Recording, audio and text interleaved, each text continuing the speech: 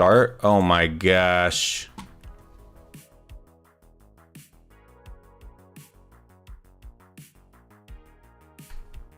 Dang. Dang. I've just been sitting here, whole intro, everything. Listen, why is there another button? Pro streamer, everybody. I've been sitting here like, man, Caleb isn't even talking. What's going on? And I was like, I've been like, this is what we're doing today. This is how we're living. How's everybody doing? And I'm like, man, sure is quiet around here. Jeez, pro streamer, everybody.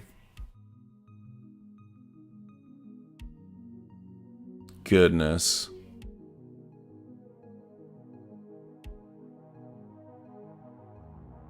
All right. So let me recap for everybody what we're doing today. Okay, we got Jay. So what we're gonna do today is we're going to first play some games. Here in a couple hours, we got the Portland Regional Tournament live stream going on. And then we're going to commentate that. But in the meantime, we're going to play some rounds with friends on TCG Live. This is Jay. He's from the local shop. He's obviously playing his Masquerada deck. I'll turn that down just a little bit. Which is not good, or which it could be bad news for my deck. Yeah, y'all let me know if anything's like crazy sounding.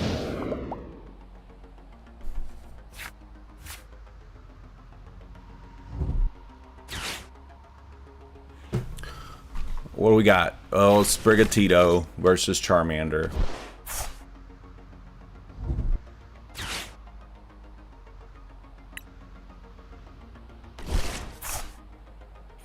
See what we got going on.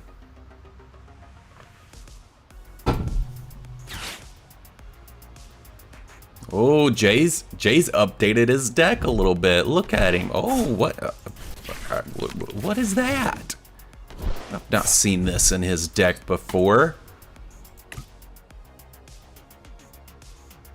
Goodness. Okay.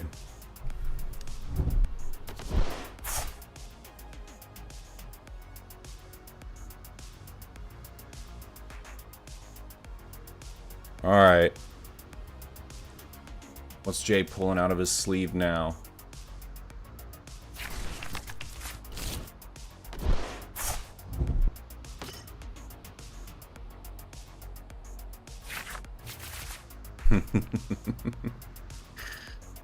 I like the diddliest of Skittles. Caleb's over here side messaging me audio stuff. All right, let's see what we want to do. I think we're gonna need Arvin for sure. So let's go get.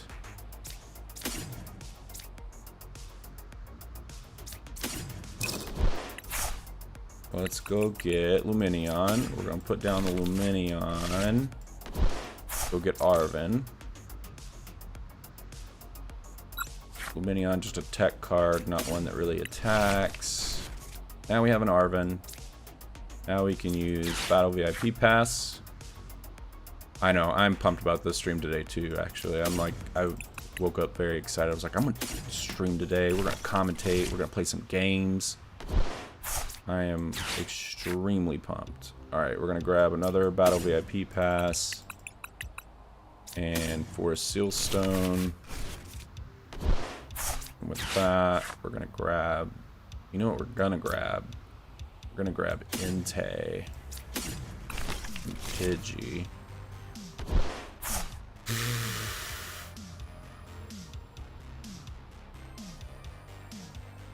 I really want to get.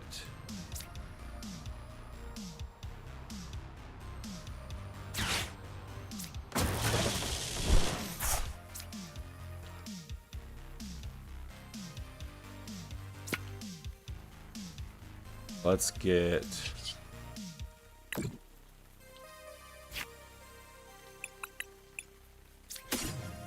Actually, you know what? How many do we have? We have 3 Charizards. We have 2 Pidgeots, so we're rocking there. Let's grab the rare candy because it may be harder to get. Now we're going to do instant charges. We're going to let us draw 3. And then next turn we're going to put the hammer down.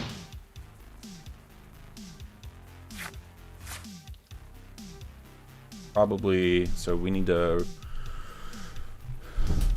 get an Ultra Ball or something. Gotta get rid of that hand, huh, Jay? Gotta get rid of that hand.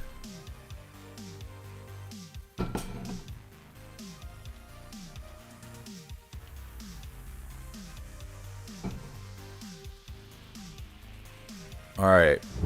We also need to order lunch. That's what we also need to do. For me and my kid. While we're doing all this.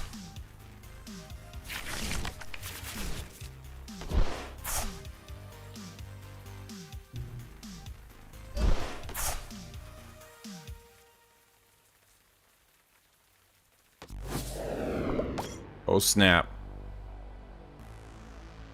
This does the boss's orders thing. No. Searches your deck. Oh, for energies. I see. Okay, okay, okay.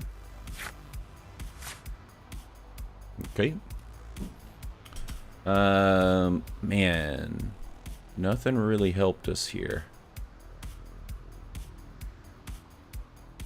But we really need to get Lumineon out off the bench because it's a liability.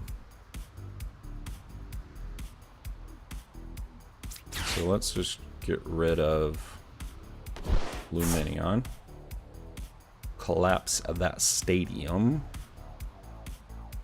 Nothing really we can do with the Lost Vacuum. Nothing really to do with that. So we're just gonna attach. And unfortunately, you're gonna have to do another instant charge. Okay, next turn, hammer down. We got it.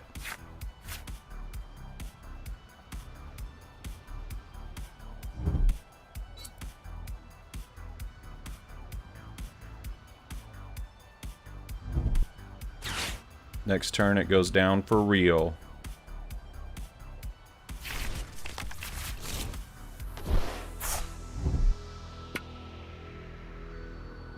What's he got? 4 Sealstone. What's he going for? I wonder. Probably something to evolve Brigatito. Yeah. Into the Masquerada.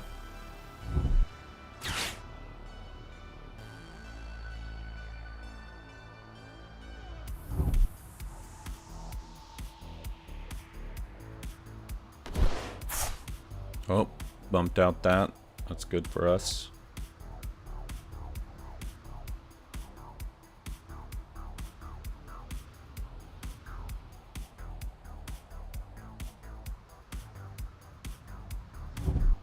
Here we go. Order placed. Alright. Oh, is he going to get another Masquerada off? I don't think he has a rare candy. The restart may get him the rare candy, though.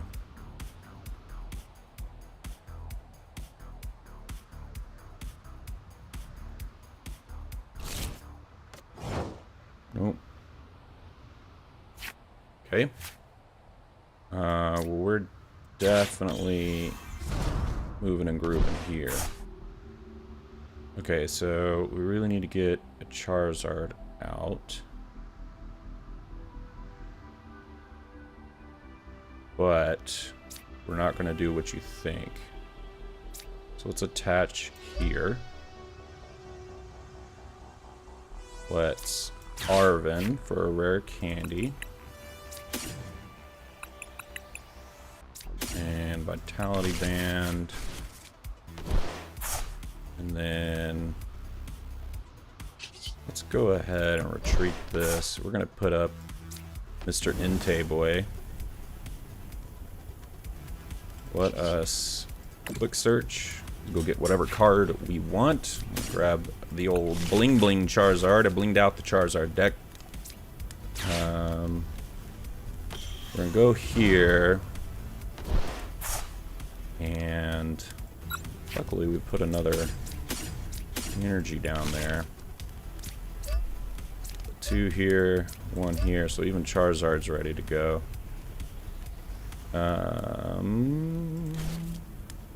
Don't think there's anything we want to bring out just yet of the discard pile. They use the 4 Sealstones, so no reason to lost vacuum that away. I think this will be... Let's go ahead and fleet-footed, get an extra card.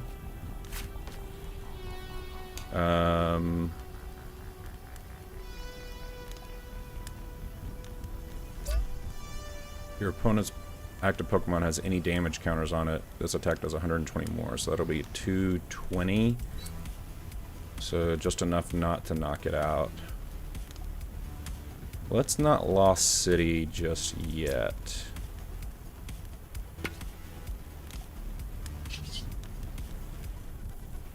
Yeah, let's go ahead and do it. Boom. Sorry, Jay. Had to do it.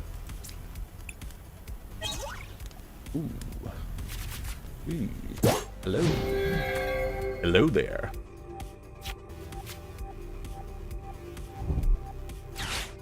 Little artisan. Okay. That might be in our favor. What did they never... Oh, he didn't play the artisan yet. Got it.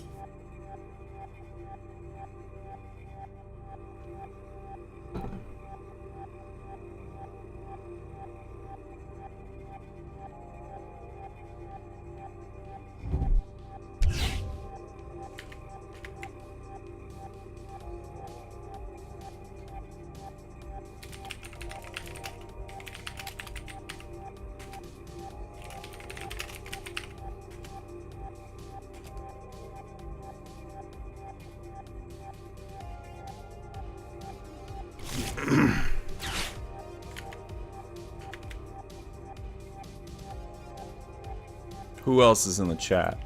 Who else we got? Got a couple of folks viewing. We got Caleb, somebody else.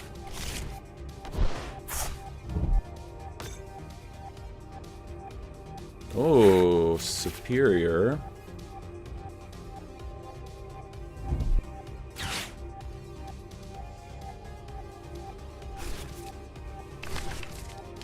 Okay, okay. I really don't like this Alakazam. Oh, super rotted back in. Yeah.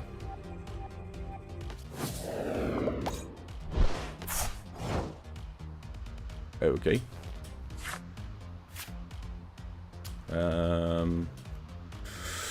So, we definitely want to...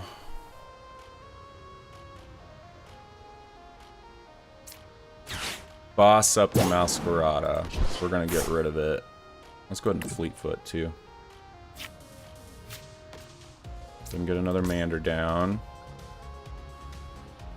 I think we want to... Lost City. Let's go ahead and grab another Charizard and get it out on the field.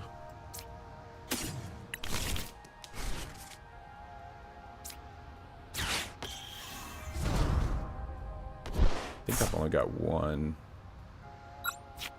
Yeah.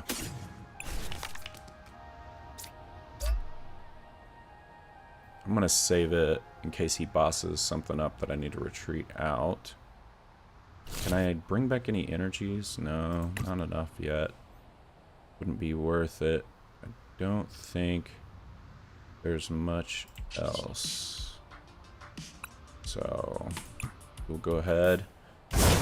Boop! Sorry, Jay.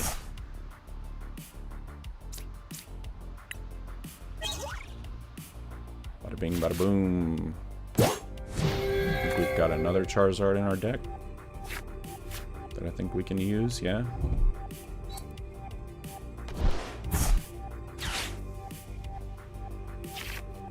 Restart, nice.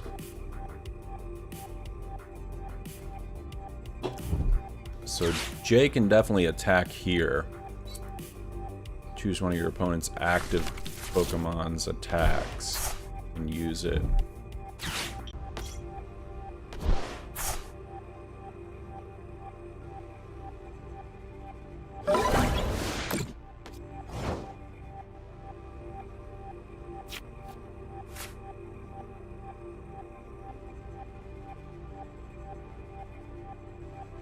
Alright, I think I've got it here, yeah?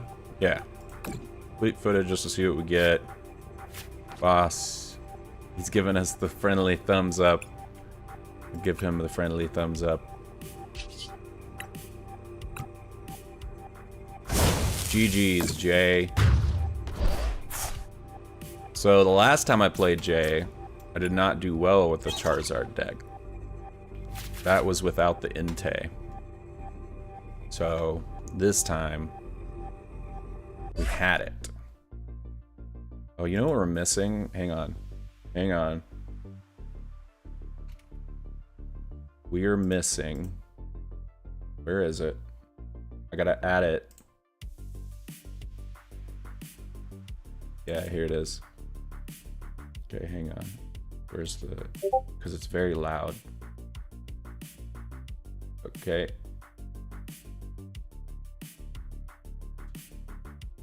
Wait. Don't do it yet. We gotta add the chroma key. And then now. Yay! Oh, I can't hear it though. Can y'all hear it? Hang on, maybe I need to...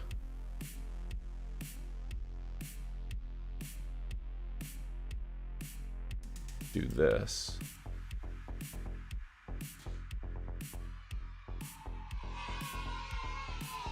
Yeah, there it is.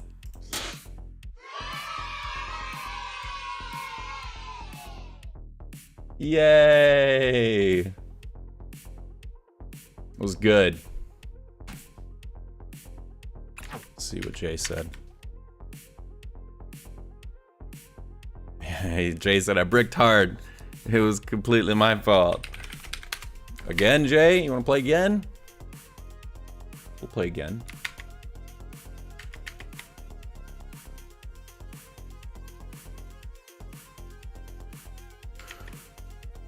Alright, we've got... Let's see how many... 99 minutes. I'll see... Cursor? You can't really see the cursor. Oh, now you can. 99 minutes.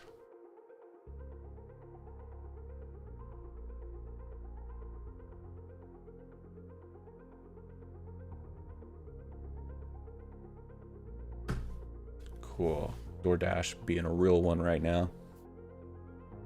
Being a real one. See if Jay wants to play again.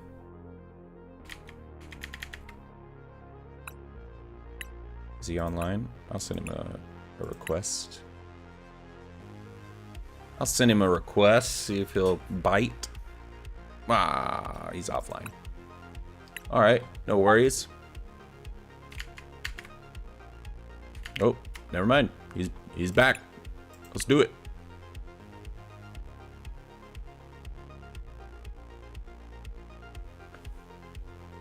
I want to see what his deck can do, because there's some new cards in there that I didn't see. The Superior V Star. I don't think the Mew was in it last time, the Mew card, so... Listen, here's the thing.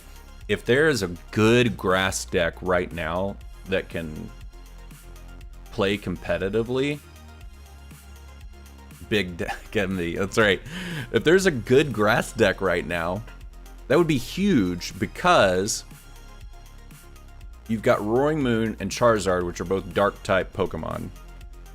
And because of that, they're weak to grass. So... And Charizard won the last regional tournament. Yet to be seen today if it can do that again in Portland. My fear is that in Portland we're going to see a lot of Shin Pao, which Shin Pao destroys this Charizard deck, and I don't understand how or why it does it so bad. Well, it's not, fire is not weak to grass, but this Charizard is a Terra type Charizard, which is one of the new gimmicks within the games and stuff like that. And so because it's a Terra type, it changes it into a dark.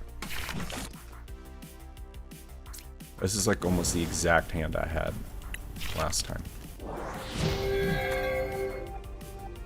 We're gonna be playing this pretty much the exact same way.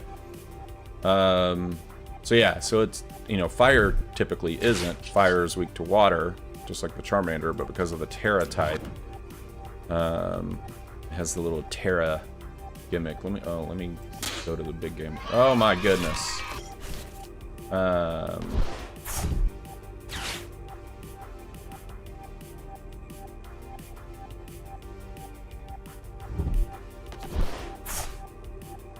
we go. Make sure that doesn't. Hey, better. Okay. All right, what do we got? So he's got the Leafeon V. Jay likes him some Leafeon now. Jay's all about the Leafeon.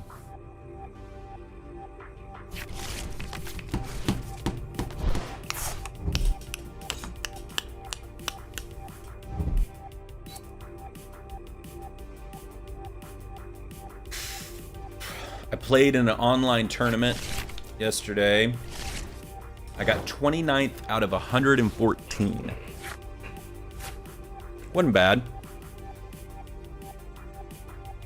I went 4 wins, 3 losses. 2 of the wins were just automatic wins, unfortunately.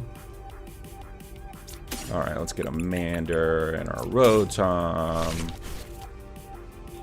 Let's get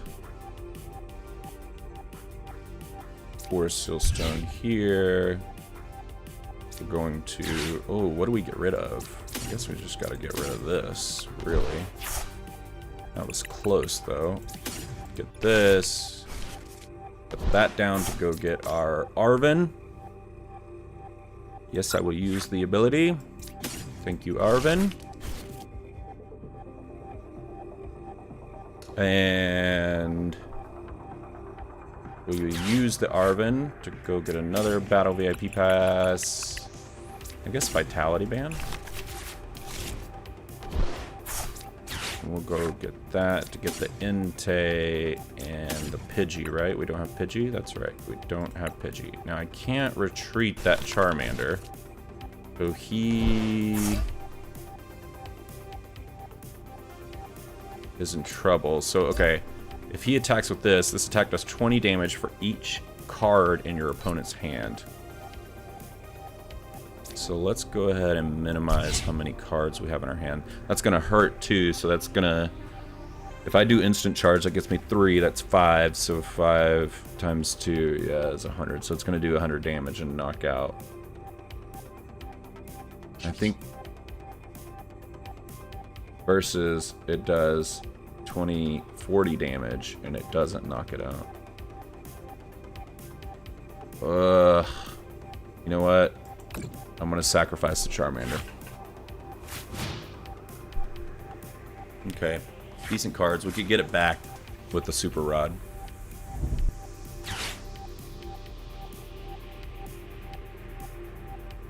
We can get it back with the Super Rod. Okay, Arven. So we get to keep our hand. No Iono. That's good.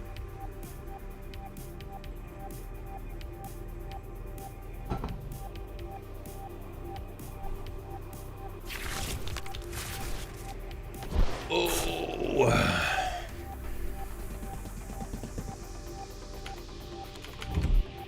No Iono.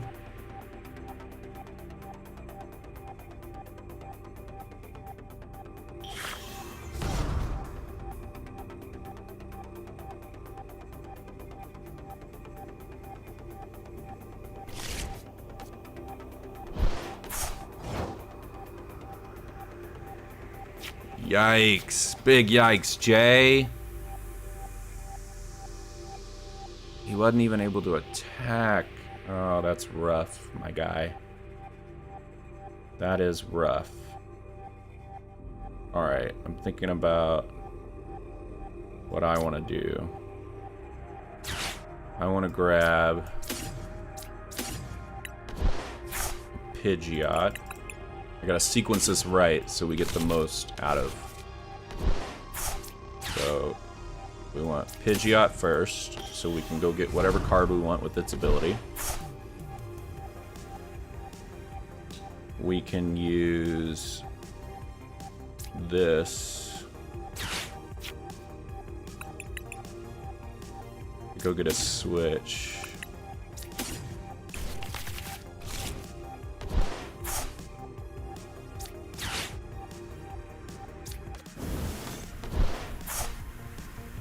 Let's go get our rare candy.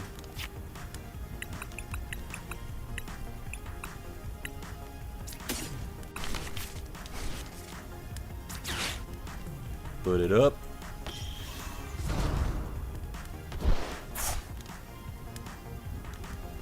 Yes.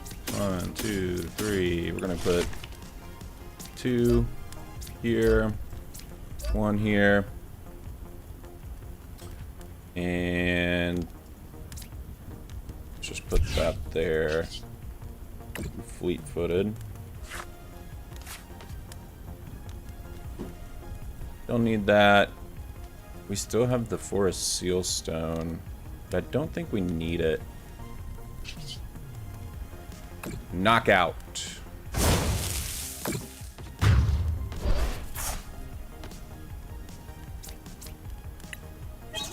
Just one. It was a battle VIP pass. That didn't help me here. In the world.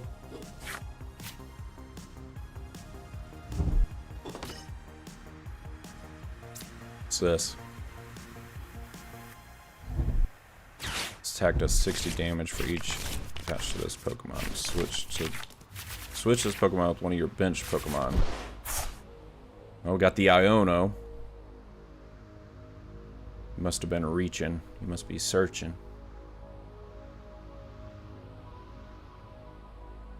Nice foods here.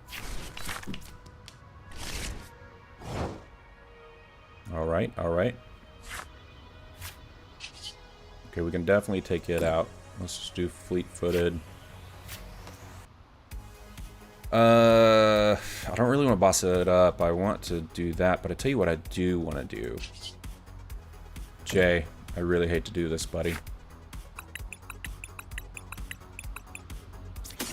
We're gonna make it where you can't even get this thing out of your discard pile. Lost City. Let's see.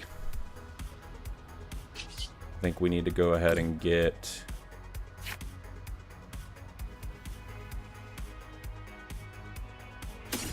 our Charizard. How many... I'm gonna go ahead and use this. I don't really need that.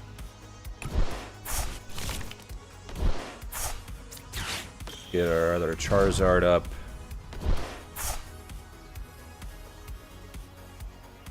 Yes.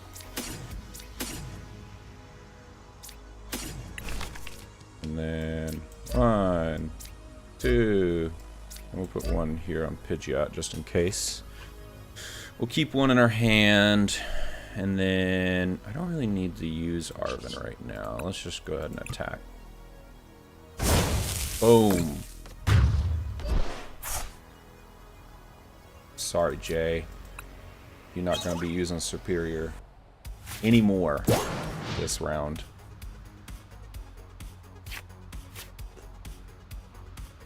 Jay loves the Leafeons and Sprigatitos.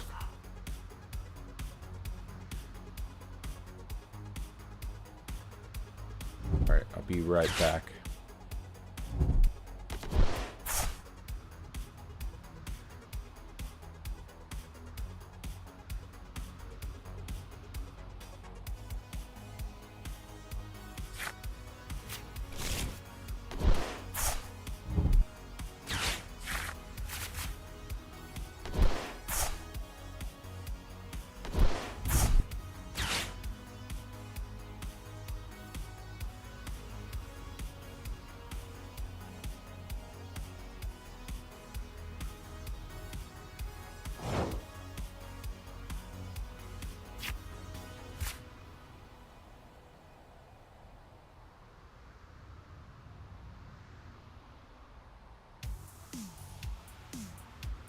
I'm here, I'm here, I'm here.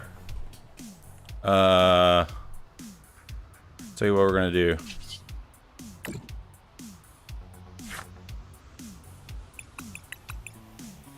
Boom.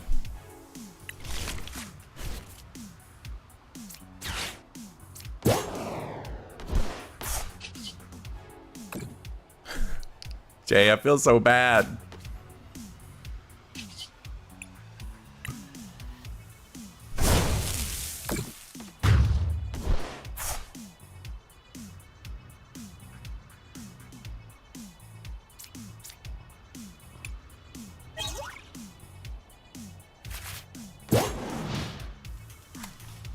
I feel so bad. But I don't. But I don't at the same time, Jay. I'm sorry. I'm sorry, bud. How's everybody doing in the chat? Anybody waking up? What do we pump for? We pump for the stream. We pump for TCG live matches. What deck are people like expecting to win in the tournament? Or what deck do you want to see me play? I can also switch up decks too. I've got Rhydon, some others built out, but we could build a deck on stream for all I care. He's reaching.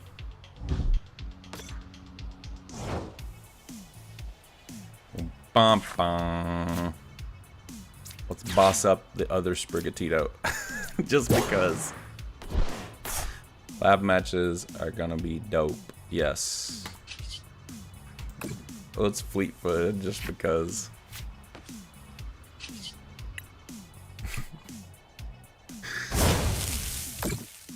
Jay, did you brick again? Or did you? Because yeah, you had to brick there. You didn't even have a.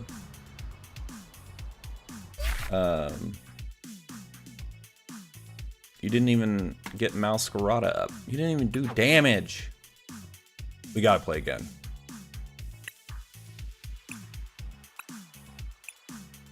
We gotta play again.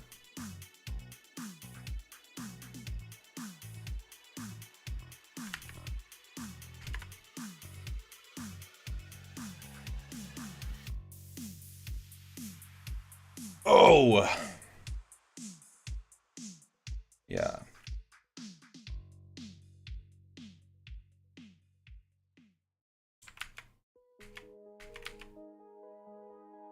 "83 minutes until we have liftoff."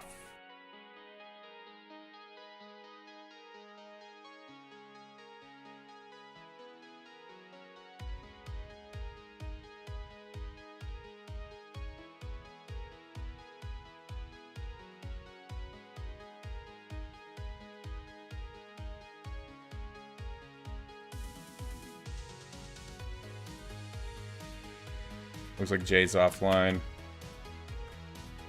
That's okay. Those are good games. Good games.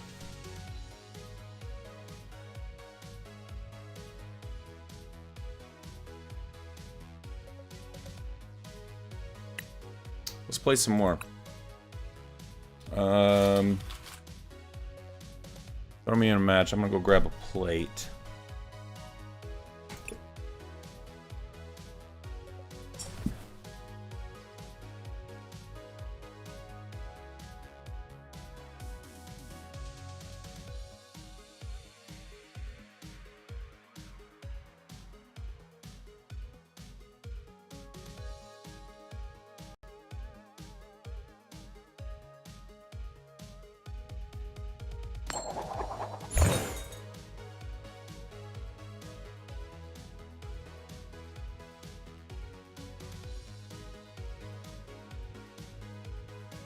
Okay.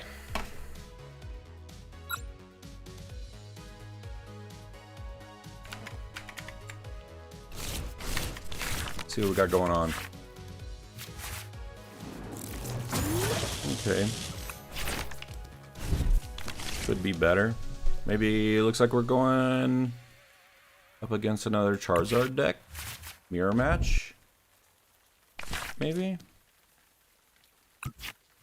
Nice, nice. Ooh, interesting. Torkoal. Maybe not a mirror match? Yikes. The attach pass. Alright, let's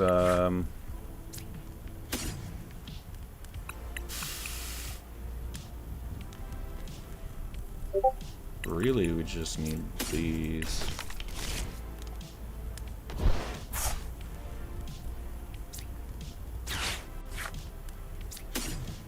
Another.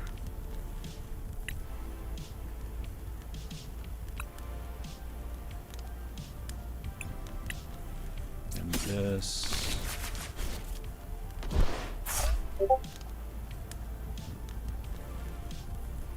$160. He's not going to be able to do that. I think I'm okay doing this. Let's do this. I'm going to get an... I'm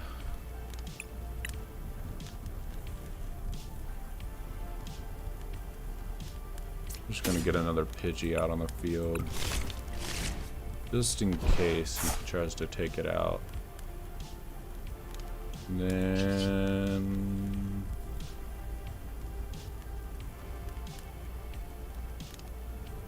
I'm gonna go ahead and get the Pidgey out just in case he takes out Rotom.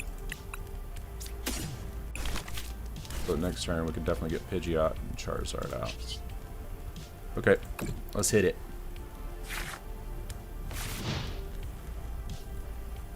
Got an Arven too, so we can go grab another rare candy. As long as he doesn't Iono here anyway. Ooh, I definitely kind of want to take out that Bidoof. Yeah, we're taking out that Bidoof. We're taking out that Bidoof right now. Boss up that Bidoof. Give me that Bidoof. Alright. Boom. Boom. We will get the rare candy. This way. Yep. And rare candy.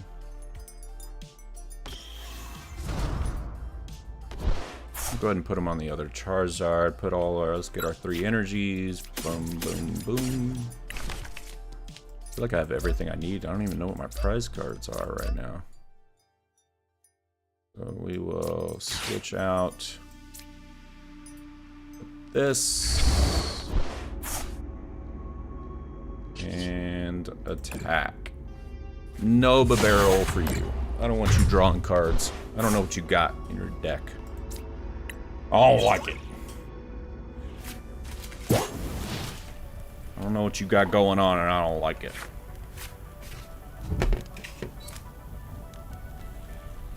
Okay, 160.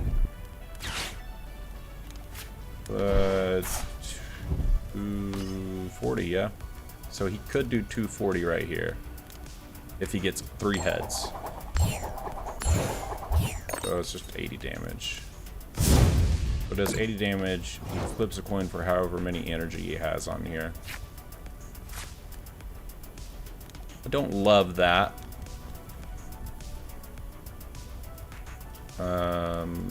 Let's go get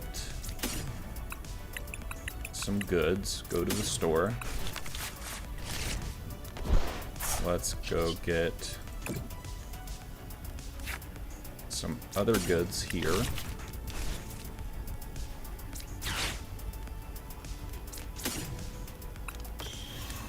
Yeah.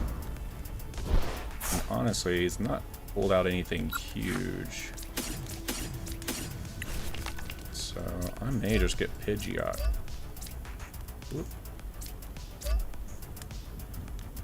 Gassed up and ready to go. I don't love, but he's got 5 cards in his hand.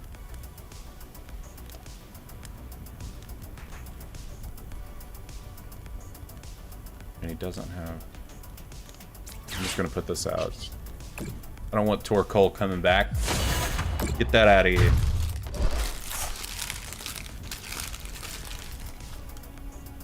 Let's see.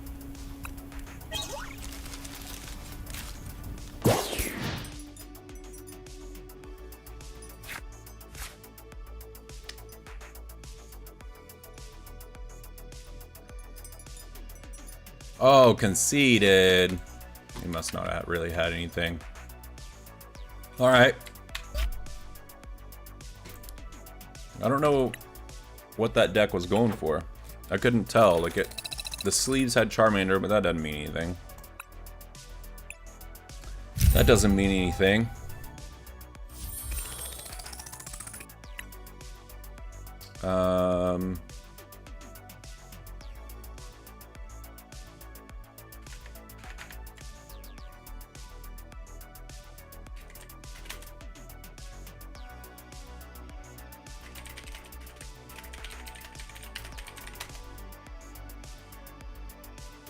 All right, let's see.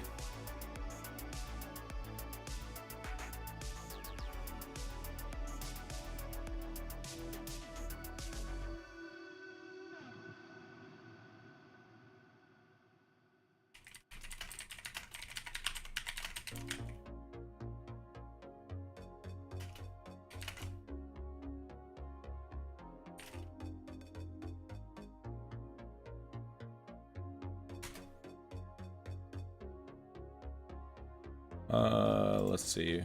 Anyone else? Surprised like Steven's not on. I guess I don't have Steven. Where's Justin? I want Justin to get on.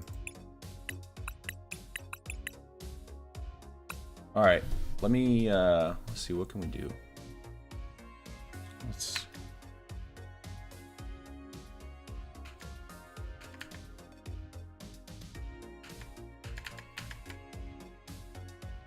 got 74 minutes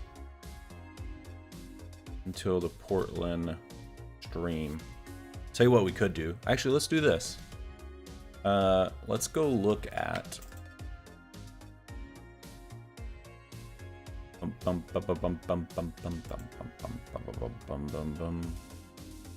let's go have a gander at the San Antonio finals match. So what's up?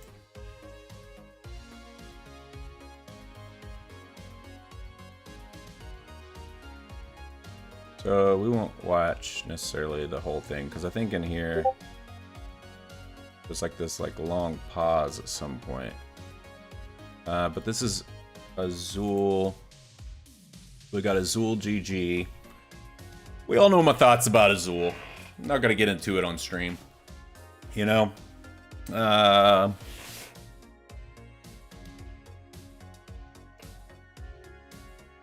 Don't, you know? He's a great player. He's a great player. Okay? He is very good at playing the game. And I think is a very ethical player. That's great. Ethical playing. But the attitude, you know? Like he probably is one of the best. That attitude, man. That's okay though. His frontal lobe will fully develop. You know, he's gonna mature. It's fine, but it's fun to watch. I mean, let's have a gander at old Azul here. Let's see, let's bring that back. And then, yeah. Full battle VIP pass. No, this is going to be pretty great for Azul's setup. Going first, not having access to Arven like these decks usually like to do by going second. Finding that battle VIP pass will definitely help out. And here we're going to see, yeah, Azul's going to notice a few fire energy missing a little bit. Yeah, and this tells me that Grant Hayes won the coin I'm gonna flip and eat chose to go second. while That is we what watch you want this. to do in this matchup. Both decks want to go second So because it is I'm gonna so be vital muted. for the Charizard deck to have a turn to be able to use Arven to get your board set up.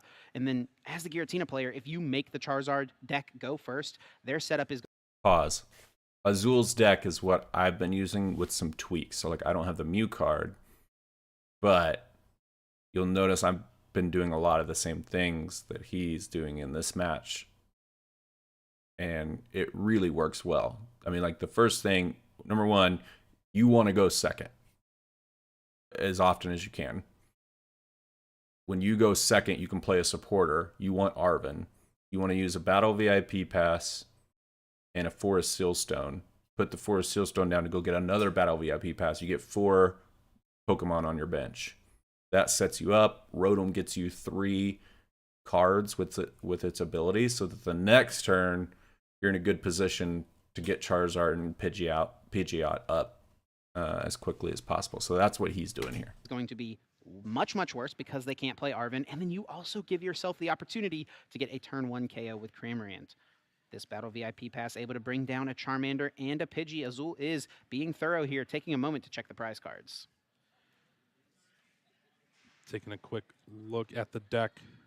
Those 4 fire energy are going to be vital. Like you were saying, needing to retreat the Mew in the active spot, that's usually the strategy that these Charizard decks take, where you get your first Charizard EX with Infernal Rain, get your 2 energy on that Charizard, and 1 in the active so you can retreat it.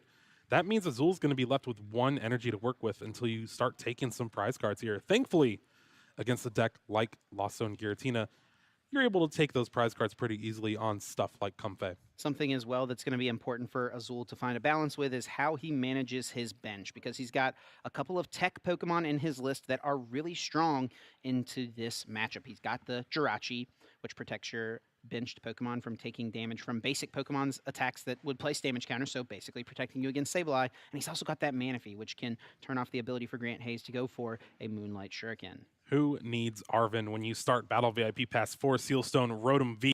That's what you'd get off the Arven anyway. And we're going to end the turn with an instant charge. Pretty good turn 1, albeit going first for Azul here. It's going to be up to Grant to see if he can cobble together a pretty good turn. You do have that path to the Peak Stadium, which is ever so important in this matchup. A huge part of this matchup for sure. The thing for Grant is, will he be able to find a Chorus's Experiment? He has no clue that 2 are in the prize cards. Is going to choose to ditch the Mirage Gate, such a powerful card, but choosing instead to hang on to the Pokegear. Has a Nest Ball in hand as well, can go get another basic Pokemon out of the deck.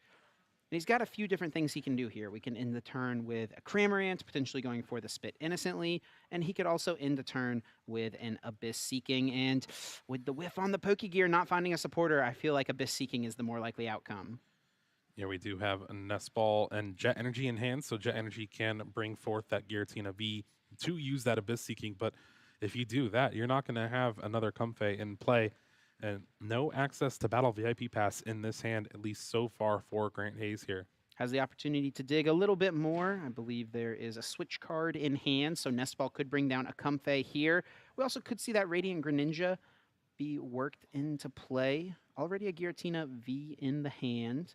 The nice thing about using Abyss Seeking here is that you know your Giratina is not getting knocked out immediately. It's got a beefy 220 HP, and the most Azul could do next turn would be 190 with his Burning Darkness plus a Vitality Band. Grant taking some time to make sure to check his prizes as well. We'll see a couple Chorus Experiment missing, and that is the most vital supporter in the early game for this Lost Zone Giratina deck, outside of something like a Roxanne for late game. And the Nest Ball will yield a Comfey. A switch card in hand could lead to yet another Flower Selecting. It's going to be difficult for Grant to find a Chorus. There's only 2 in the deck. Let's see if he can make it happen. The most important card in this deck. And I don't see one from these 2. It looks like a Super Odd and something else. You do have to be really mindful of those recovery cards. They are pretty vital in the late game. Looked like Counter Catcher was the choice of that Flower Selecting. And here we see Jet Energy combined with Path to the Peak. So Abyss Seeking will help boost up that Lost Zone a little bit here. But those 4 cards not doing very much. You got that Radiant Greninja and Roxanne. along with, It's a Giratina V, yeah, and I think an escape rope. And it looks like Grant has chosen to hang on to the Giratina V and an escape rope for now. Losing Radiant Greninja means Azul never has to worry about putting Manaphy into play. He's probably thankful for that. And then also a Roxanne going down means Grant only has one more to work with. We kick things over to Azul, who's playing a level ball to start, letting him search his deck for any Pokemon with 90 HP or less, adding it to the hand. Charmander being the grab was an option to potentially get a Charmeleon, but you got to think that Charmander on the bench, he really wants to make that a Charizard this turn.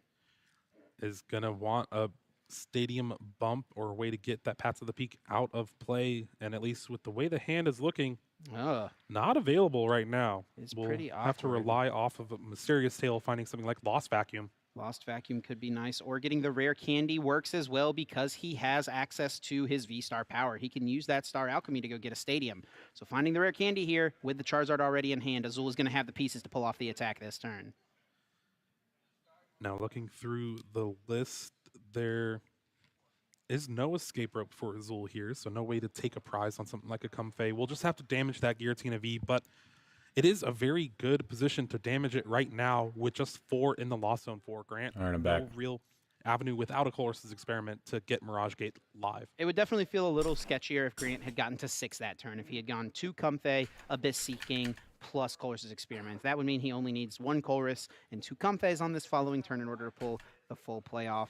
As it stands, Azul definitely does not feel like his Charizard will be KO'd on the next turn, so he is going to go this route. Rare Candy into that Pidgeot with the powerful Quick Search ability, using that Forest Seal Stone, that Star Alchemy V-Star power. Forest Seal Probably going to Stone. grab the That's what's counter up. stadium. Could be a Lost City, could be a collapsed stadium. Lost Vacuum is an option as well. Which do you think he's going to go with, Jeremy? It's looking like that Lost City, but this is a card that's very good going into this matchup just because you're able to, while you do increase your opponent's Lost Zone count, you get to kind of get rid of some of those pesky Pokemon throughout the game. Yeah, it can be nice to get rid of some one-of Pokemon like Cramorant. You know, if Grant was to Lost Zone, a Sableye, and Azul could Lost Zone the other one, that would be nice. But this matchup really just comes down to Giratinas swinging into Charizards and Charizards swinging into Giratinas. A little bit of a 2-hit KO war. Azul needing to be mindful of these energy cards. By retreating one off this Mew, he only... By the way, here's what we're doing. We're going to watch this while I eat. And then I'm going to finish eating real quick. And I'm going to ×2 it so that we get through it faster. And I'll just commentate over it. That's what we're doing. He has 1 left in the deck. He will be taking a prize card shortly, but not this turn. And with that Forest Seal Stone, Azul was able to Pidgeot, Lost City, and Charizard, building up this board just like that. A heck of a turn to when you're going first with this Charizard deck. This is not something you expect to pull off all that often when you go first. You don't really have as strong of a setup, but Azul was able to pull it out and hits for 180 damage. On to Grant Hayes' turn. Draw for turn is that basic water energy. Radiant Greninja would be so nice to get a little bit of extra card draw with concealed cards. Unfortunately, Grant felt like the Escape Rope and the Giratina V were better to hang on to off the Abyss Seeking. And here we do see that Escape Rope going to push forth Comfey, and with the way Grant's hand is, really is going to have to rely on this one flower selecting at least to try to find something more to do. Debating what he wants to promote here. It looks like it will be the Mew. This becomes a pretty easy prize card for the Cramorant, so Azul must feel all right with that being a potential outcome here for Grant. Another Path to the Peak found off this flower selecting is not going to really do much right now. Azul kind of got everything he needed already, and this is not looking like a good start for Grant here. And on paper, positive matchup. Still no Colress's Experiment at this point. Is he going to just retreat to this other Comfey, flower selecting once more? Is he just going to pass with this Comfey active? He doesn't have a Cramorant out in his hand. He doesn't have a Colress, we know.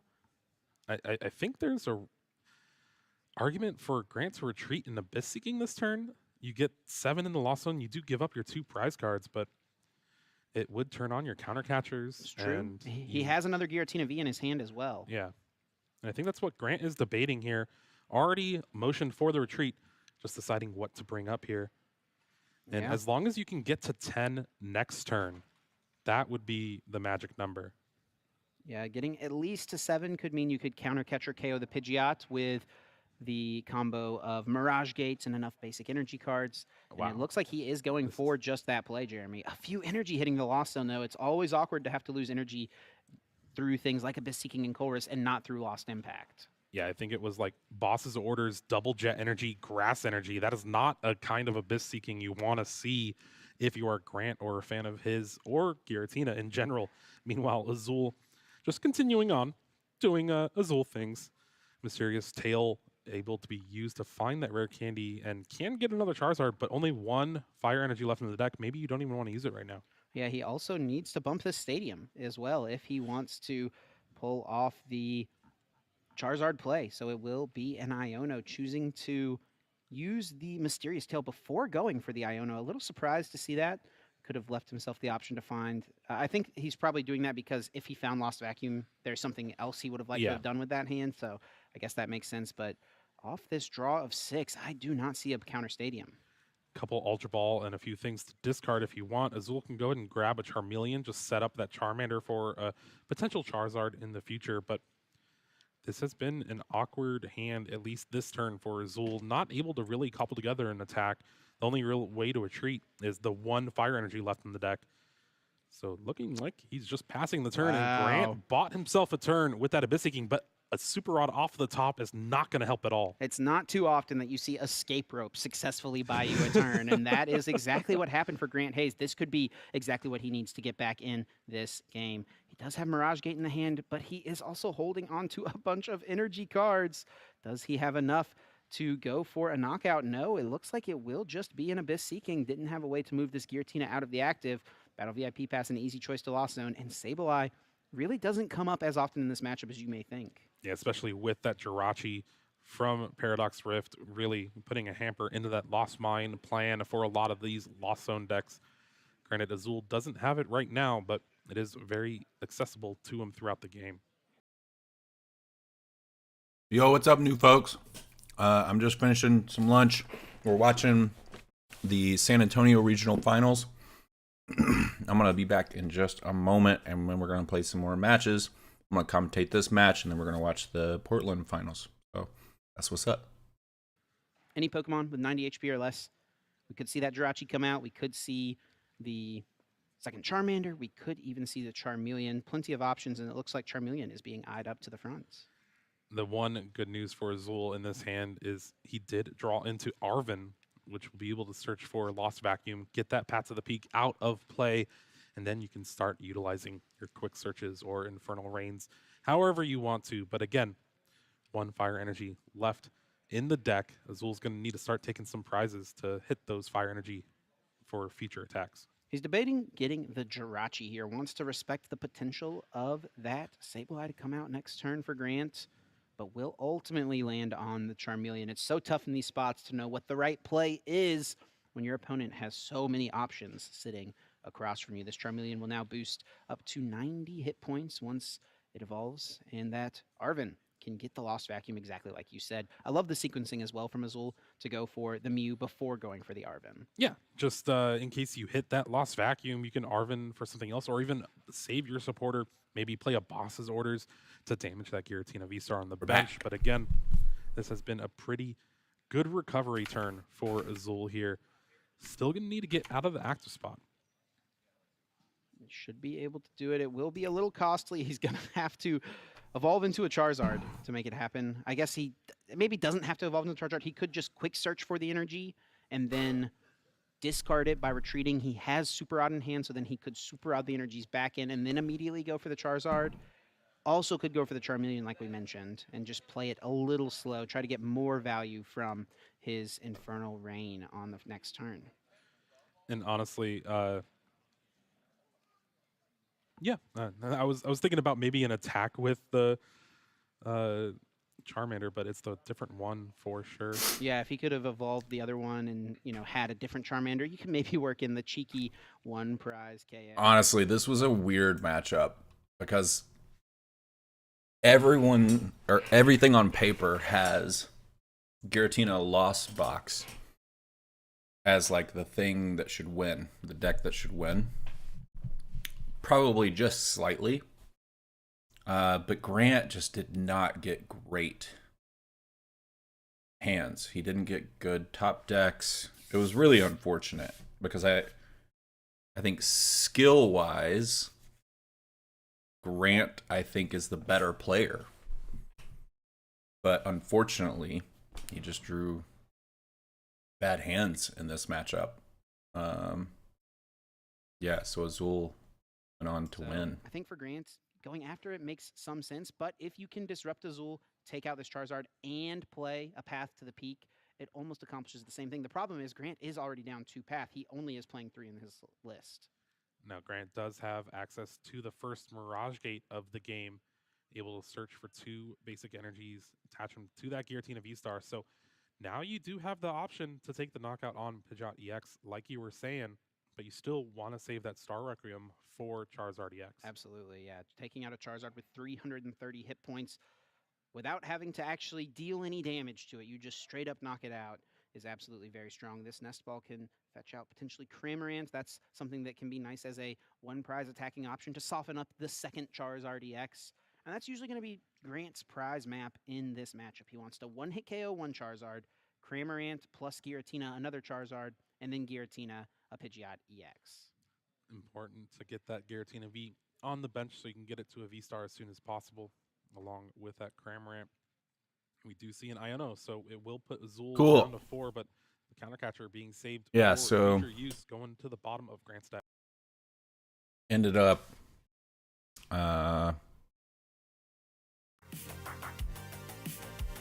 Azul ended up winning that.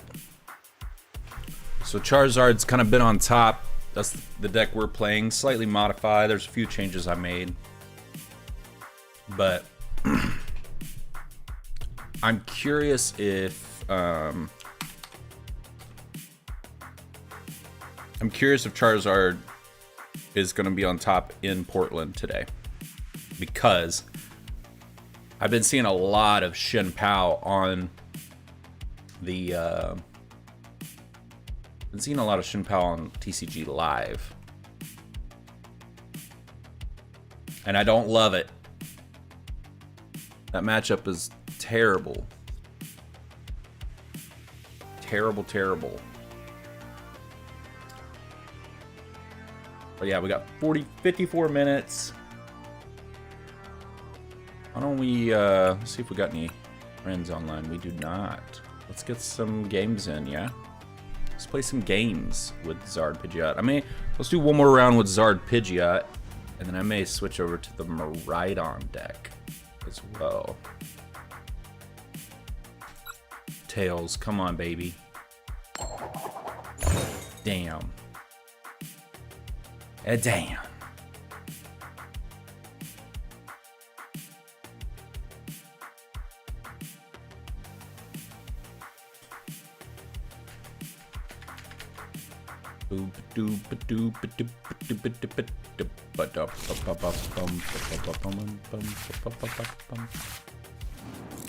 Alright, let's see. I have no basic.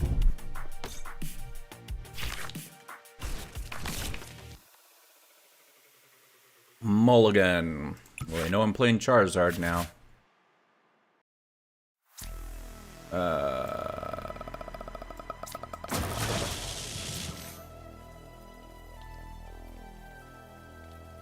Let's just see what they got.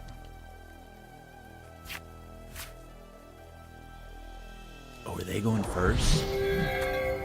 Oh, why are they going first if this is a mirror match? Oh my. They chose to go first?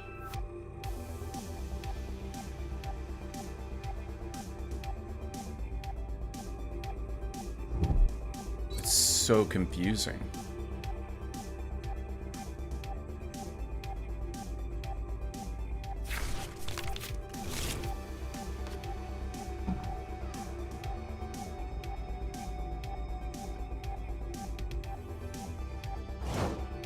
Right?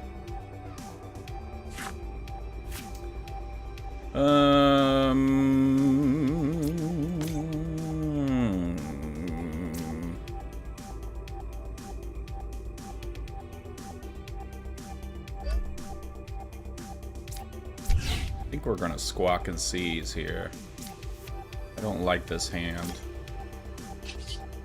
Squawk and seize. Discard my hand.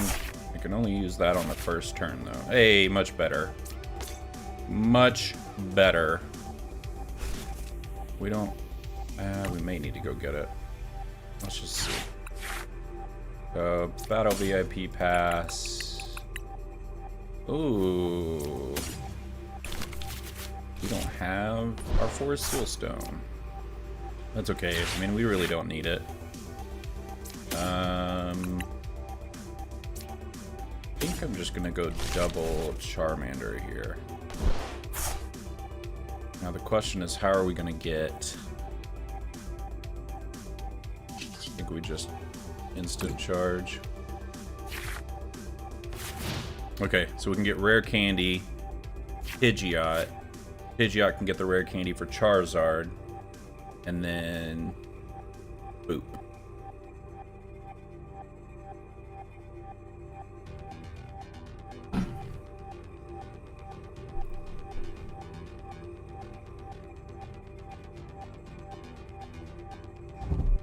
And then at some point we need to get Squawkabilly off the field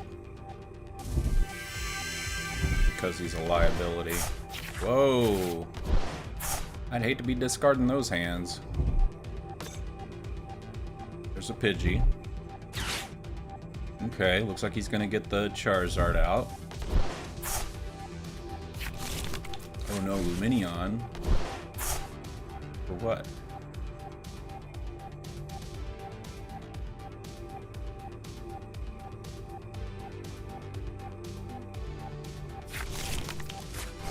Okay, gonna get him another Mander out, I guess. Or maybe a Charmeleon.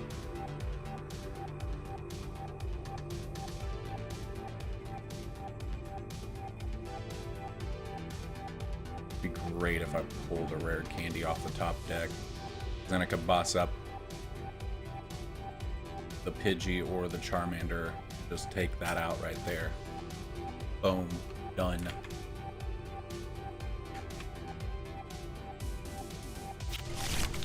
Alright, another Charmander.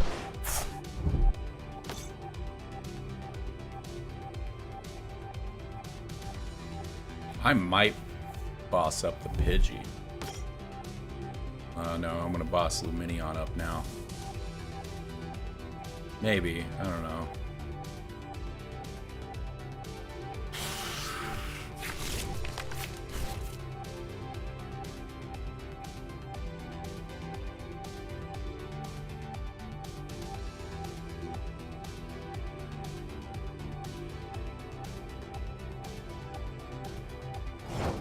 Oh man, that was not great. Yeah,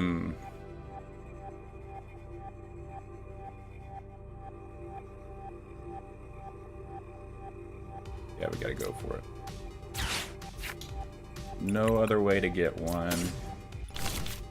I think I'm just gonna do it instead of...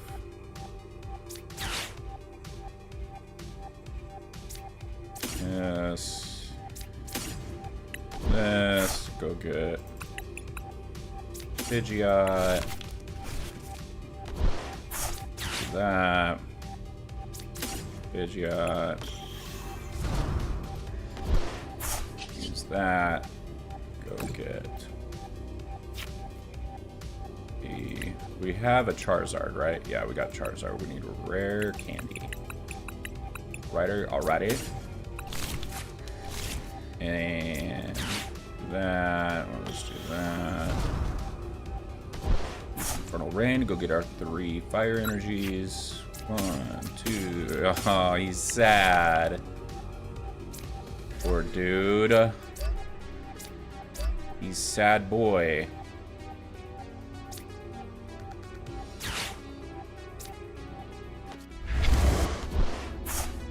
What do we have in the discard? Not enough yet. I'm gonna hold onto that. Actually, yeah, I'm gonna hold onto that. Okay. Boom. Oh, sad boy. He's not happy. Oh, that was a terrible prize card.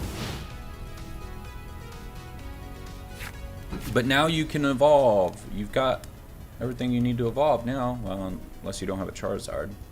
We know he's got the Arven to get the rare candy. Or maybe he's got a rare candy already. Okay, he's getting the rare candy. So hopefully he's got the Charizard. Hey, there you go. Oh, okay. Oh, we're doing big brain moves here. I love it. I like this. Okay, go get you another one. Go get you the Gizzard. Or another rare candy. There you go. Love it. Yep. Fire energy here. 2 on the Mander.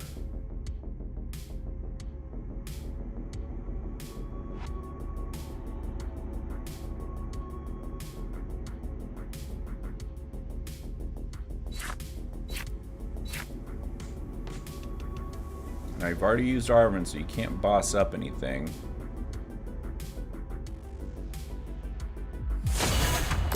Yep, love it.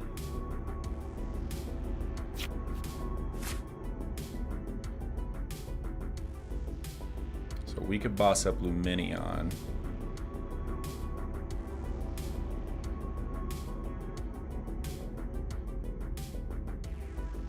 And get the rare candy for next turn.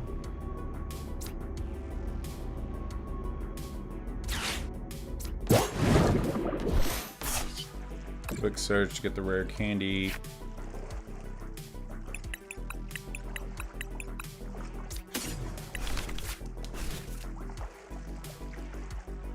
And then 190.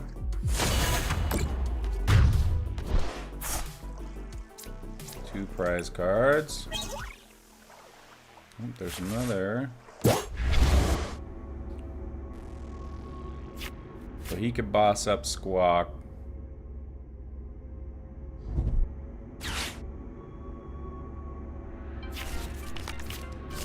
Yep, get you another Charizard. Get you another.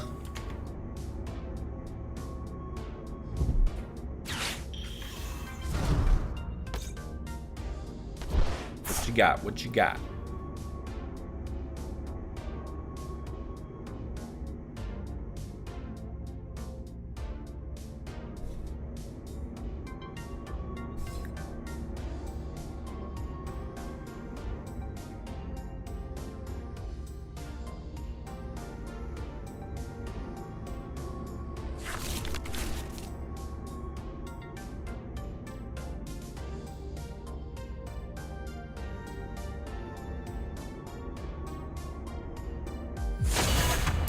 Boom with the knockout. Love it.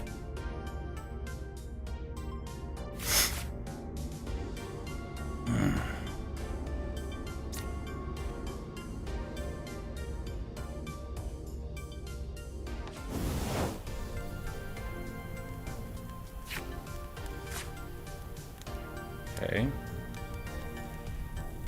Really don't want to put out a Luminion. You get a Charizard.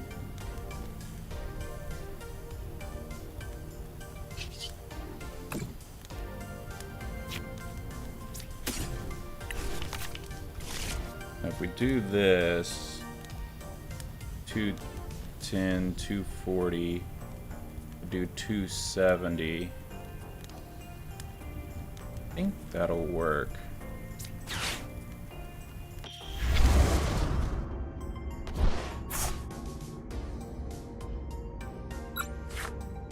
Uh-oh.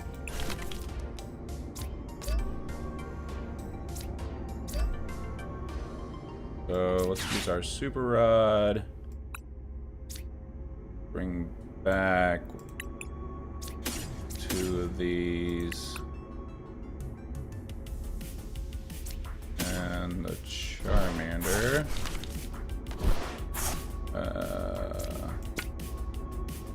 That on there. And 270.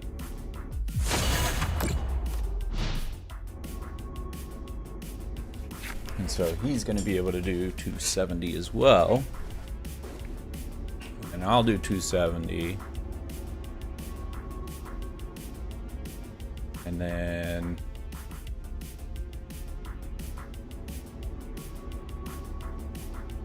should be able to boss up the Pidgeot, I think.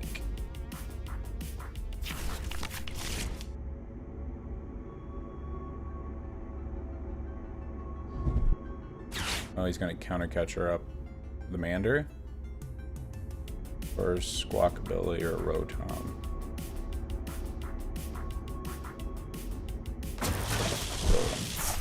Got it.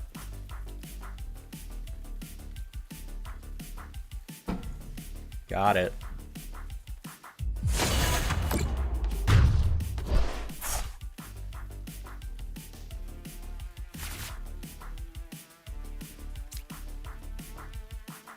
Which means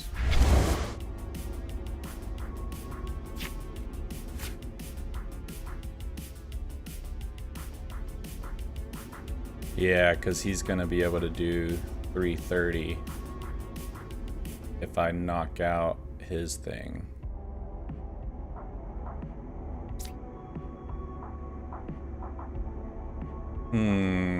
He's got me in a predicament.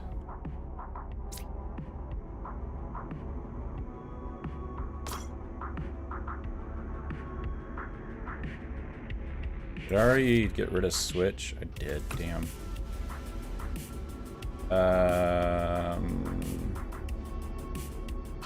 Should have put up Pidgeot here. Let's quick search.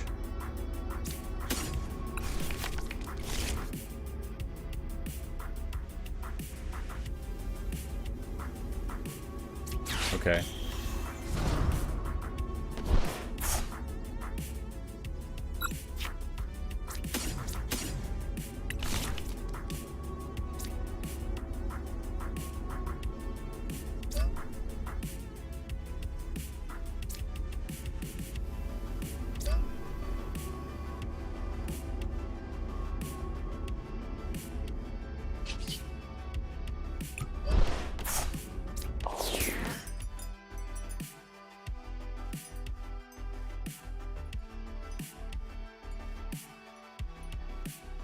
And pass. Oh, this is interesting.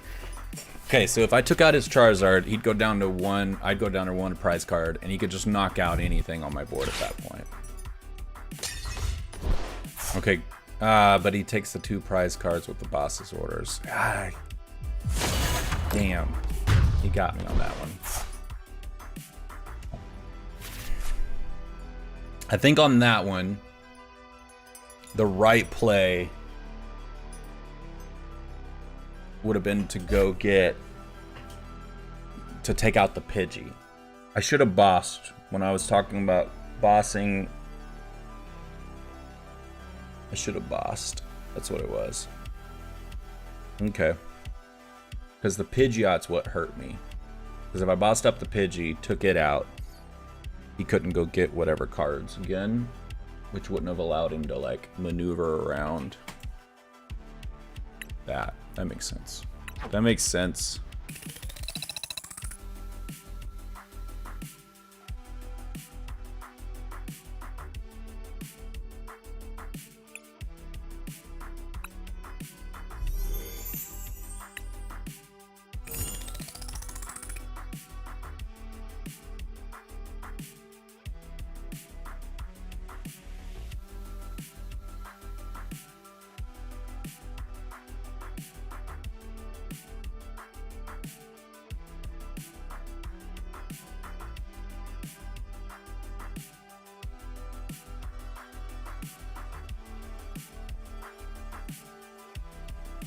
All right, let's see what we got. Stream wise, what we got going on? 37 minutes. 37 minutes. How's everybody doing in the chat?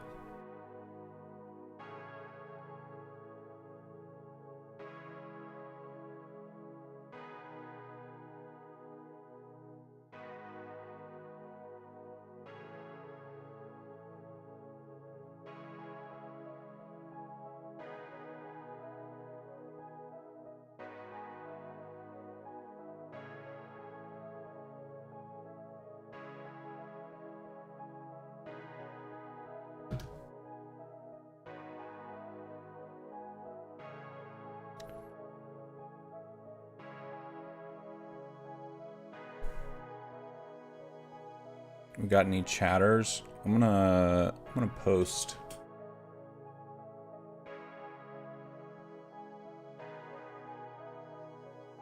Let's see.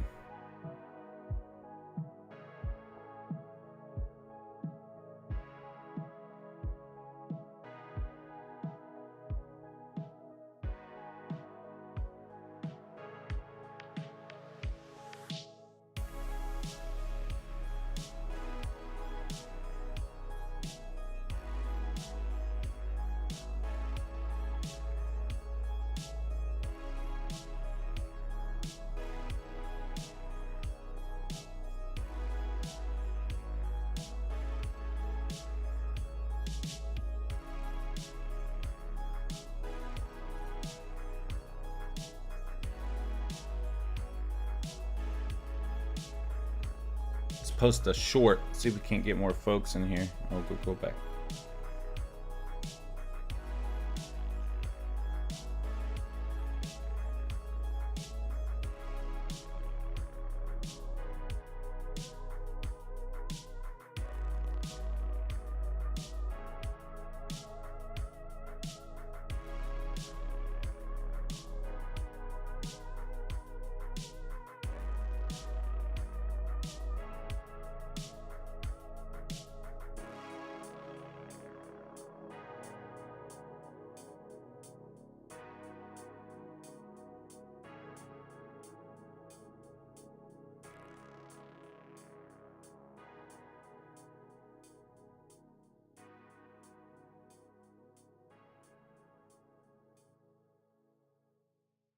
All right.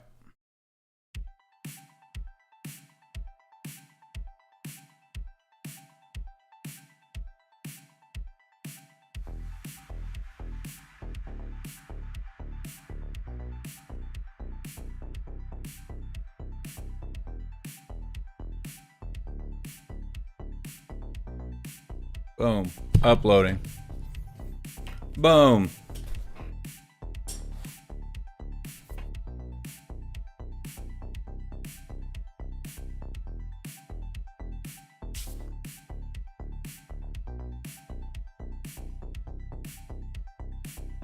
Let's check our page.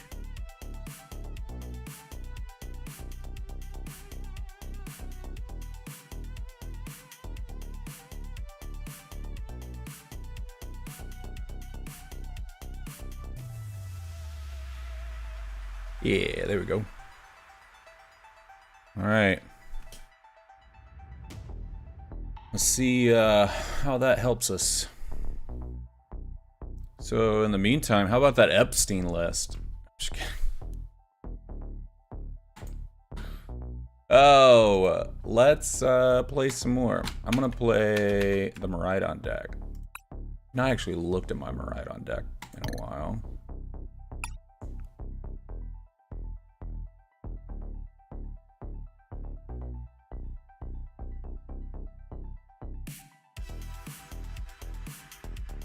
Okay, yep.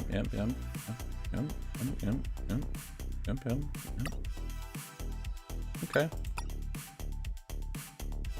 Got it. I'm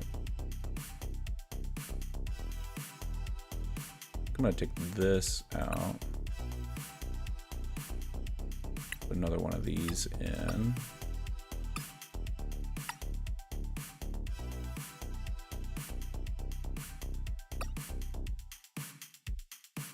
Got 4 generators, 2 Arvin, 2 Iono, 2 Professor Research, 1 Judge.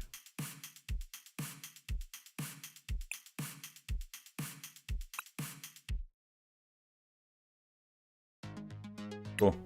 Try this out.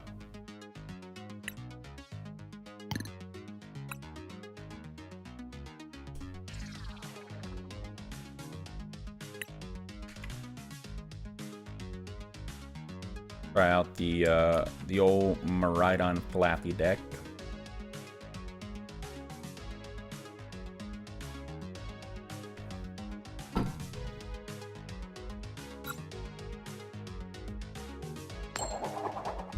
Bop bop.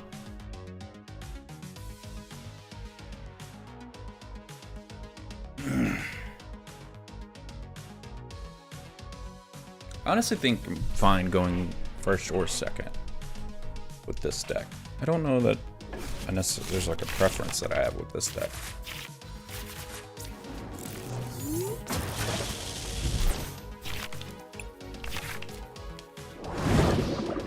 Okay, Greninja. Could be anything.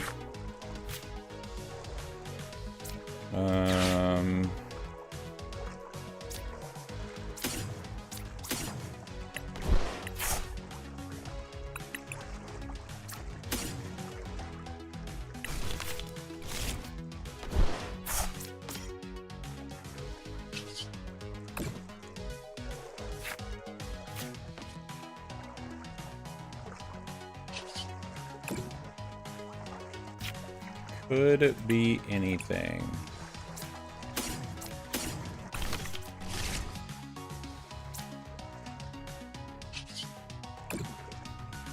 Alright, slap down that. Let's do... In case it is...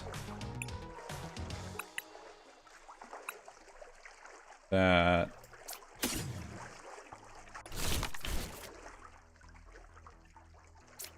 Attach the Turbo. And in turn.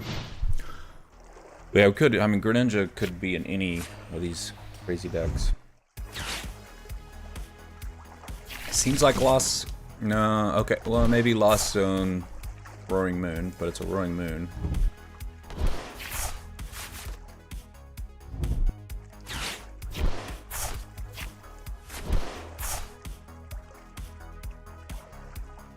So I just need 2 more energies on this guy.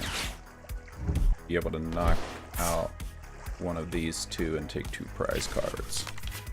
And I think that's gonna be how I try to play it. I'm curious to see if he tries to take this out of the active.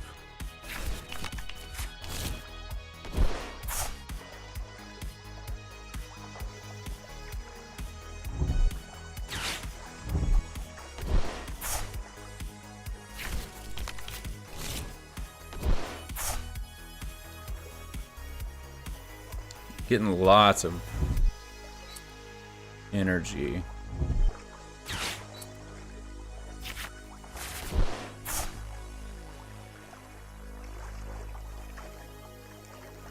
We got lots of energy going on here. Oh, we're gonna squawk? Damn. He's chewed through half his deck already.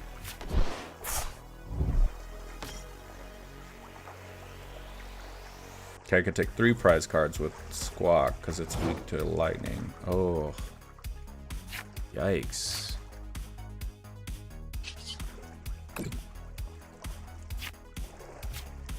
Big yikes. I've just got to get... Okay. Hang on.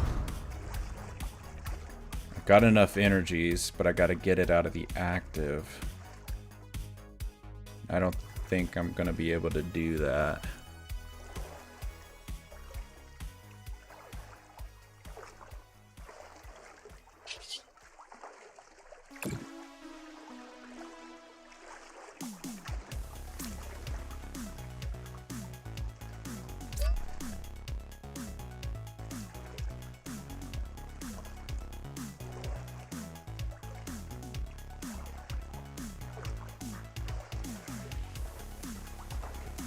But he could boss it up and take it out.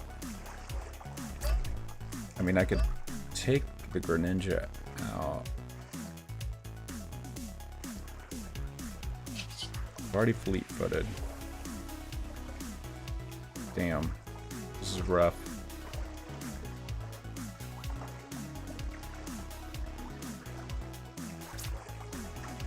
Okay, this is what I'm gonna do. I'm not going to put...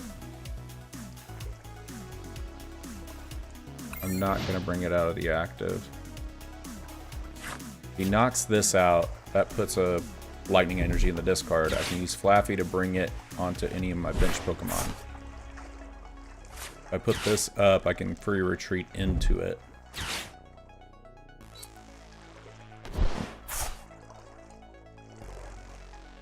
Curious if he tries to boss it up, though, and take it out with Frenzy Gouging.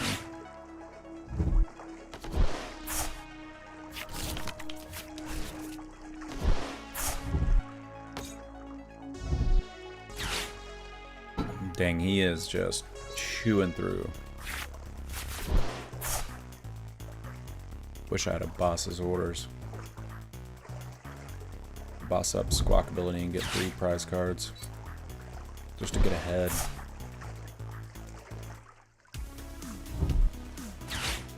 Dang! Down to 17.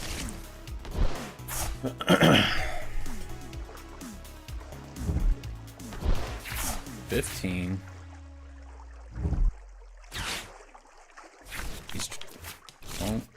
I think he might have been trying to... Oh, he already used Professor Sato's Vitality.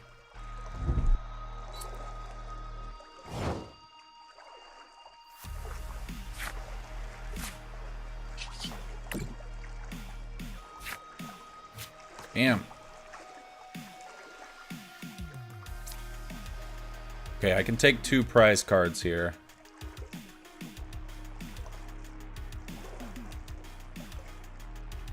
Wish I had a boss's order so freaking bad right now. I think we're gonna do that. Retreat this, bring this up. We're gonna use Dynamotor, because that can do 220, 230. Yeah, we really need to get Miraidon ready.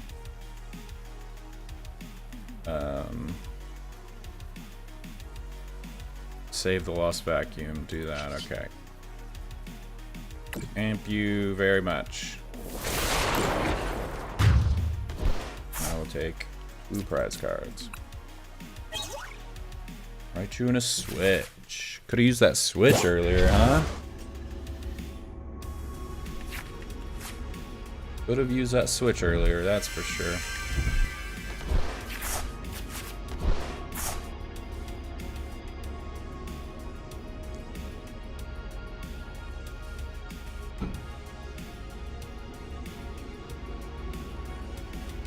Okay. He's definitely going to take this out. 120, 230. But he's got to use Frenzy Gouging, which leaves him vulnerable.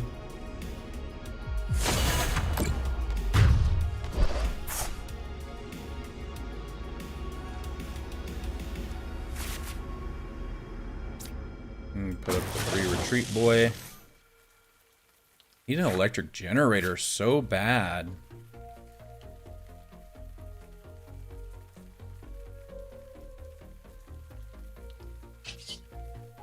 Dynamotor.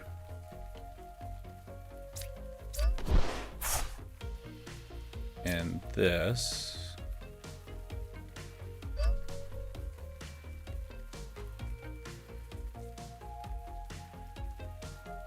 Alright, I'll see you in a little bit, Caleb. Love you. Oh, go back. Oh gosh, I messed it up. Oh geez, I'll fix it in a minute. Okay. Retreat? No. Tandem unit. Let's get... So we need 10 more damage to knock out any of the others.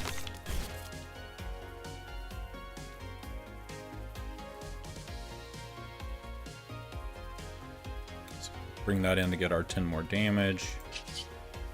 Free retreat. Get the Miraidon up there. Brainer.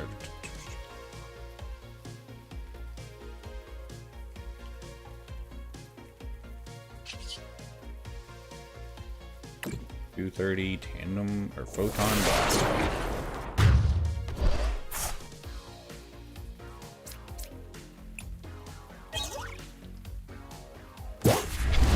Professor Research, we could probably try to get a electric generator next turn. If we have the boss, I think we got it. If we can get boss's orders.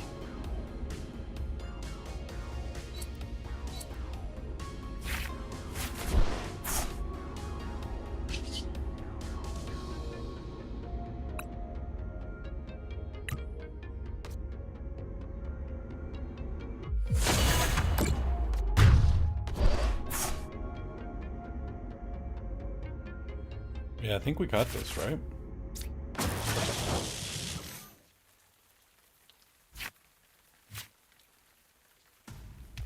Because we just dynamotor here,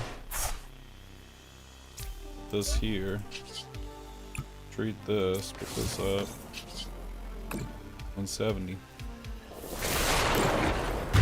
Yep, that felt good.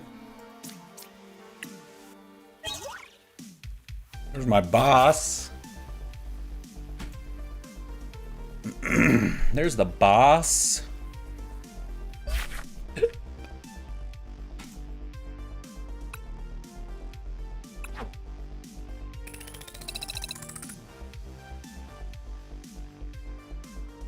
All right, let's see.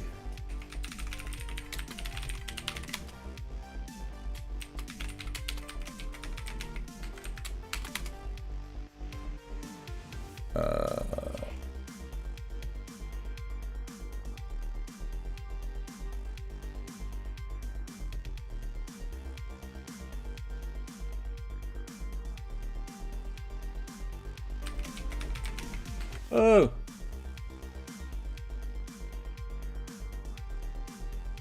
Docs, YouTube chat. It'll let me chat now? Yeah, it'll let me chat now. You can do emojis now too. That's great. All right, cool. Sweet. Let's see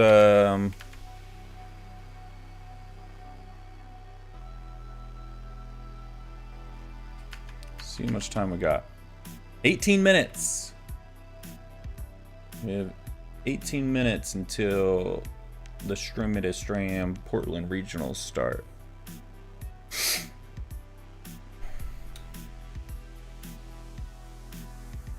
think what I'm gonna do.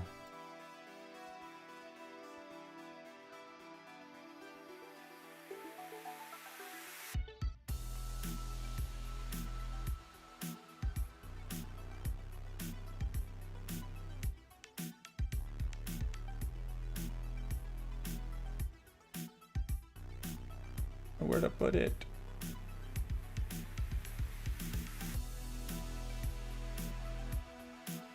Okay. I think what I'm gonna do is on, let's go big game.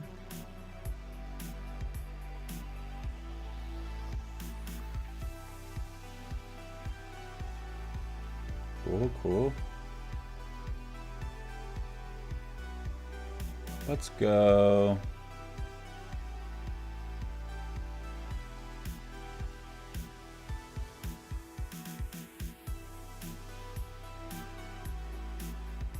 Window. Yep. Capture that. Make that. Let's just make this.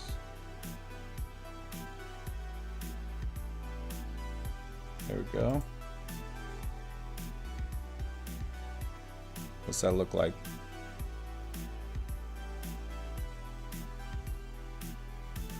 That way, if we're playing a game, we can also watch there too. Cool. All right. Let's see what we got.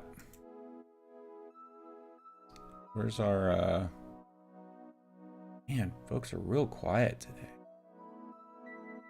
Everybody's quiet. Why?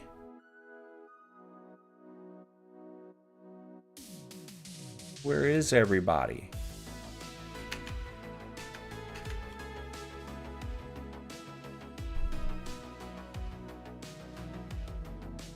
Hmm. 18 minutes. You have been warned.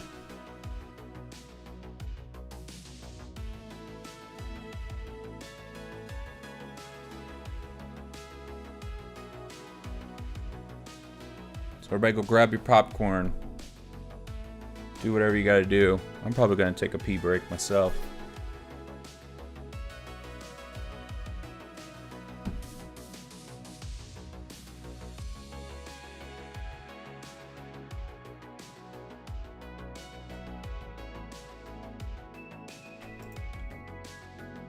Probably gonna take a pee break myself.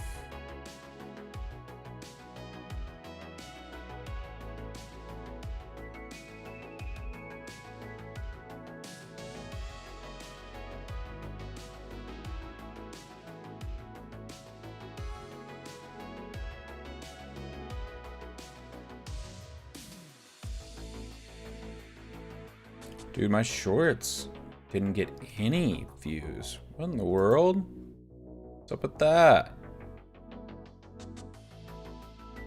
YouTube taking down the shorts right now.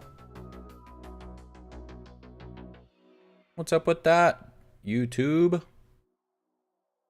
Okay, now they're going. I think they're going now. Yeah. Shorts? Yeah. Yeah, the analytics are just wonky on it.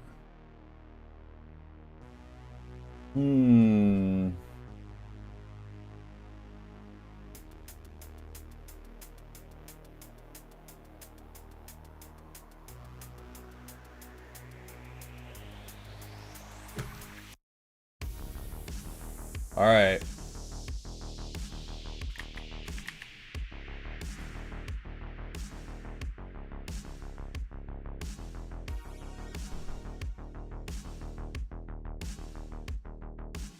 I wonder what happens if I can't make it big. Let's see. Let's just pull up a random video. What happens if I make it big? Okay, I like that. Yeah, that's what we'll do. That's what we'll do. Then if I go away, it like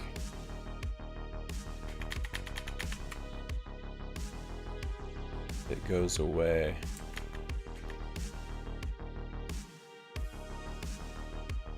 We're processing all of this on stream. Let's see, I bet there's a setting for videos.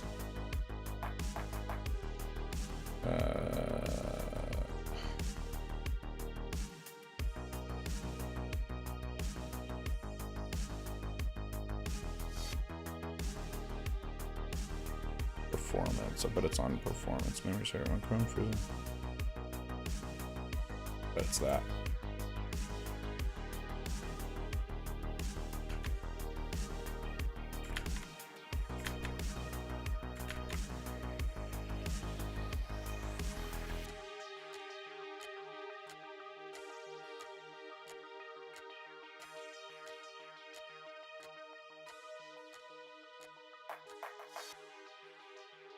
Let me try it again.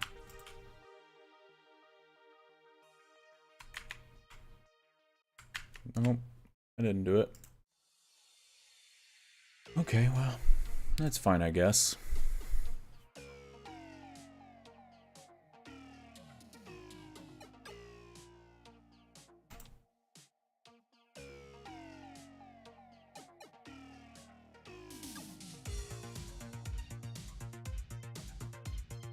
That's okay.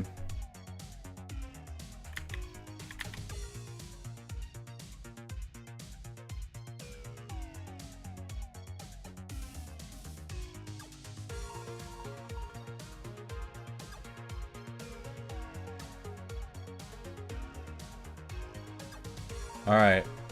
I'm going to go take a pee break, and we'll come back and watch it all. Be right back. Tell you what, let me add just in case somebody comes by.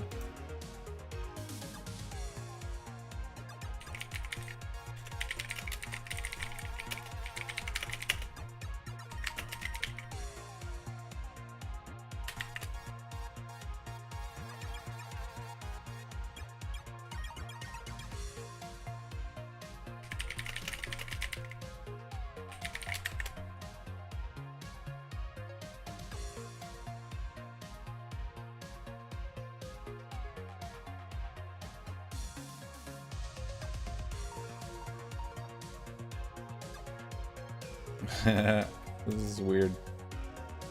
Let's see.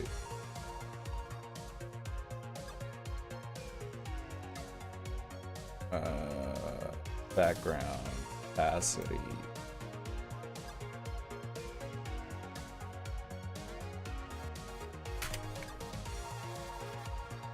There we go.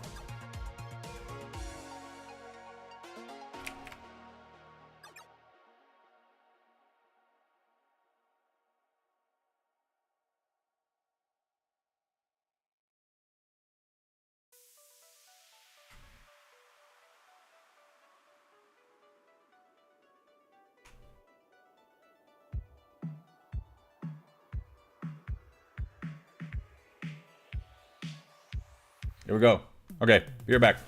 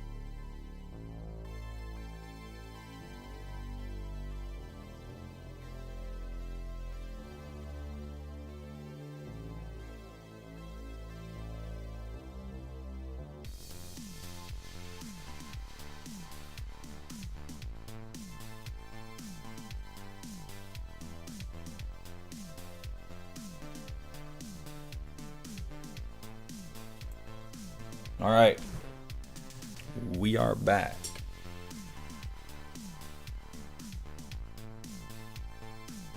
We is back. Where are we at? 5 minutes.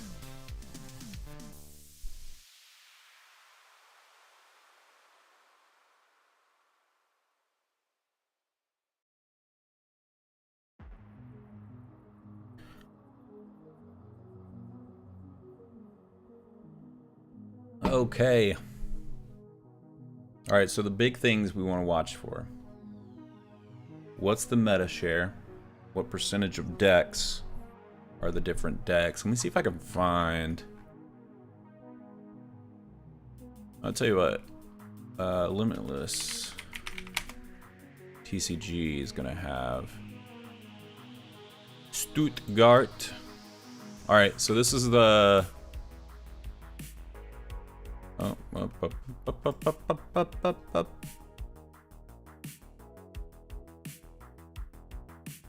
This was the top decks in San Antonio a few weeks ago, which was the last regional tournament in 2023. Couple of Charizard decks, Grant and Azul, both on being the same team, obviously. We got Grant Hayes with the Giratina Lost Zone box, had a Palkia, Snorlax Stall deck, Maridon, and the last top 8 was Snorlax Pidgeot, so another Snorlax Stall deck. The Muse did not make it. Yeah, Muse did not make it. So I'm curious to see, you know, we didn't see any Shin Pao here. I'm curious to see if that changes, because I think the Shin Pao matchup really hurts the Charizards of the bunch. And so I'm going to be looking at the meta share, and if I see Shin Pao reaping up, I'm going to be nervous for sure. Let me see if I can find. So this is the San Antonio Regional deck list. Statistics. Yeah, here we go. Most successful decks. So we had the Charizard 49 Charizard decks. You know what's a really awful matchup for Charizard as well as the Cloth. Cloth really destroys it.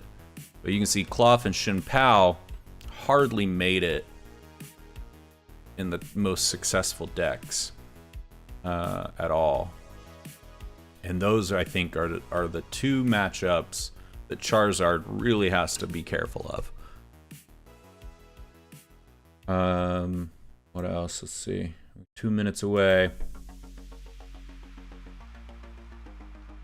So yeah, I'm gonna be looking for that. I'm also gonna be looking to see who they put on stream. I always like when they put on new streamers that hadn't really streamed before, or like new players that hadn't streamed very much, and give them some recognition. That's always nice. I think that'll be nice to see as well.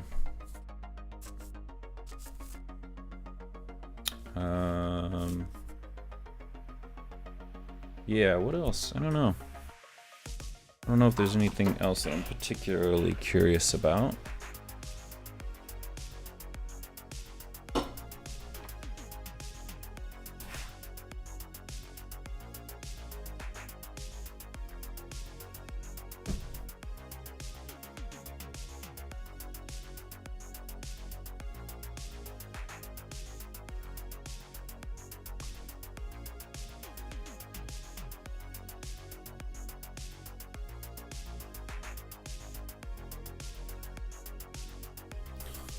Pulling up my other computer here.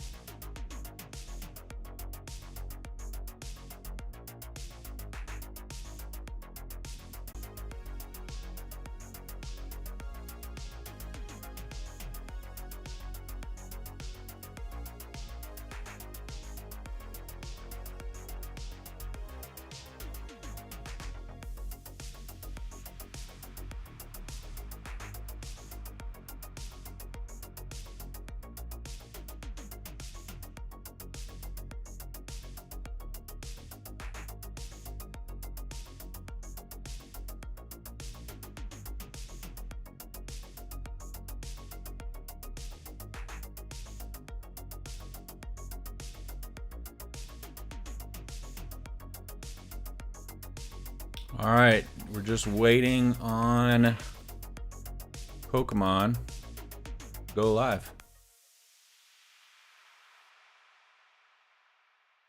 Waiting for the official Pokemon YouTube channel. Hey, I don't think I'll get strike or anything. Oh, we got a 15-minute wait. Okay, well, we could go play around while we wait for that. We could play around while we wait for that.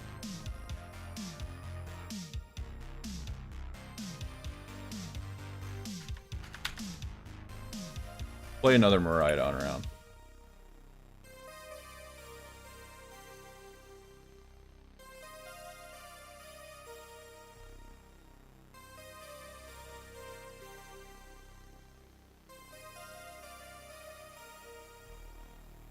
Tails.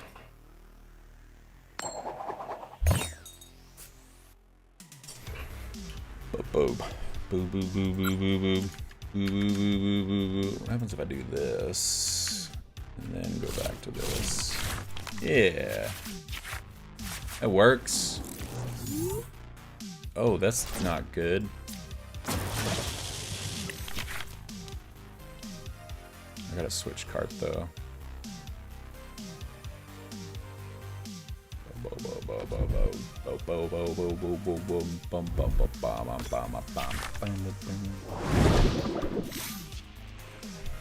Oh, playing Lost Box. You know, it'd be nice for Lost Box here. Maybe. Are we playing Lost? Yeah, we're playing Lost Box. What kind of Lost Box? I guess would be the next question. What kind of Lost Box are we playing?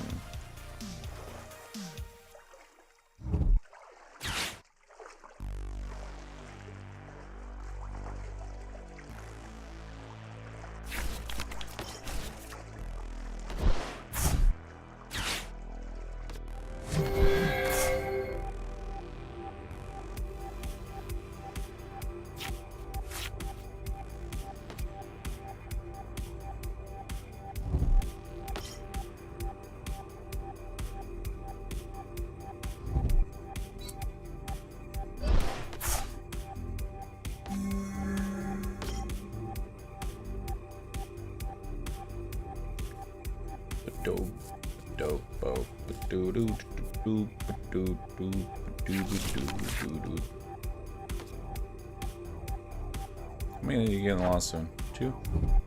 Oh, a Golisopod. That's new.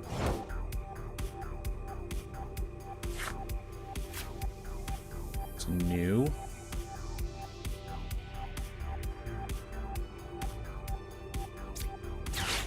Arvin. We want to go for Nest Ball. This. Nest Ball. The Miraidon. Oh, damn. I messed up. Damn. I really need to get 2 off of this. Dang.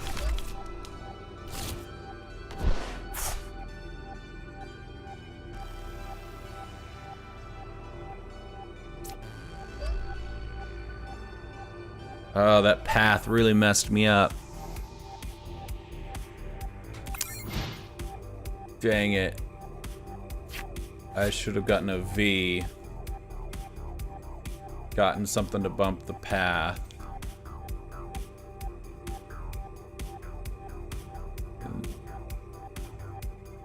Then used... I couldn't have used anything, really. No, I couldn't have done anything.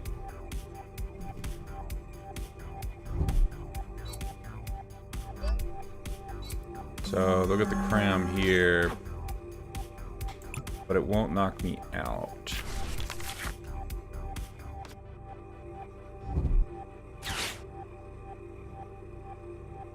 Cram won't knock me out, though.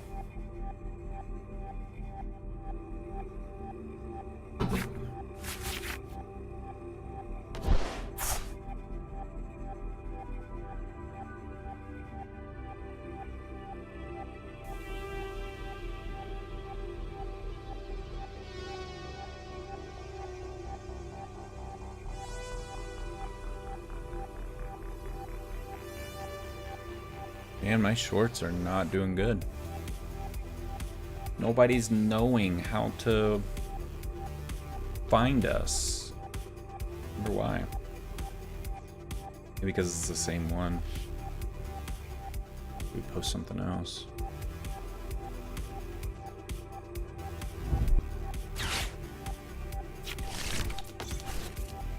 Another cram. Retreat into the cram? Or sorry, into the comfey? I said cram.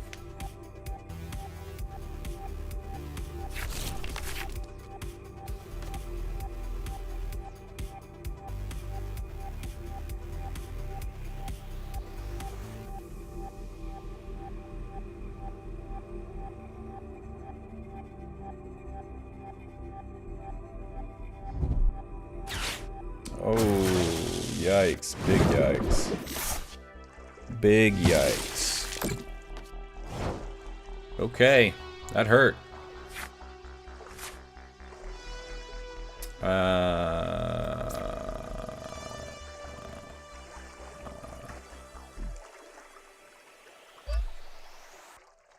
Wow.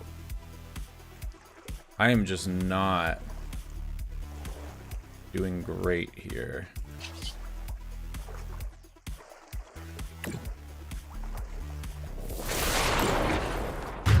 Maybe something off the...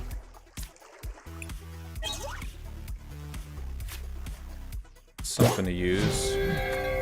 Could go get a V. Okay, I can knock the path out next. Is it gonna... it's gonna be rough. Because he's gonna knock this out here. Well, I've got switching options, so I should be fine. Should be good.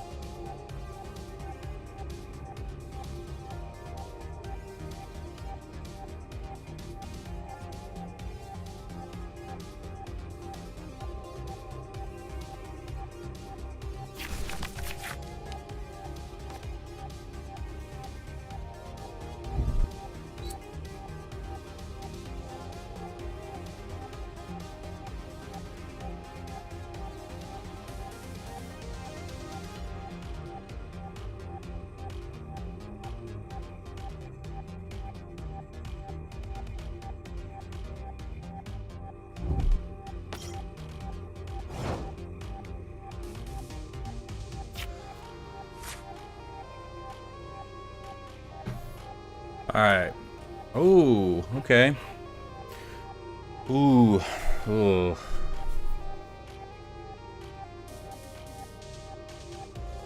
I don't think that's a good option. Let's just go... Oh, there's no more nest balls? Damn. That's gonna suck.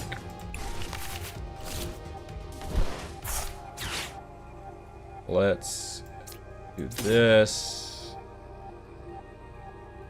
And this. Let's go get us Reiku V.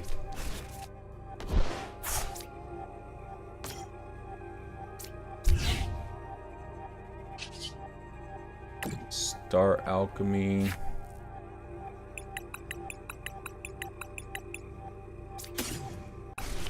Lost Vacuum.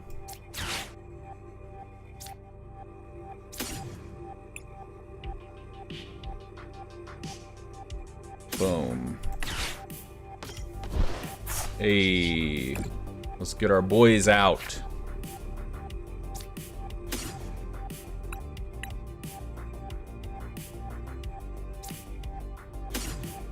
I just got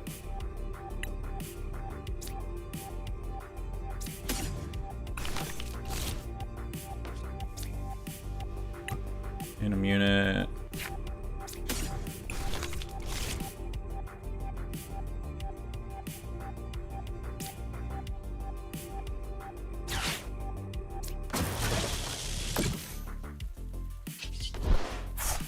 Sweet-footed. Okay. At least we got set up. And another cram hit won't take out the Miraidon, although now we've got this guy to worry about.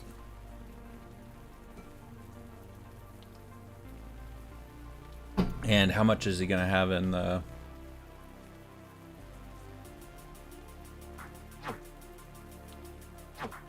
Yeah, he's already got 10. Whoa! Oh, Sableye. Yeah. He's gonna try to get the Sableye off. Because he could take out... Well, you could take the Mareep out.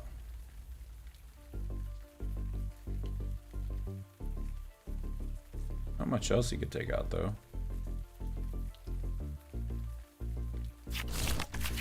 All I know is we need some electric generators bad.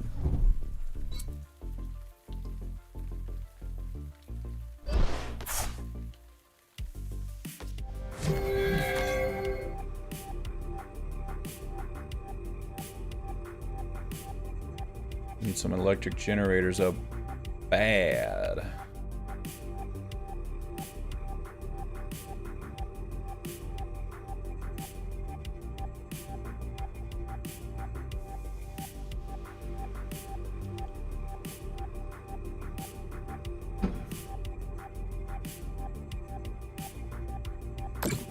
Yep. Man. That's a hit. I really need to boss up this Giratina V.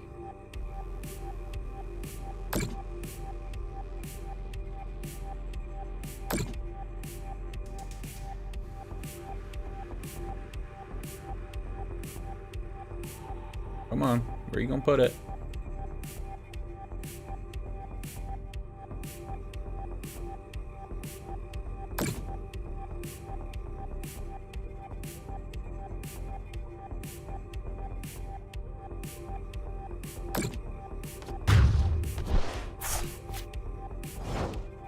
Okay.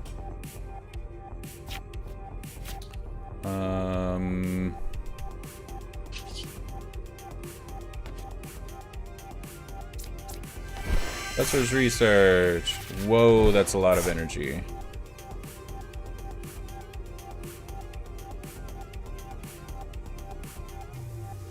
We definitely want to take out Sableye. So I think we just switch here. And then...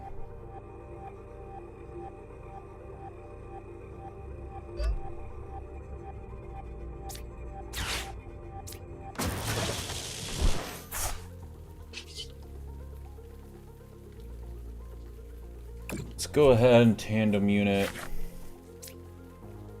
Already got rid of that.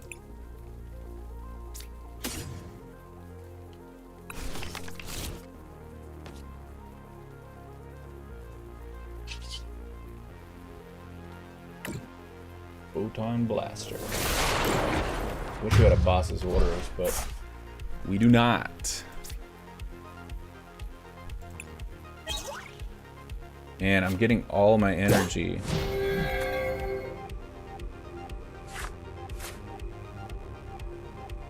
All right, we got Spa City cards pulled up now.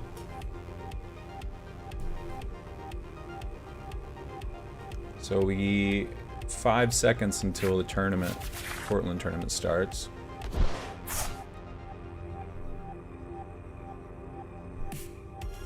I'll be going to Spa City later today for a tournament. Because there's one every Saturday.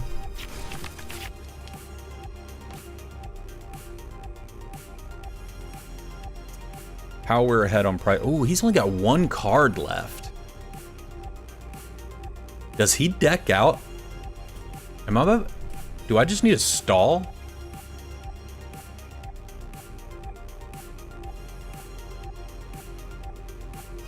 Are both...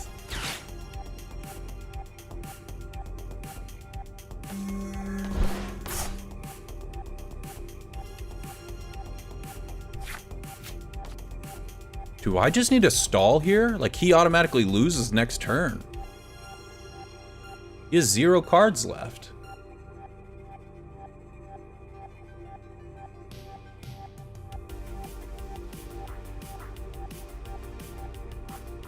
Unless he Ionos or some... Oh, okay, Super Rod. Okay. Okay.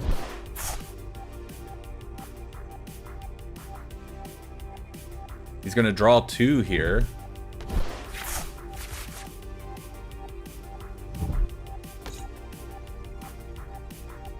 Okay, he's gonna cram. I think his Giratina V-Stars are in the prize cards. Which he's probably gonna get this next turn. Path is fine.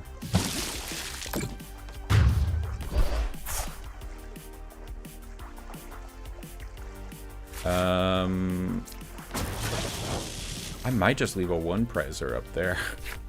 Be honest. See what we get off the electric generator. Big old fat nothing.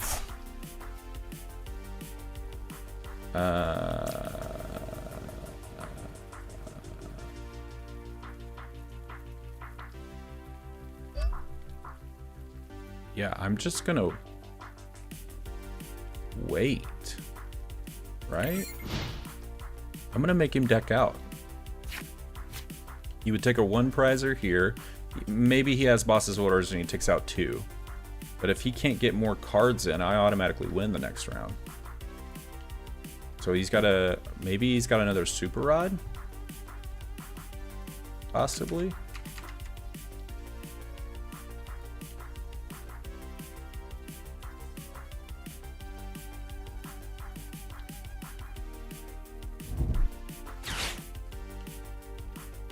Okay, yeah, he's got another Super Rod. But he's gonna have to Mirage Gate if he wants to get those out.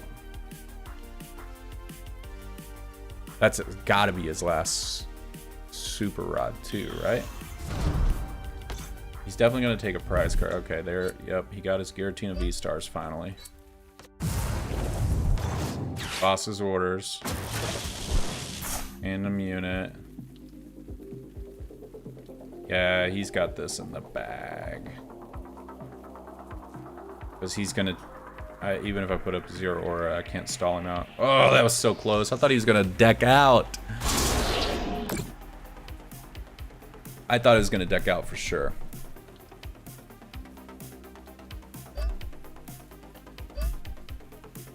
Yeah, because he can use... He can do 280. And well, he's not even using his V-Star power, so he could take out anything.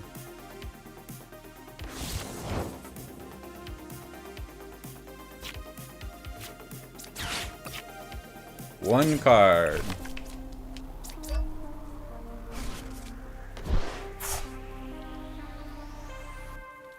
Yeah, I'll concede. Let's go watch the Portland. That was a good game. That was a good game.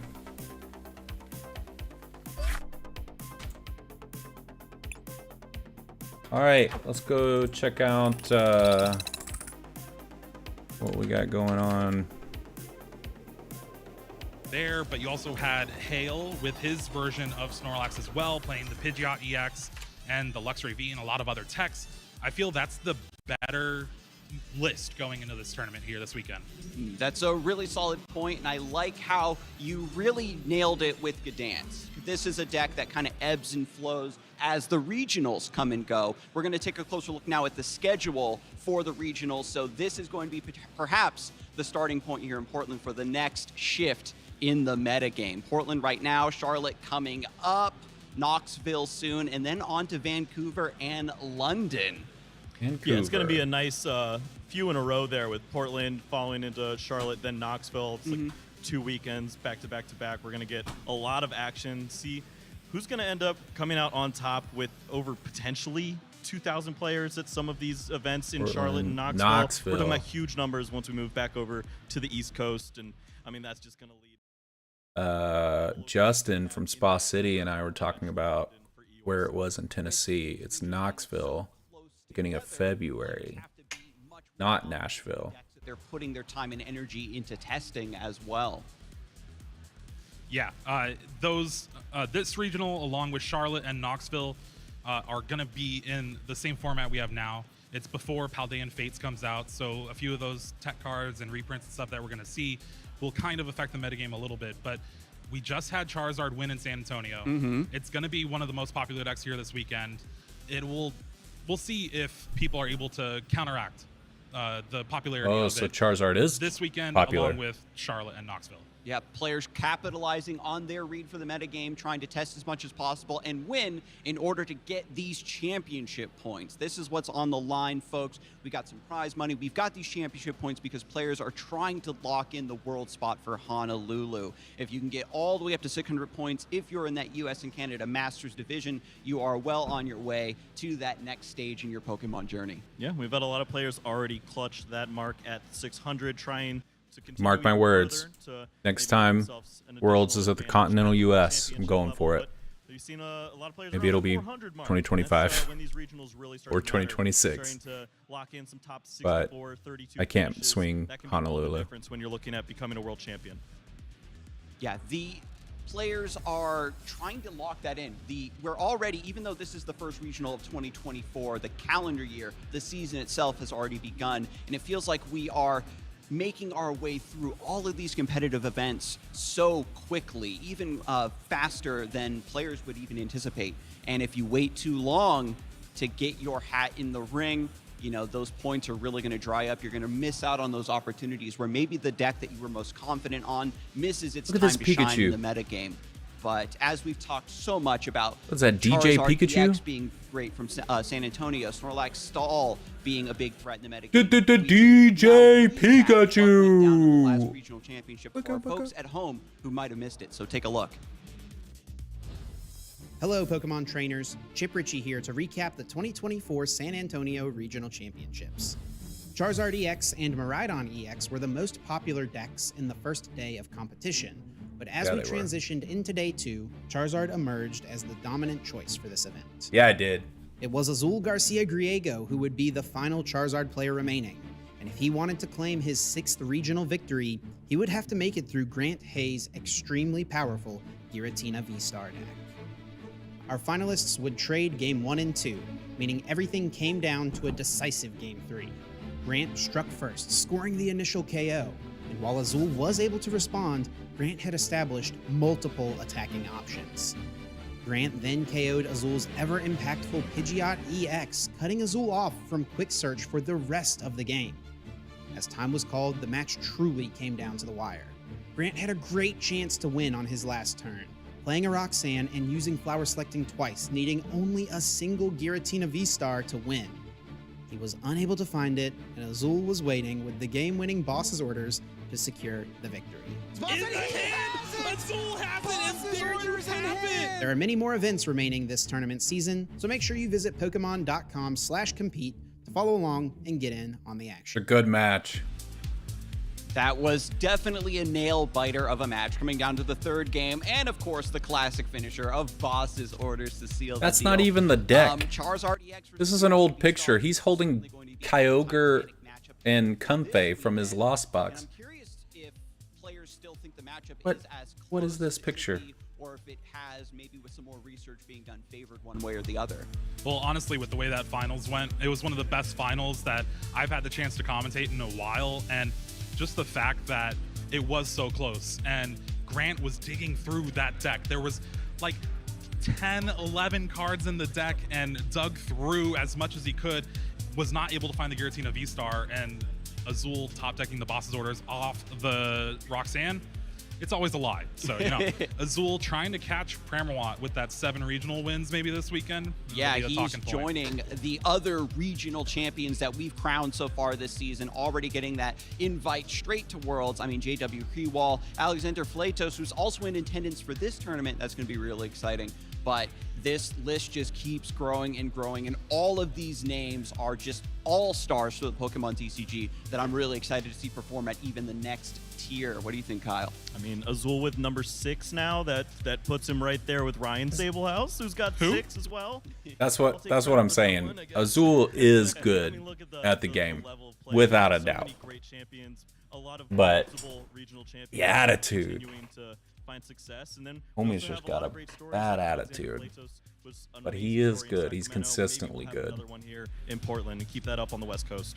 And all of these players, you know, got their big wins with a new deck, which is really important. We can see there's a lot of viable options in the current metagame, and also really speaks to the way that this metagame keeps shifting. The players should keep trying to outthink one another, and I can't wait. I keep saying it over and over again. Portland is going to be such a big break point because there are so many interesting options. Are you going to try to beat Giratina V-Star? Are you going to try to beat Charizard EX? And we can dig into that a little bit soon here as well, folks. But, you know, let us know who you're rooting for as well at home. You said #PlayPokemon. That's always super important to see who our audience is rooting for, because we have been doing viewer votes to see who we're going to showcase on stream. Players always tweeting at us who they think is going to take it all, and I know that the competitors here in Portland really appreciate your support. All of the homies at home who help them practice or just give them a little bit of extra energy, right, to make it through such a grueling 1,500 I want to read person funny tournament tweets from really Play goes a Pokemon. long way. And as we move forward, this is now the points leaderboard for North America, a great way to really show how many players have been grinding this whole season. Okay, so we've got seeing who I recognize. Grant Manley was,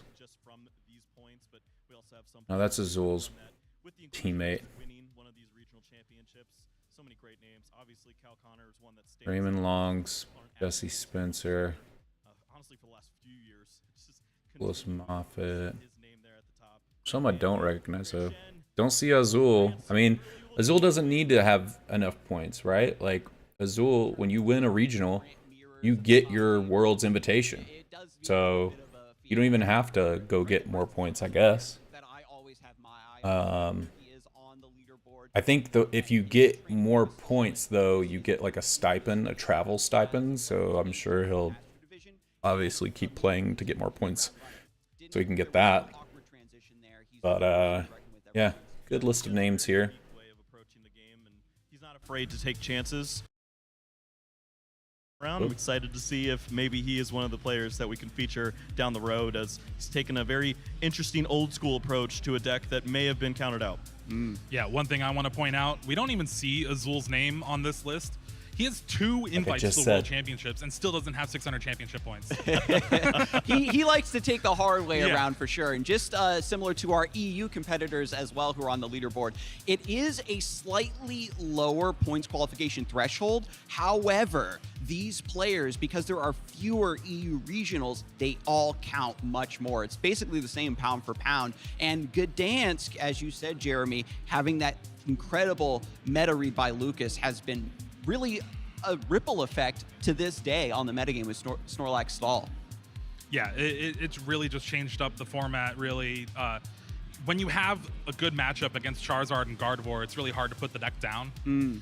It's just the fact that it's a control deck, maybe you should. It's only a matter of time before the expiration date kind of hits these control decks. As soon as players really give it the respect it deserves and counter it, it goes by the wayside. But we can look now at the points themselves to see how many these players have able to consume, to just accumulate over the course of the season for over Europe. on the EU side of things, and almost up to 800 points for Juho Kalama. Okay. So you got Tord Redcliffe. Obviously, Tord is like well known. We just need 500 to get there. Juho Kalama with 800 is insane. That guy must be doing tournaments every single day. But Tord, I don't think Tord has won a regional just yet. So he's got an invite because he's at 500. So he's probably going to be doing a lot of tournaments and stuff to get that stipend. Alberto Conti, we've seen him. He's made it to a bunch of finals. I don't recognize anyone else really, though. It's going to be a mixture, I think, as we go through the season. Early on, It's interesting, right? Because you sometimes see these names, but they don't make it to top 8 at the regionals at all. But they'll make it into Worlds, and some of them will get these tribal stipends in the Worlds, and then they like pop up at Worlds, or you just don't ever hear of them at all. Like you like most of these names I don't recognize from any of the regional tournaments yet. the force to be reckoned with, I would say. I mean, a lot of that is thanks to Tord. So often we looked at EU from an NA standpoint, and it was forgotten. It was really, we were trying to make this mark about NA against Japan of every time at the World Championships. Sure enough, they came out of nowhere, surprised us, and then we're like, okay, we definitely need to respect y'all. You're putting on quite a show, and anytime we see them over in the NA region, they obviously put on a great performance. Well, just with the expected value of these regionals now, you have a lot of these players traveling to North America for these tournaments. Brent Tonnison's a big name that gets brought up a lot. A lot of the Oceania region in general has been dominating these tournaments that they come to. I think Brent day 2'd every Look at this single mimic regionals you he land. attended. He's accumulated a lot of flights. Yeah. And once again, folks, as well, don't forget that you're going to be able to vote for our round 4. We're still waiting on that round to start, so you have plenty of time to make sure you are in the chat to wait for that poll to show up, and we'll figure out which of our next tables we pick will be showcased here on All right, the we're stream. gonna It's a vote, great way chat. for you to see your favorite player up here, maybe a favorite deck if you know what they might be on. We're gonna vote for round 4. The right big names. To be able to tell me who you want, though, you gotta go to. really throw their support behind You their gotta player go. and make sure that they get a showcase right from the get-go at the top of the show.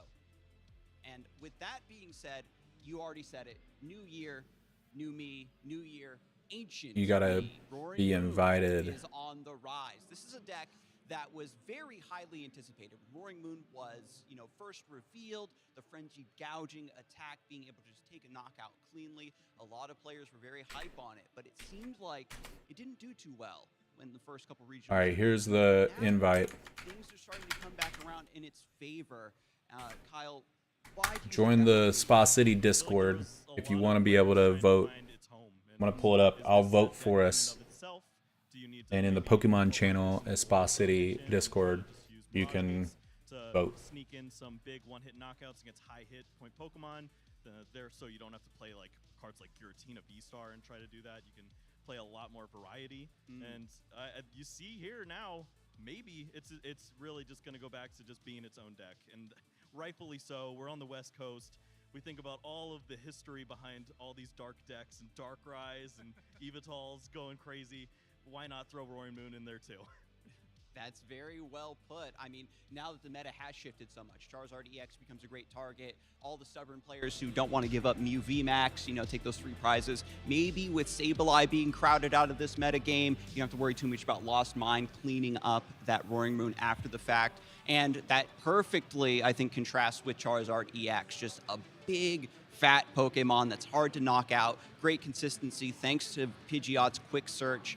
And now it has been put really on the map after Azul's big win in San Antonio. Any additional points for Charizard EX for our folks at home, Jeremy? Well, first of all, big boned. Charizard's not fat, Thick, multiple C's.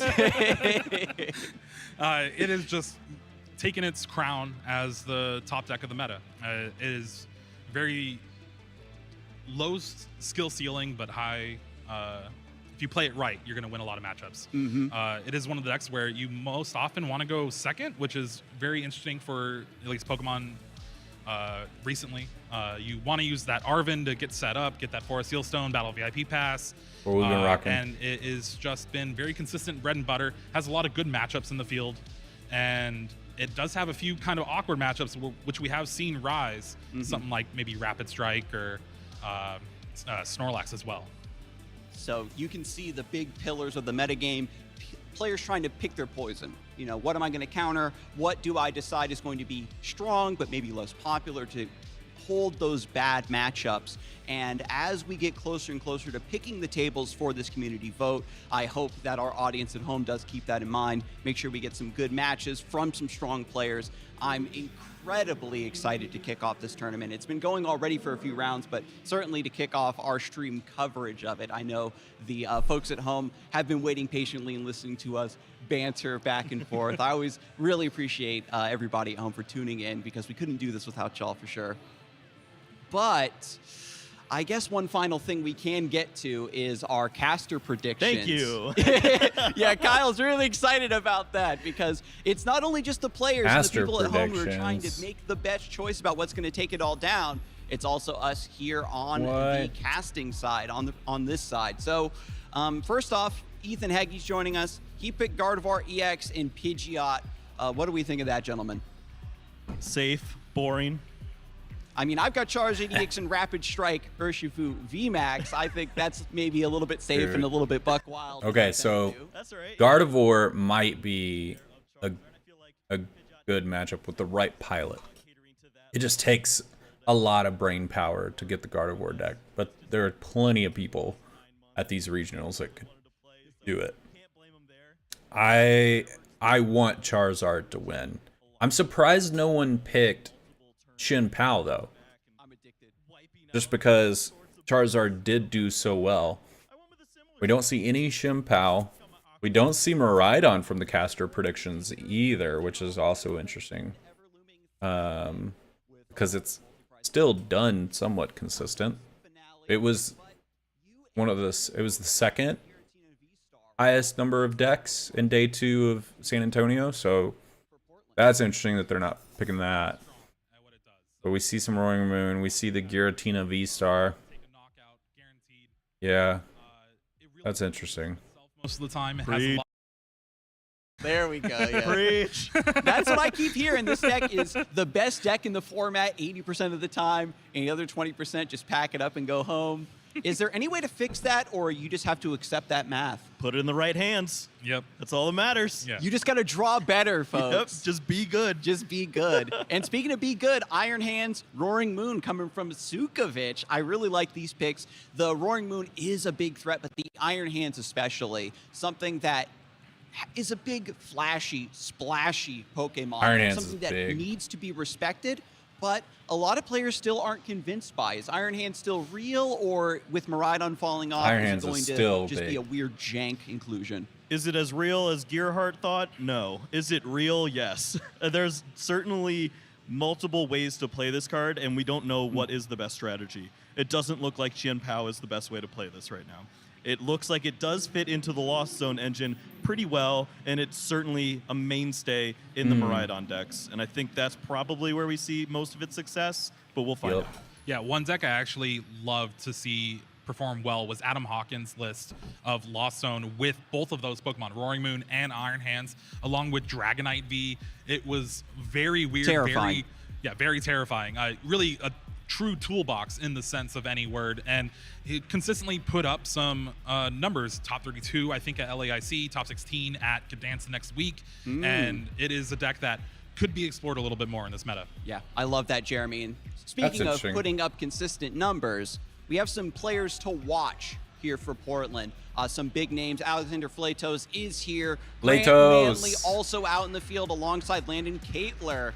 Keep your eyes on these players, folks. These are going to be... So Alexander Flatos won, I think it was Gdansk. I think it was Gdansk. It may have been Stuttgart. I mean, I wouldn't see Uh, close out, take one of these big tournaments. Yeah, Always he's also fun to watch. He's funny. He's a funny dude. something Seems. ridiculous happens. Grant Manley is on the same team as Azul GG.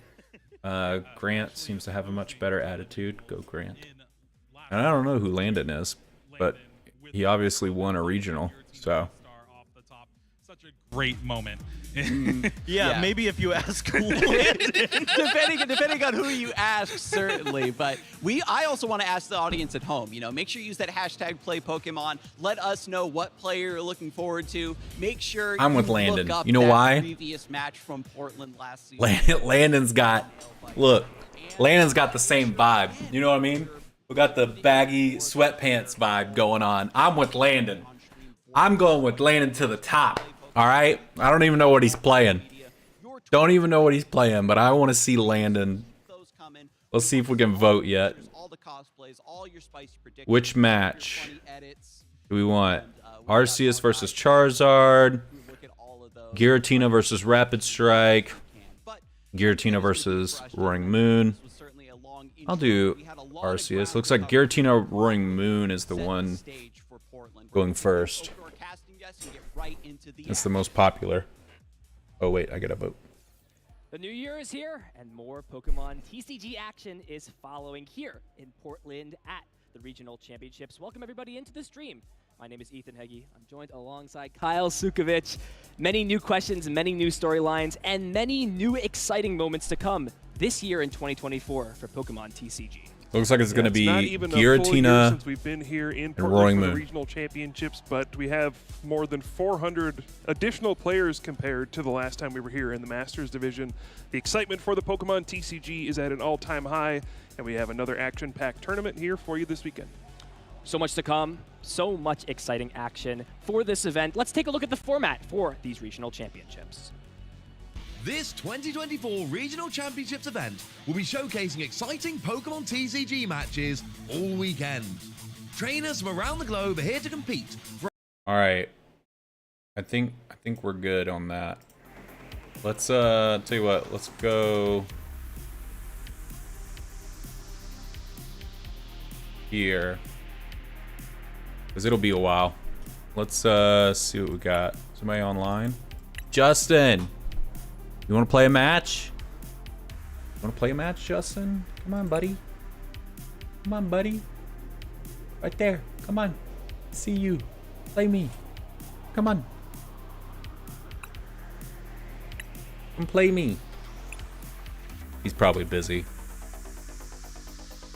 I bet the shop is popping right now, too. Wait, cancel. I want to go back to Charizard.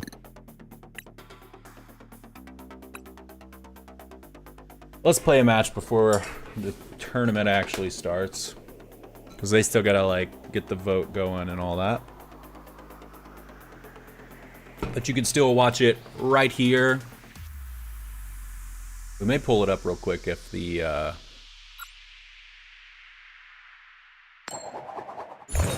Hey, let's go.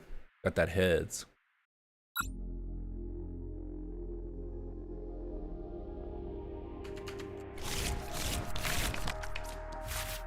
$10,000 if you win regionals. $10,000 if you win regionals. That's what's up.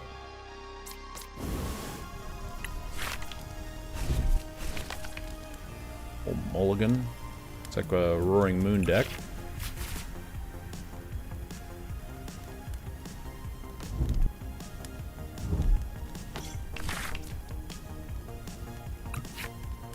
Nice, nice.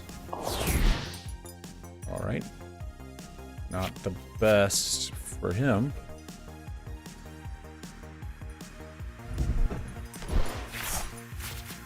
Every Roaring Moon deck that plays this Greninja doesn't seem to... It's weird.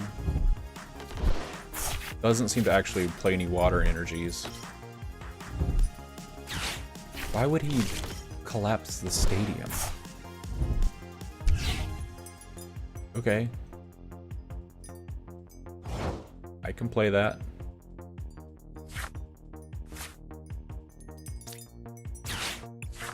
So, Battle VIP. We'll get the Forest Seal Stone. Gonna play the Battle VIP. Get us one of these. Oh no, we don't have the Rotom. It's okay, we have Entei. We can at least use our Forest Seal Stone.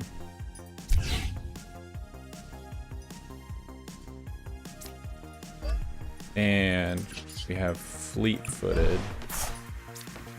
Get us an extra card. Oh, sweet. Okay, great, great.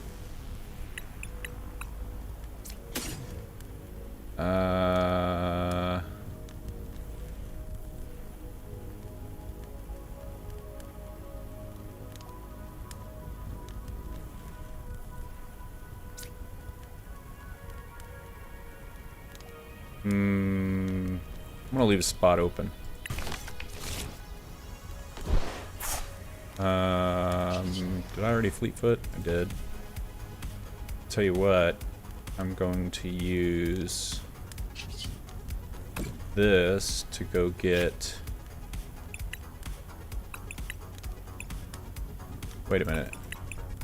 Okay, we got 3, 2 to get this. And in turn.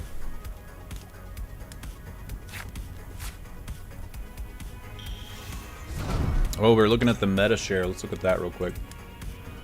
17% Charizard, Giratina, Chimpao, not really. Now, the Rapid Strike Urshifu could make a difference. Rapid Strike does not do good for Charizard. So it seems like a lot more people are playing that. It's funny that we're not seeing Chimpao. I wonder if in day 2 we're going to see Chimpao, because I think that would be interesting.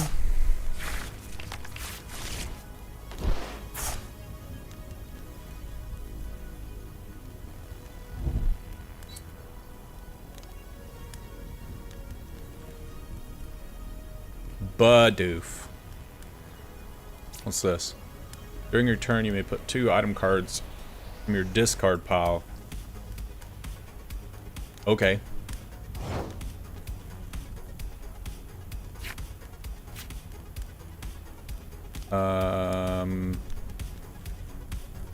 So let's do this. Let's go get a Charizard.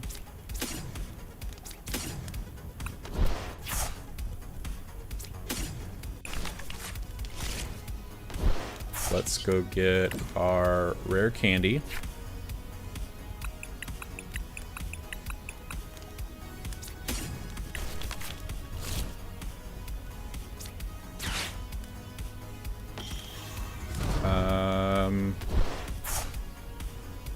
You know what? Let's use Entei here a little bit.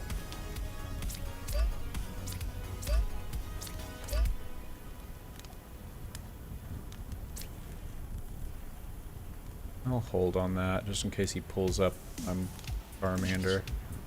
Fleet-footed. Let's see what extra card we get. Another Mander.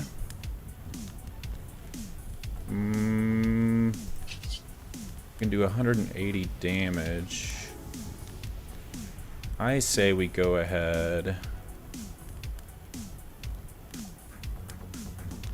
Let's get ahead on prize cards.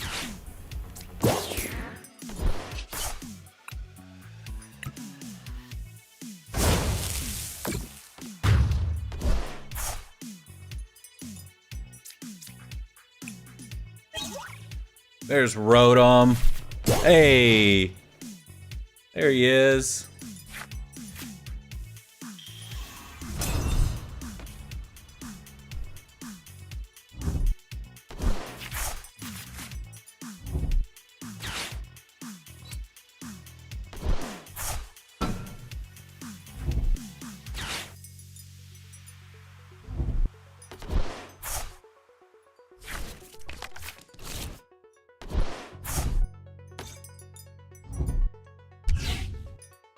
All right, He's doing a lot.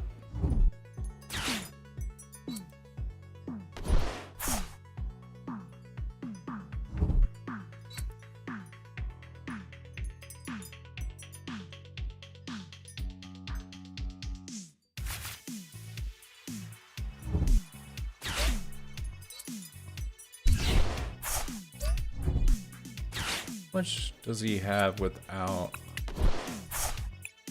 60? So 230.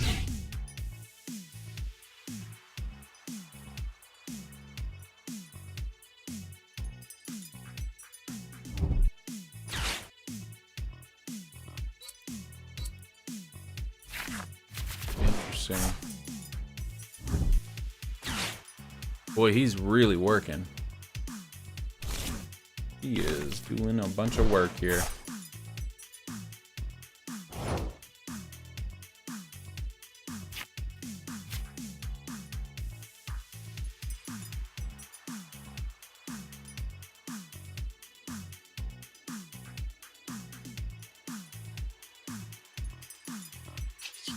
I can do 180.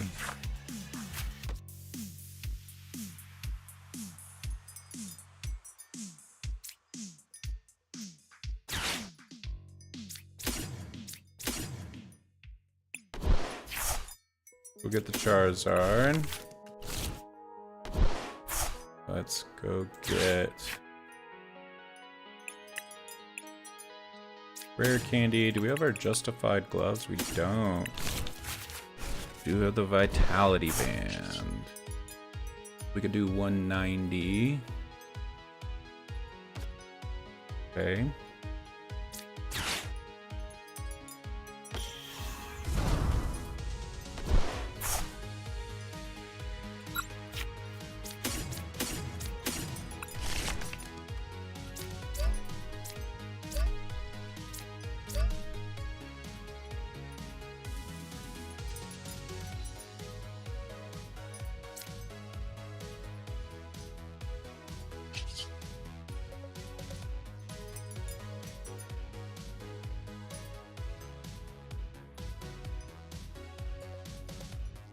Do what? Let's quick search for a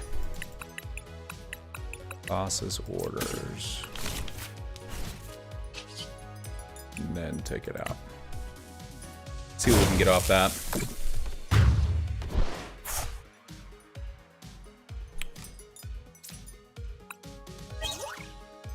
Okay, we're gonna need that. We're gonna need that. But what I'm thinking is, if we can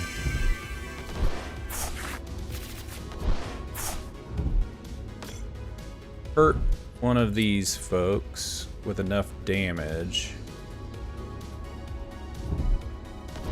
they might pull it back and we can use Lost Vacuum to knock it out and knock another one out at the same time.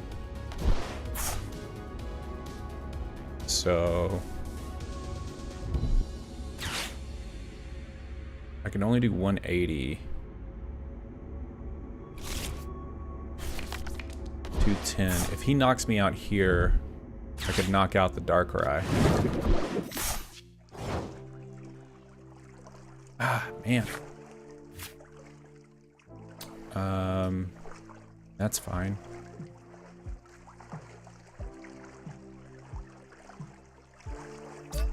He has 230 usually.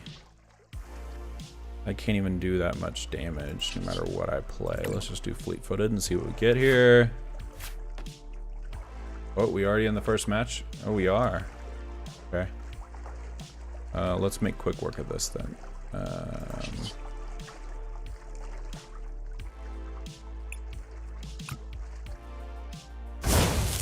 We'll make quick work of this then.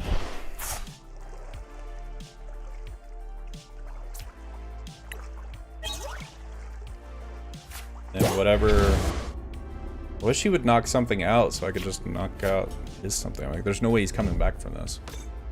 Is he gonna put Bidoof in front of me again? Thank you. Jeez. Alright, we're just gonna knock out this Darkrai over here. Yep. Thank you very much. Thank you. Thank you. Thank you. Bye-bye. Bye-bye! Wait for it. Wait for it. Everybody ready? Wait for the thing. Oh, it didn't do it. Oh, it... Wait. Oh, why is it not doing it? What happened?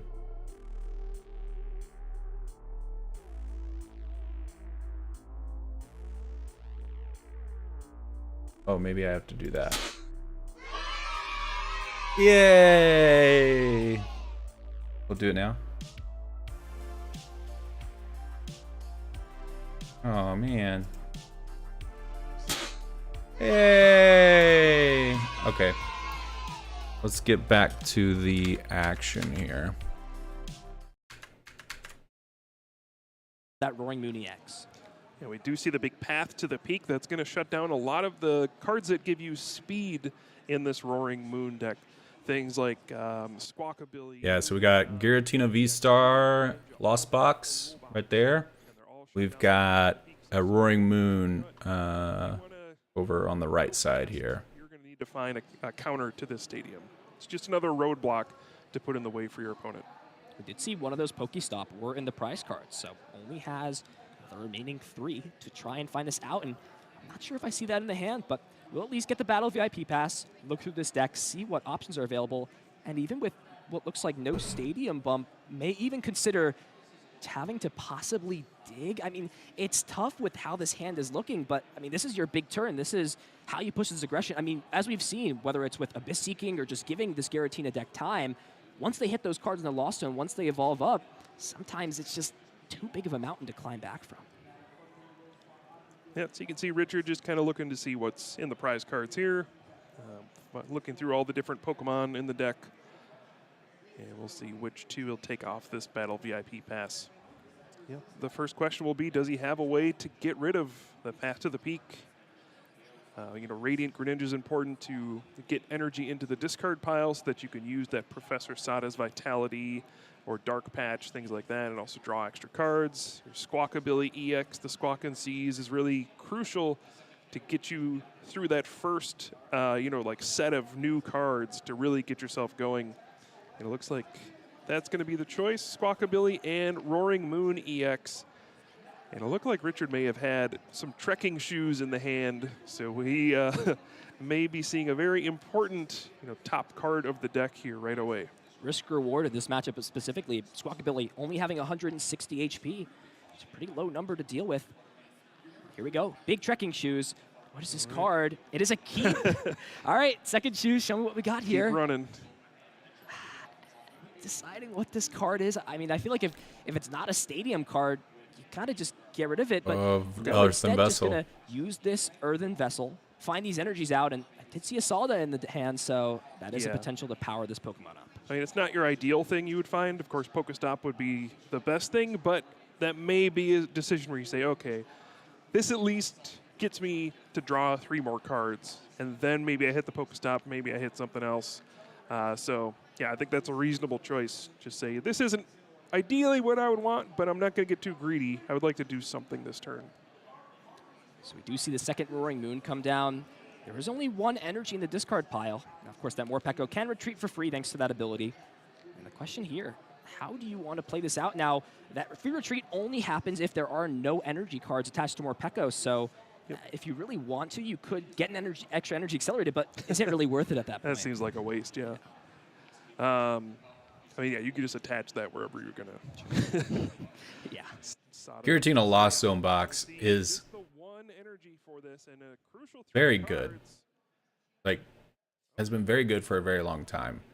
Been around for a while. Was it like a year and a half now? But to still be holding up against all these other decks and to still be performing like it does in the tournaments, even online tournaments, you just see it all the time. I feel like such a classic deck. Anyway, yeah. I like Giratina V-Star. I've never played it myself, but respect the hell out of it for sure. And the choice here is, how do you want to fill your bench up? Thinking about Radiant Greninja, there is that Galarian Moltres, can always bring energy back with that Dire Flame Wings ability, pending Path to the Peak is not in play. But it is also a great target for that Forest Seal Stone to just give you a little extra consistency. So not as fast of a start as you would hope for, but again, the attack is the important part. We see the energy switch, a classic card that's been around for ages, and that's going to allow, in conjunction with the Professor Sada's What is Morpeko's Vitality, accelerated one, switch it to the active, attach, and there we go. Morpeko on the wheel for the knockout and gets to conserve the energy, setting up for a Roaring Moon attack on the next turn. That's a cool tech card. Sorry, does have 2 cards in the Lost Zone. Great start there. Colress's Experiment, 5 cards, and these are pretty awkward cards. I mean, you kind of want to keep most of these. I guess the switch card and Nest Ball seem like the best choices, but yeah, I mean, he's got 2 Mirage Gates in there. Even considering maybe getting rid of one of these Mirage Gate, because that Psychic Energy did hit the Lost Zone on that first turn, and that will be the choice here for Sawyer. Getting rid of one of those Mirage Gates did value taking that over the Colress the first turn, but I mean, you've got 4 cards in the Lost Zone now. You can use this Flower Selecting instantly, just saying, yep, Battle VIP Pass is not playable. Nest Ball for the cram. But, I mean, what is your attacker of choice? How do you plan this turn out, and how do you plan the following turn if there's going to be a big Roaring Moon powered up? Yeah, and one of the awkward things is you have to assume, if you're Sawyer, that your opponent will not put down another single prize Pokemon. Yeah, you keep the Sableye. If you knock out this Morpeko, it doesn't really advance your win condition at all. You're still going to have to knock out 3 Pokemon that give up multiple prize cards. So then it becomes a question of, do I even bother? If your only attack you can do this turn is like a Cramorant knockout on the active, is that even worth doing? Or should you just leave it there? It's a tricky situation. So we'll see what Sawyer decides to go with and what Sawyer has options for on this turn. As we see more and more Flower Selecting, we're going to get to that magic 7 cards in the Lost Zone after this one. And then things should kick into high gear from here. I mean, the main problem is if you leave this Morpeko in the active, then yeah, I mean, what stops Richard from just doing it again, right? Sure, Not yeah. putting a 2-prize Pokemon up. But of course, these bench Pokemon can be brought into the active via the multiple gusting cards. Oh, So he didn't even get Boss Cram. Orders 1, 2, 3, 4, and 5. Counter Catcher. Yep. Yeah, even an Escape Rope would That would work force too. a 2-prize Pokemon into the active. So we'll see Nest Ball before this Flower Selecting. Bench Sableye, so the signals probably won't be seeing an attack, but this Flower Selecting will put Sawyer up to 7 cards in the Lost Zone, turning on Mirage Gate. Speaking of which, another tough choice. Mirage Gate and Jet Energy, both cards you want, especially with Sawyer having 3 energy cards in the prizes. How do you go about valuing these 2 cards? I don't know if you can afford to get rid of Why a did he not second put the Mirage Oh, it's Gate a here. boss, actually. Oh, okay. Yeah, that's still a card that, of course, Boss. you want. Of course, if this Morpeko just attacks again, you want to have Gust. But Jet Energy is another great way to draw more cards, continue your acceleration, provide some consistency. So, Yeah, I don't think we're going to see anything here. Already filled the bench, so no Cramorant. No, again, Oh, that pass was probably no point rough. knocking out the Morpeko, and now it's on to Richard to see what's going to happen this turn. Yeah, like 'Cause you he's gonna mentioned, get Roaring if Moon the set up. Morpeko can get powered up again, we could just see another knockout from that and force another awkward situation. But does require another energy switch, so we'll see what happens. great way to start off. Sada drawing 3 cards, does find the Pokestop and a second cross switcher. And now Richard has a few choices with how he wants to go about this turn. But listen, a nice juicy 2-prize knockout, that's no bad way to get your second turn going. Yeah, this is looking pretty good for Richard at the moment. Looks like we'll get out to a pretty sizable lead. But, I mean, leads only last so long sometimes. We see the Pokestop. Getting rid of a boss's orders does find the switch cart. Not the best. Yeah, Boss is, of course, a card you'd like to have later on in the game, but I mean, another choice here for Sora. I don't know how many Giratina V-Star were in the hand, but by not evolving those, the only way you can take a one-hit knockout on that Giratina V-Star is to use that Frenzied Gouging to take the knockout. Otherwise, now Calamity Storm can just take knockouts, and you're not putting yourself in that range where something like Sableye can finish you off with Lost Mine. Yeah, whenever you can use Calamity Storm instead of Frenzied Gouging, it's a huge win. Yeah. You don't put your Pokemon in danger. So, yeah. Giratina V having exactly 200. That's the thing about Roaring Moon, right? It's like, even if you use Frenzy Gouging to knock out the other person's Pokemon, you put 200 damage on yourself. And it doesn't even matter if you put Ancient Energy Booster on, so you get 60 more health. Great. They got to hit you for 60 instead of 30. Or, yeah, 60. No, 90 instead of 30. So, but there's so many things that can hit for 110, 220. Like, there's so many things that can hit for 90 or more that it just doesn't even seem worth it. But I don't know. Richard seems to be doing kind of well. I feel like Sawyer here is bricking a little bit. Yeah, see, so he used Frenzy Gouging to knock it out. Is he? Power up a couple attackers, but you are kind of vulnerable to Path to the Peak plus Hand Disruption, and that is Wait, what happened? an easy way that a Giratina V-Star deck can come back.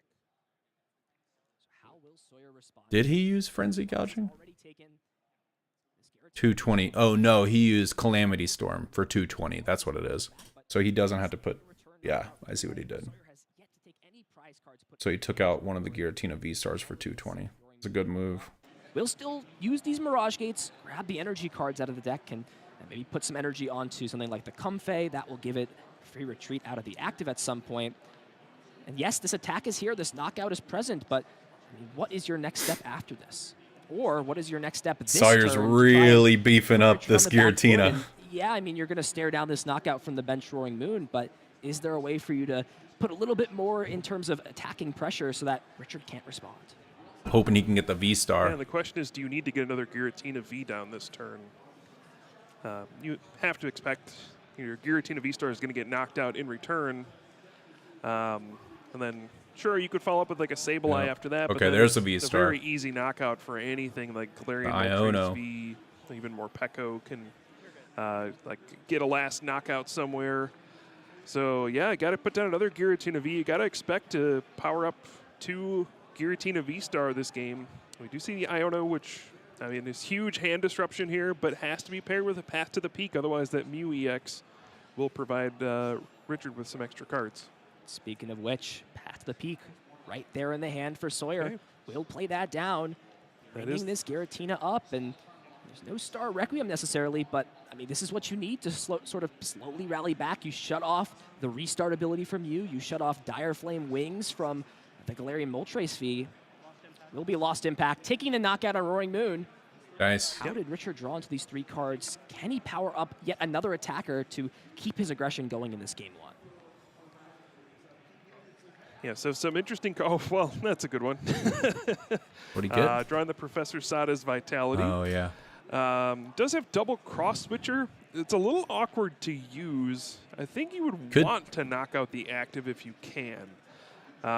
Reason being, Sawyer has already gone through. There's 2 Mirage Gate in the discard, 1 in the Lost Zone, and to power up that Giratina V-Star on the following turn, you would need to find the 4th Mirage Gate. So it would force your opponent to find that if you just attack into the active. Some good cards off of this. You know, find the energy switch. I don't think there's a stadium, though. So still going to be a little bit awkward in the coming turns. Yeah, I think the choice here is how do you want to power up this last attacker? We are going to see the energy switch, but I don't... Now, there are the Dark Energy in the discard pile. That Roaring Moon did get knocked out. Now, one thing that's sort of in my mind is, I mean, if you have this Roaring Moon powered up like this, I mean, I guess your best bet is to bring the Giratina V up regardless. But like you said, with those Mirage Gates down, with those energies still being in the prize cards, let alone if Sawyer could keep up and take this knockout, can he do that with the energies and resources left in his deck? Yeah, and this is good too. I mean, you can use the Calamity Storm, get a knockout, and it gets rid of the Path to the Peak. So force your opponent to get another Path to the Peak. All you really need is 1 more energy, and you can just Frenzied Gouging for the game. So this makes sense as well.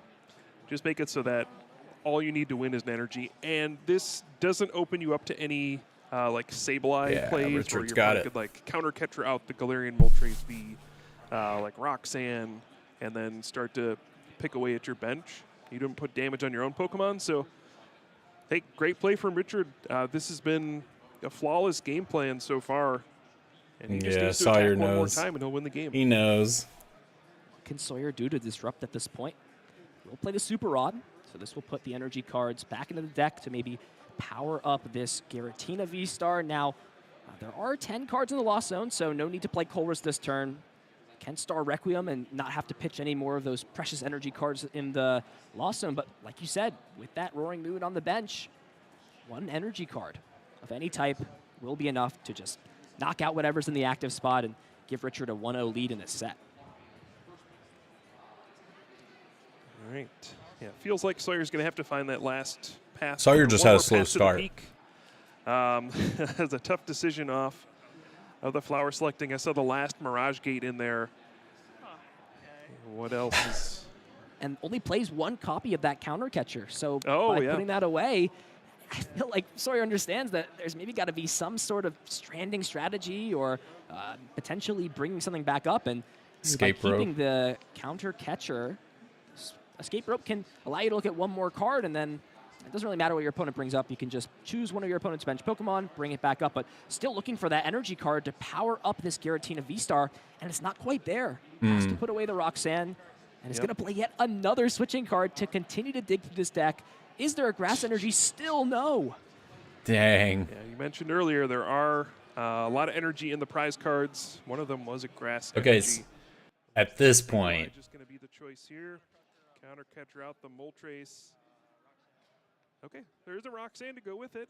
So if you draw a path to the peak, I mean, there is a chance that this gets stranded for a while. Does have a 2 retreat cost. Now with no stadium, maybe. it essentially just acts as a 1 retreat cost though, right? Because you can use that ability, put an energy card on it. Yeah, that's why you need that path to the peak. You need to take away that Dire Flame Wings ability. Also take away Mew EX's restart. If he can't get path to You the don't draw a peak, path to the peak here, I think you pretty much know the game. you're pretty much done. Yeah. Tough spot indeed. Richard will draw 2 cards off this Roxanne. Sawyer, 6 cards. What do we see at this point? There's nothing. No grass energy, no psychic energy. We talk about Nothing. stranding something. What good is stranding a Pokemon if you can't even attack your opponent's board? Yeah, I mean, you can't give your opponent much time here. They don't need very much to just retreat and win. Okay, one of these announcers sounds like Kermit the Frog, and now I can't unhear it. Try and disrupt some of these Not this one, but the ability-heavy next decks, one. And, I mean, you can play. I mean, there is still concealed cards, so you can play that, and still no energy cards. Sableye's just gonna pass the turn over. Go and ahead, he said. Decepted, go ahead. And we see it. Water energy is in hand, so I mean, That should be it, right? Yeah. You just use Dire Flame Wings, put one on the Moltres. Kermit the you Frog. attach, retreat, say any attack, and you win the game, right? It's Kermit the Frog. Richard doesn't necessarily Announcing see that as Pokemon. close. I Does he mean, know? does he know? That's great. Oh, this is sort of that's right there, right? I mean, yeah, I mean, Sada's great, but Yeah, I think he's preparing for Mew EX to restart into some cards. I think at some point he'll probably realize, oh, right, I'm just going to win. But we'll go through the motions here. That is and, Kermit the Frog. You can't Yeah, convince I me have to otherwise. assume this is going to end with Richard taking the final knockout, taking a 1-0 lead with Roaring Moon firing on all cylinders. playing the pal pad for good measure. And Yeah, he's like, just so concede. he understands that Richard has what it takes. I was gonna say, like, at what point do you just like concede and go to game 2? Because in these Swiss rounds, you're really wanting to like you really want to. which is such a powerful attack, but Hang on. cost, especially against these Lost Zone decks. Yeah, Cross Switcher is really good when you Again, like, at what point are you like, let's move on? Because you only have so much time. Like, right now, they've got 28 minutes to do another, which should be enough time to do another round. But I feel like in these early Swiss rounds, if you know you're gonna brick, there is some strategy to just being like, I concede, let's go to game 2. If you concede, you get to pick who goes first. the next round anyway, so that can help you to your advantage. And then if you get the right cards, you go to game 3 and try to clutch that up. So that's potentially one way to do that. Anyway, let's see what Pokemon, round that was the 2 difference maker. I mean, if that card's not in his deck, does for I think them. that game could look completely different. So having that one prize Pokemon, even this small little attack for 70 damage, See what their prize cards are. was a huge difference maker. Got a V-Star. See one of those path the peak in the prize cards. Nothing too detrimental. I think we're going to have Yeah. a second game here, Kyle, as it will actually be Richard starting things off in this matchup, going first. And that could have actually just been a choice by Sawyer, potentially, to just say, look, I know your deck wants to go second. I know your deck wants to attack on the first turn. Let me put you in a situation where you might have a little bit of a more difficult time setting up, and at least All you right. can draw some more Round cards. 2, fight. Abyss Seeking, but just going to go ahead and trash the hand away, getting rid of some of those important resources like the Pal Pad, like the Cross Switcher, but more than happy to get some energy cards in the discard pile, and not too bad of a hand here. You do have that Pokestop, and this is a great turn to want to play Battle Pass, but you've also got to wonder, is it worth that reward when your opponent is playing those powerful It's a counter stadium reward. cards like Path to the Peak? Oh, well.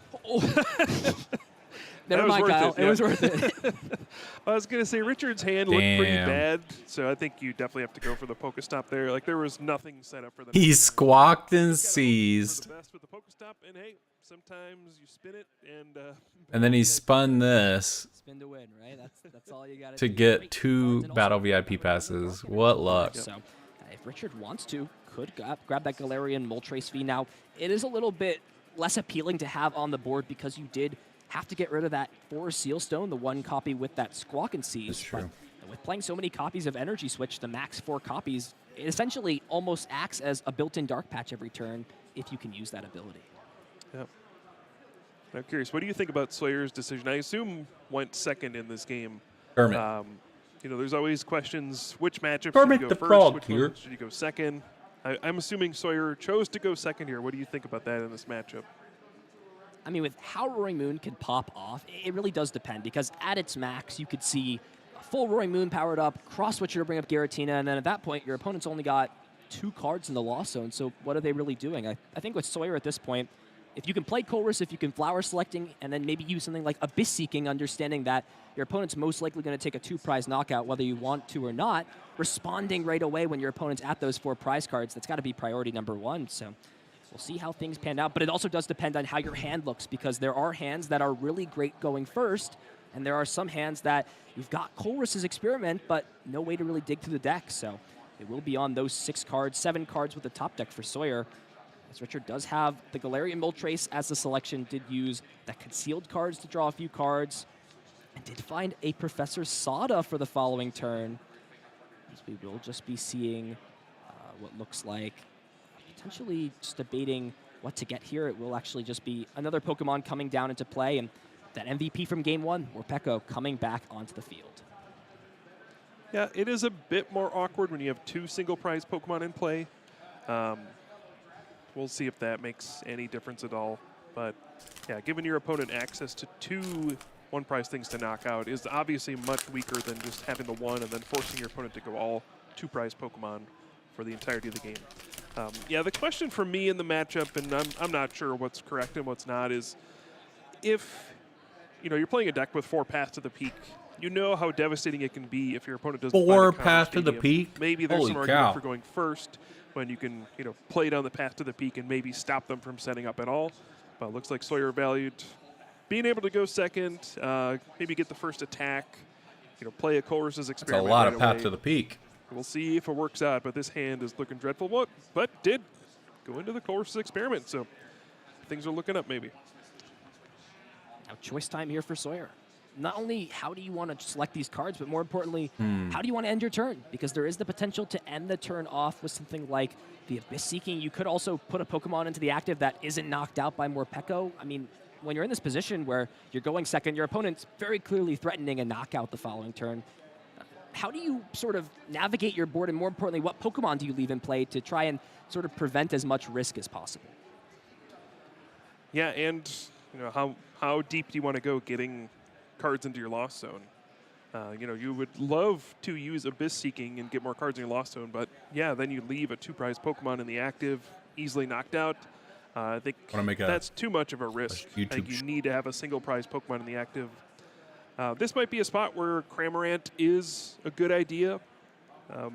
Get that 1-prize knockout, since the Radiant Greninja is potentially one that can be picked off later. You can set up some kind of play with, you know, Moonlight Shuriken, then a Sableye to clean some stuff up later. So I think ideally you would go for Cramorant here. My question is, will Sawyer spin the Pokestop? We have not seen that yet.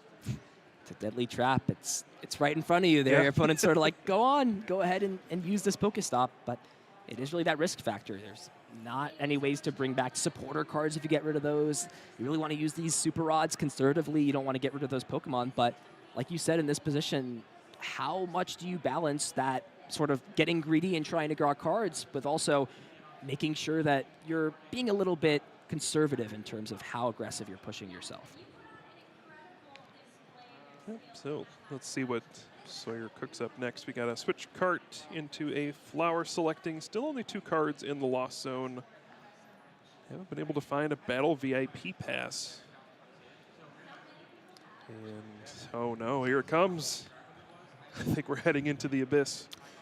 2 more cards will hit the Lost Zone. We'll bring Sawyer up to 5. These are some pretty solid cards. Does find the Giratina V for the next turn to put another one into play if Sawyer chooses to do that. Even considering just keeping something like the Super Rod, giving that a little bit more value. But, I mean, the Stadium card's in play. Pokestop is there. You've got a pivoter into the active spot. I mean, you got to really ask yourself, I mean, maybe Sawyer doesn't have a choice at this point, but it's 2 prize cards for essentially 2 more cards in the Lost Zone. And will that be a winning trade for Sawyer in this game? Yep, so big turn here for Richard. Starts the turn with just 1 energy in play on that Galarian Moltres V, but kicks things off with Professor Sada's Vitality, a really strong supporter card. Get to choose 2 of your ancient Pokemon in play, attach an energy card from your discard pile to both of them, and then draw 3 cards. Kind of gives you flashback to Welder in a much different way, but very powerful energy acceleration. And will we see a Roaring Moon EX get powered up for that Calamity Storm and just storm in for 2 new prize short. cards? See if we can get more folks in here. No energy switch or dark patch in this hand as it is, and Pokestop is still available, so that's still the option. Here we go. Let's spin the wheel, Kyle. Let's see who we've got here. Spin There's the the wheel. energy card and a Trekking trekking shoes. shoes as well. So I mean that hits 2 of the 3 conditions that we need to Pokestop. hit at this point. There has been no attachment yet for turn, and Thin Richard some will- cards out with the Earthen Vessel. Yeah, look at that though. So many outs in the deck. All those dark patch still available. 4 of them in the deck. You've got 3 energy switch still. Yep. I mean the odds are pretty much in Richard's favor here to take another 2 prize knockout, push the aggression, and yeah, this is where we sort of see this matchup can be tough on both sides, but once there's one breakthrough, it's really trying to play this catch-up game with Roaring Moon that makes it so tough to battle against. Yep. And we do have 2 sets of the trekking shoes. So first one, going to throw away an Earthen Vessel. Does not hit. Here's the second one.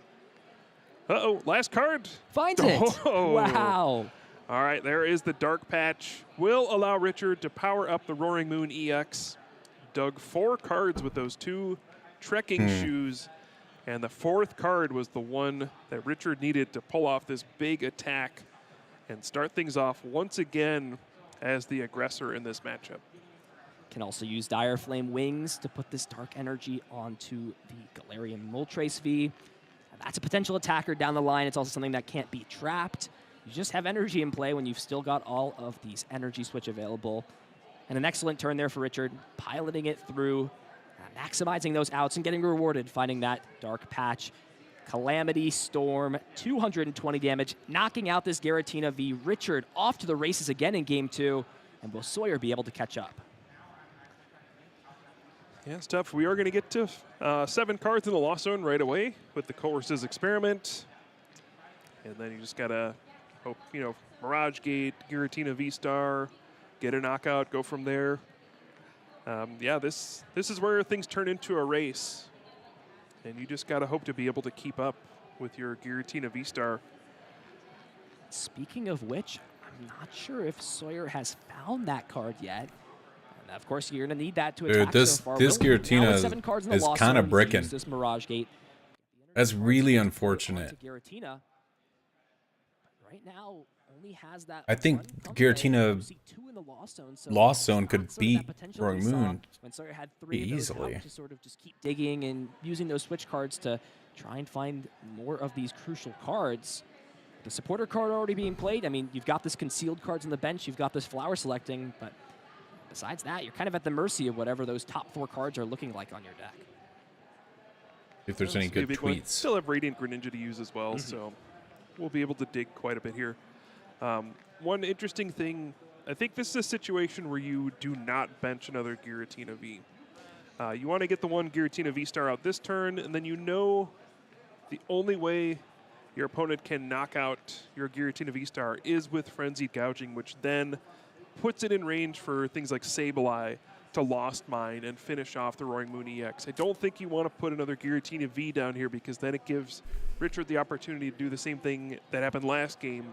You know, bring out the Giratina V on the bench, knock it out. Don't put the damage on yourself with Frenzied Gouging. And look at this, in like a 10-card hand, there's still no Giratina V-Star. Use the concealed cards, use the flower selecting. We'll have one more option to use potentially another switching card, like a switch card to look at these top 2 cards. And if there's no Giratina V-Star, I mean, that feels like the story of this match for Sawyer. Just bad break after bad break, missing attacks, not finding pieces. And I mean, yeah, none of this matters. None of this matters if you don't find Giratina V-Star.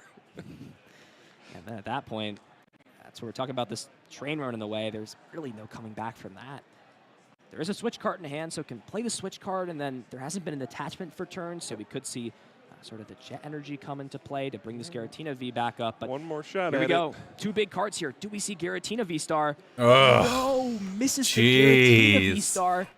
Jeez. With what's in hand, you can't use Sableye. You've only got 9 cards in the Lost Zone. You've already played your supporter card for turn. I mean, what, do you shred with this Giratina? I mean, that's just feeding your opponent the 2 prizes. But Cramorant, I just don't know if that's going to cut it at this position for Sawyer, especially if Richard can bring up this Giratina V. How are you putting enough damage to take these last couple of prize cards? Yeah, I mean, you got to try. Attack with the Cramorant. Try to get some damage on the board. Yeah, I don't know. Obviously, things didn't pan out, and this is what we talk about with Giratina V-Star sometimes. It's great in theory when everything works, super strong, lots of one-hit knockouts, but sometimes, you know, you don't find the V-Star, you don't find the Mirage Gate, you don't find the whatever, and your game plan does not go off as you expected. And that is what we're seeing here. Now, it's still not over. Not great. Richard, oh, it's over. Still has some work to do. But has double cross switcher in hand, and that is a huge 2 cards to find. That already seals up the knockout, even has the Pokestop to spin the wheel, find some. Yeah, the announcers are just being nice. This game is over. This game is over. So he's got the Dark Patch. He's going to put that there. This game is over. He's got double cross switchers. Now, I can't remember if Sawyer's used Iono. He could Iono him. Sawyer sees it though. And crap, he could even attack with Moltres.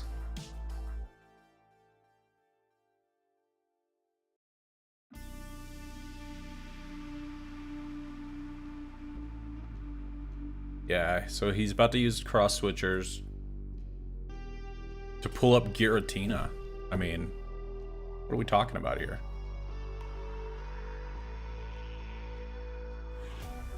Look at him. He knows he's about to pull up Giratina. Yeah, poor Sawyer, man. That's a bad break. That's a bad break. Poor guy. Yeah, he's like, yeah, he's got this.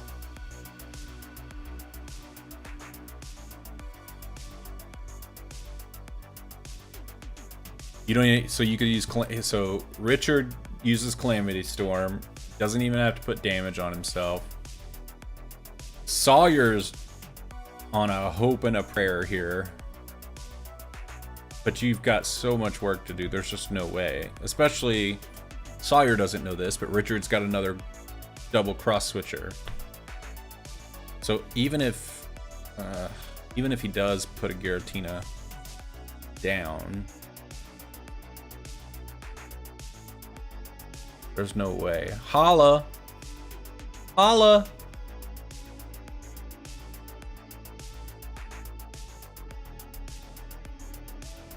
Yeah, there's just no way for Sawyer to pull this out. But he's only got one prizers out now, so at a minimum... Well, he can't even use Sableye. So Sableye only works if he's got 10 cards in the deck. So he's probably going to use the Cramorant here. If he could boss up this has what? 110 on it. It's not enough to knock it out though.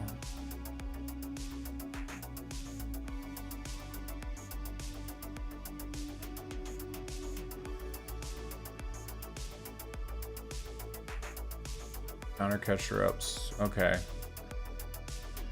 Still not enough to knock out this.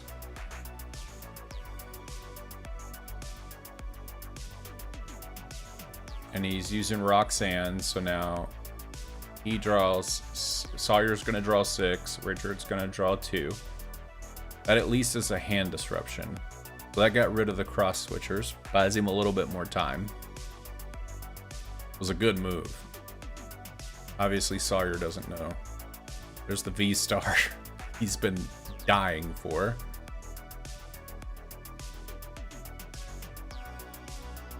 Gonna flower select. What's he gonna get off that? Switch cart. What's that? A super rod. Yeah, so I guess he's gonna try to get back the Giratina V's out of the discard pile with a super rod. Would be my guess. Oh, no.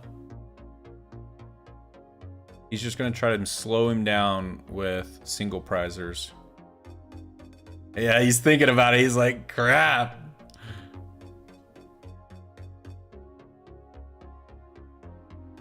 He's thinking about it.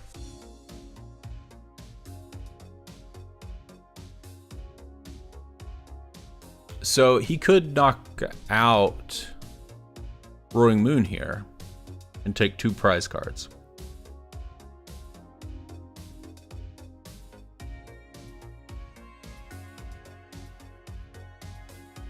Sawyer's really playing every single out. Yeah.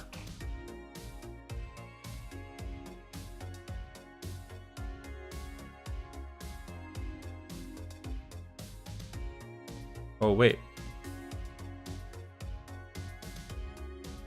Put 12 damage counters.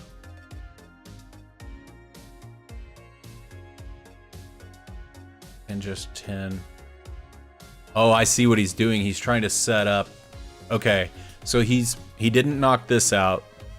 He put 10 here, which brings this down to 210. Well, no, that doesn't make sense. So next turn he'll put 10 down here to knock out this, and then 110 down. Okay, that does still just not enough. 110 here.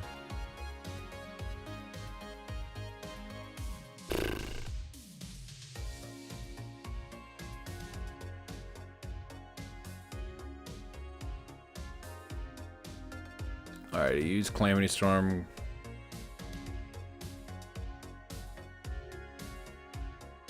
Yeah. I mean, it was a good try.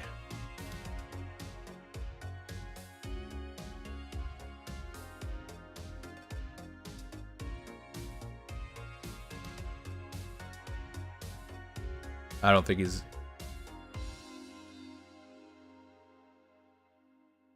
Yeah.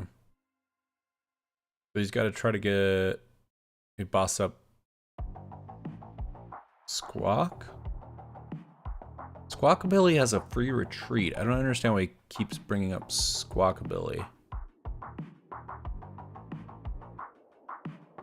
Squawkabilly. Oh, maybe it doesn't. Does Squawk have a...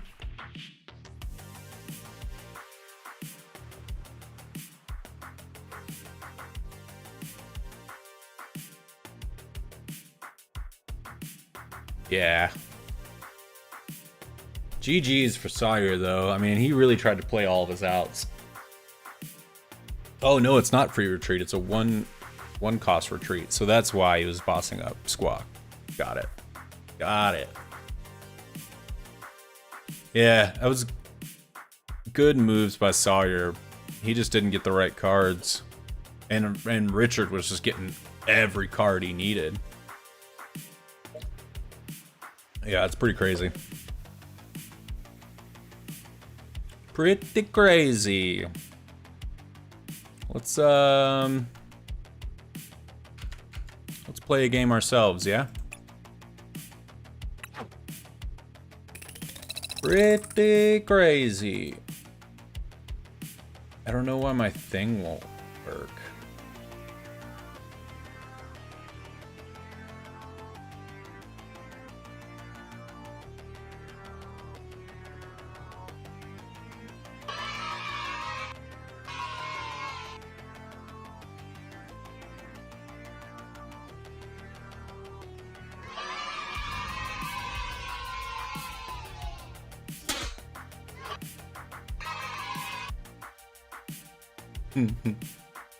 I gotta figure that out. Let's play a match. Let's play a match. See what we got.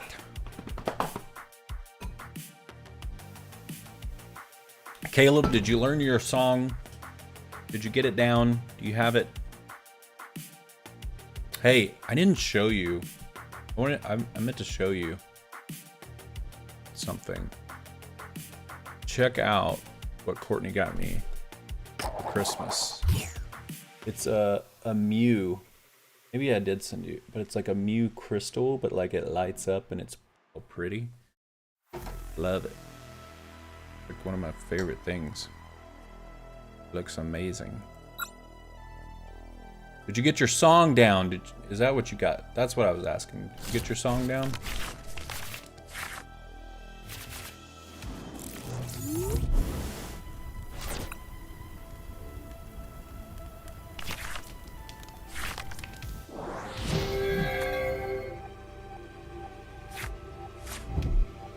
Oh, gimme ghoul.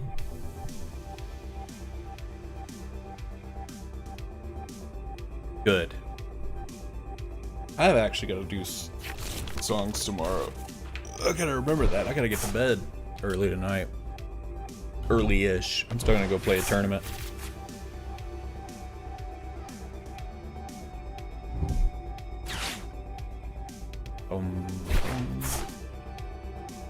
That old Pokestop. What was that? Regulation F? So it won't rotate this time around. Won't rotate this time around.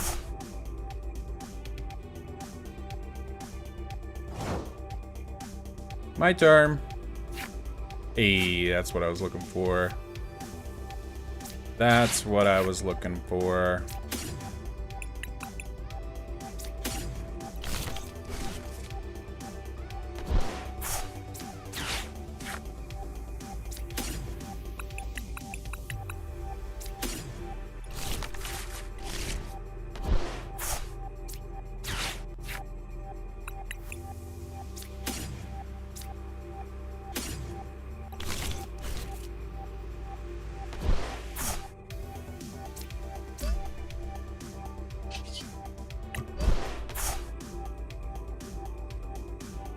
That's what I was looking for.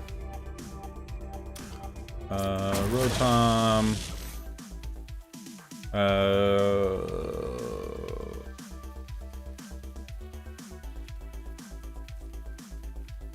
Let's go get Pidgeot. I could use a Luminion to get an Arven next. And we can Pidgeot. Use Pidgeot to get a rare candy to get the Charizard. And probably use Entei. And we'll instant charge. Hey, got that rare candy. Great. And a level ball, so we could probably get our Charmeleon out as well. Do some damage.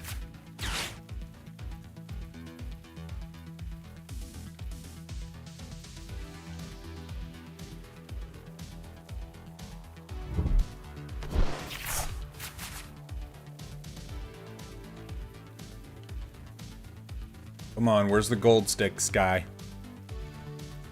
Where's old Goldilocks?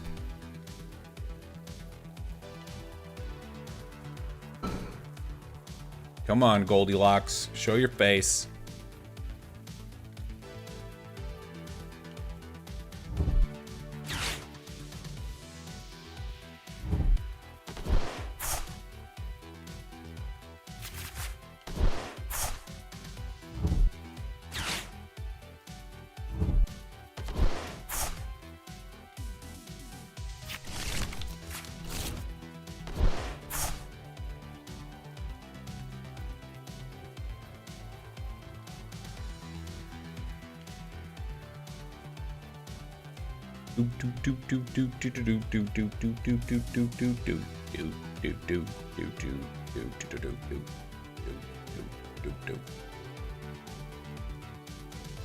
What you got? I mean, he's really searching. Something. There he goes. There he is.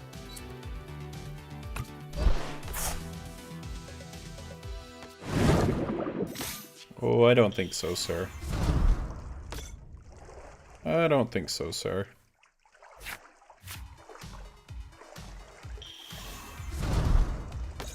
Oh, I don't think so, sir.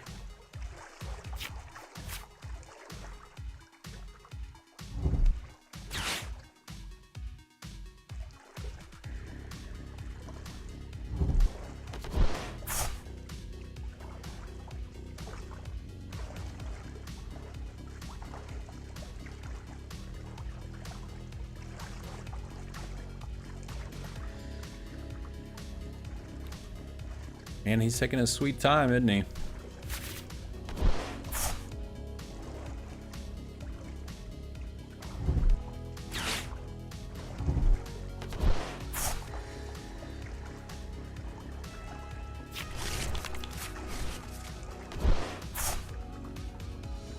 Oh, okay.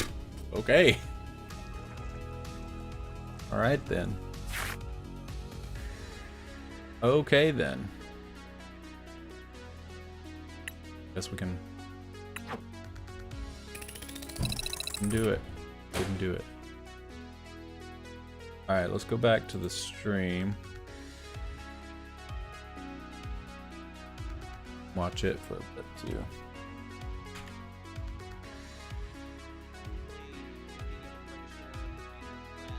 Just no speed bumps there. And now that you're here, is it as intimidating as you thought? Were you as nervous as you thought you were going to be here on the first day of the tournament? I definitely did not expect to be on stream, but my friends were jinxing it the entire time when all of us were like doing well at the beginning, like all XO by like round 3, and they're like, oh, they usually pick like newer people to like try to hop on, see what happens, and I was like, I hope it doesn't happen, but like this round, it was like, oh, you might be chosen. It was, ooh, I don't know if I'm ready for that, but played out well, so yeah, that would be it's good. nerve-wracking. That's great sure. that it worked out for you. I know we kind of just threw you up on stage, and that's, you know, a big part of the community vote that we had. Our audience are watching from home, Yeah. and I guess you I have heard, some. I heard that from my opponent. Yeah, it was like they usually vote for like who they wanted to show up, so that was good. No, Yeah, so I guess they we've got the audience vote now was what supporting you. Pokemon deck do you want to watch, not who do you want to watch. Eyes on you, Richard. I wish it would be who do you want to watch, but Any matchup that you made there's not. That's not how that worked. That's false advertising. That's what that is. False. Get that. Get it out. Guardy seems to be the one that's like a little bit more annoying to deal with, but like still doable. the Lost Box and Friends, where they have like the Iron Hands, the Roaring Moon, sometimes Kyogre. Those ones get like really scary more so because like any of the real like one prizer decks are like kind of just bad matchups in general for this. But like trying to navigate around those like one prizers and like trying to punish them when possible is just like how you try to get through it. Well, that's great that you at least have a short list of things that you know are going to be pretty rough and maybe begin to think about those strategies you want to play for that matchup. For sure. And one final question before I let you go, of course. No problem. Since this is kind of your first regional for Pokemon, you just had on stream, do you have any advice maybe to anybody else who's here today or maybe in the audience about setting up for their first regional? Something maybe you wish you knew before you began that process? Definitely get a lot of rest. That's going to be like the number one thing. But obviously, if you're like with friends or just like traveling over to somewhere, it's hard to do. Do your best at it, and then besides that, enjoy your time. That's all like what I mainly go for like card events for. Go for the experience of just hanging out with friends, getting a nice excuse to like get away from work, you know, and then just enjoy your time. That's great. Get rested. Make sure you have fun. And I'm going to let you as well get some rest before the next round of competition begins. Thank you. Thank you so much, Richard, for joining me. It was nice meeting you. Yeah, and can't wait to see you perform even better here in the Portland Regional Championships. Hope so, too. We're going to send things back over to the casting desk and get ready for our next round. Hey, it's not just the players having fun. We're having fun back here. That's got to be pretty nerve-wracking. As well. And great to It's see like that you've never been on stream before, newer players, whether they're going against somebody that has. or have gotten into the game recently, Be that pretty nerve-wracking. have become accessible and easy to play. And speaking of which, it's come a long way since sort of the first regional championships, and I'm sure you have your stories on seeing the game grow. And even for me, as somebody who hasn't been playing as long as you, seeing even from that point growing to now is it is just so spectacular to look back on and reflect. Yeah, anybody can jump in at any point. I mean, if you're watching the stream right now, Yeah, if you should jump do in. it, I always say just go Come for on. it. I don't know many people that have like regretted coming to play at a Pokemon TCG tournament, but yeah, it's. I do want to play we at one. see it a lot. Newer players show up and they have strong showings. There's a lot of side events at these bigger regional and world and international tournaments. There's an international tournament in June in San Antonio, Go your way. Hey, New Orleans. right where Richard was. You know, getting There's into only their about 4.5 hours away or something. I think we saw Might be able to swing that one. That would be fun to go to and do like side events, even if I don't actually get in it. Stories like that where Although I guess I could play in it too. and win the whole event, win an invitation to the World Championship. I don't know. It's definitely We'll see. possible. We'll see if I feel good about a No deck. better time than right now to join the Pokemon TCG. And there's so many resources available. Check them all out. Yeah. Make sure you're using that hashtag #PlayPokemon. Speaking of which, everybody over on Twitter has been sharing their thoughts. Nobody on Twitter has Pokemon shared event, their whether you're thoughts. at the venue here. No, let me show you. There's only been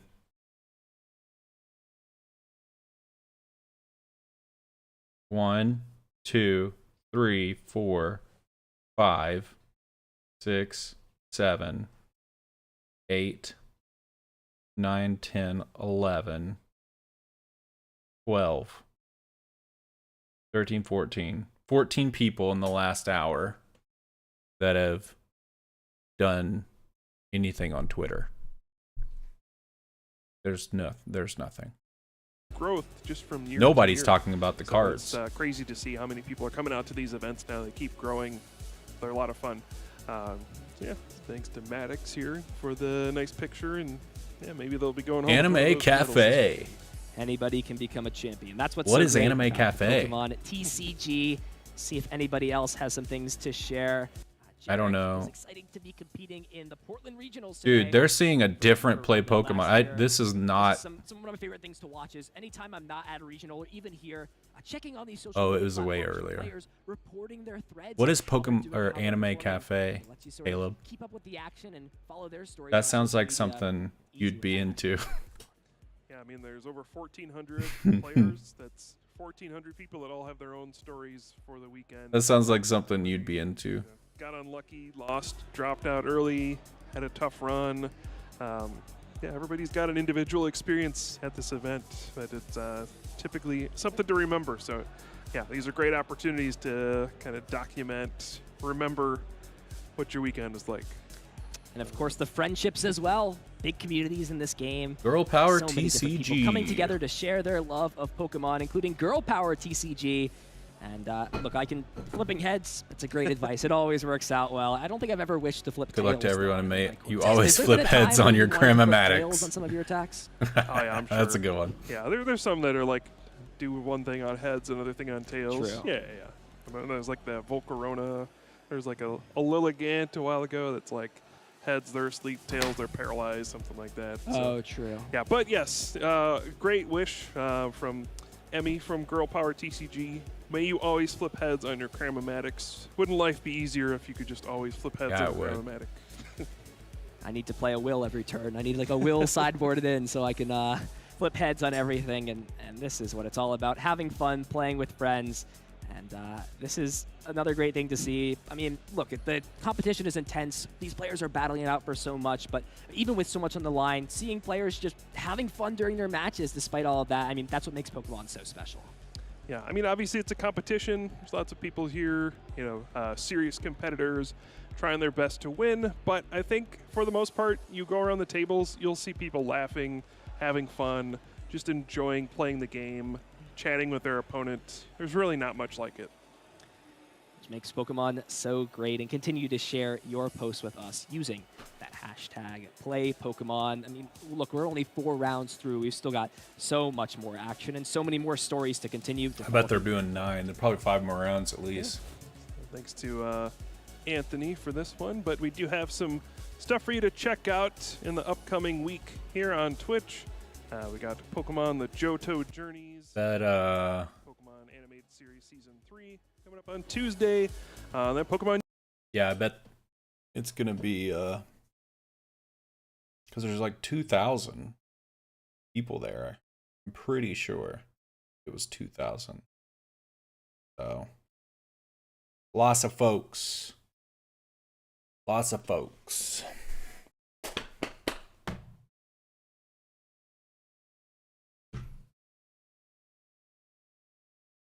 Some more Pokemon The Johto Journeys Season 3. And of course, there's these live events. But if you ever miss a broadcast or need to catch up, you can always catch up at Pokemon.com/Pokemon TV.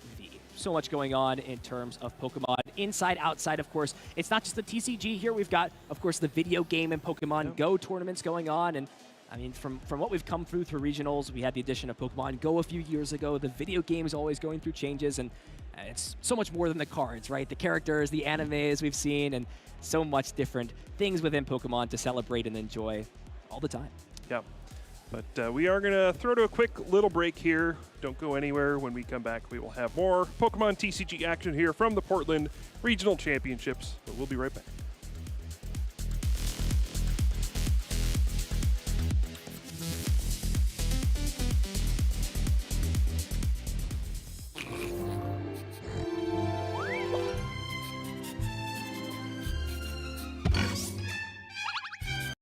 All right. So they'll be back. We're gonna here in a bit. So about 5 minutes. It's when the next round starts. I may have to run for just a minute after the round starts. Let's see. Well, this is like a new commercial.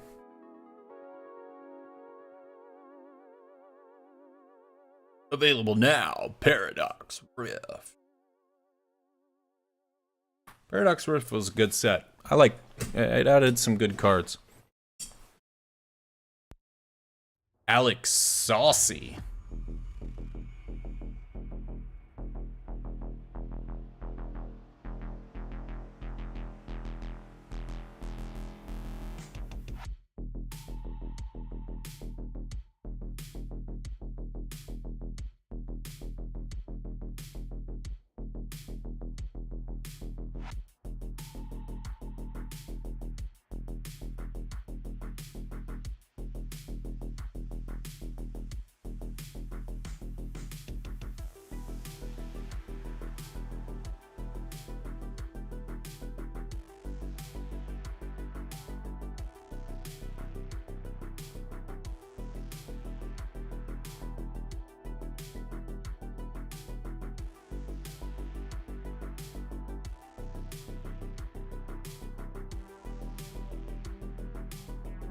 Vance Kelly.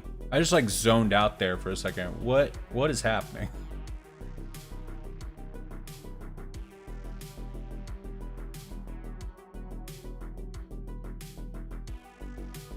I think the championship decks, I think Spa City's bought some of the championship decks for Vance Kelly and Tord Reckliffe. Those should be available soon. I'm gonna pick some up at the shop.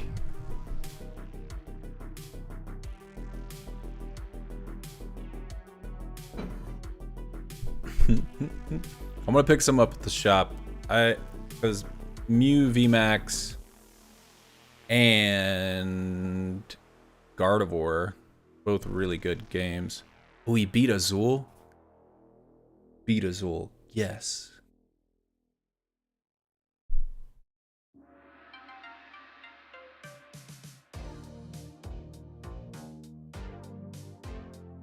Tord Reckliffe, that's Tord. Second place at Worlds. I mean, that's huge. You're the second best player in the world. And I still think he got like $25,000 or something.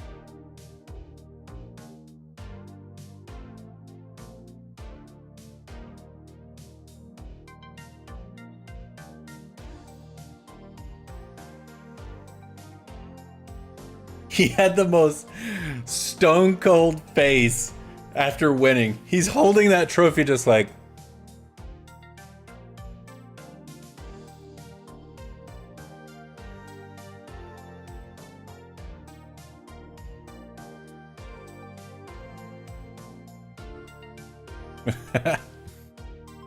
Why are the players mic'd? Who are they communicating with? That's a good question. So, players have headsets and mics on. They're hearing white noise in their earphones so that they can't hear like their friends or family out in the audience, or like so nobody can help them. The reason that they have the mics so they can talk to each other and the judges, who also have headsets on. The judges don't hear any white noise, but the two players do. And they've got it rigged up where you can still talk to the other player and to the judges without any distractions. Because a lot of times when those players, like especially in like the top 8, top 4, and then the finals, they will, you know, players get really pumped. There's an audience watching them. And so what they don't want is for any indications. Now, sometimes, you know, the crowd, I've seen the crowd get so loud because they know, like, and it kind of tips them off, even if with the white noise.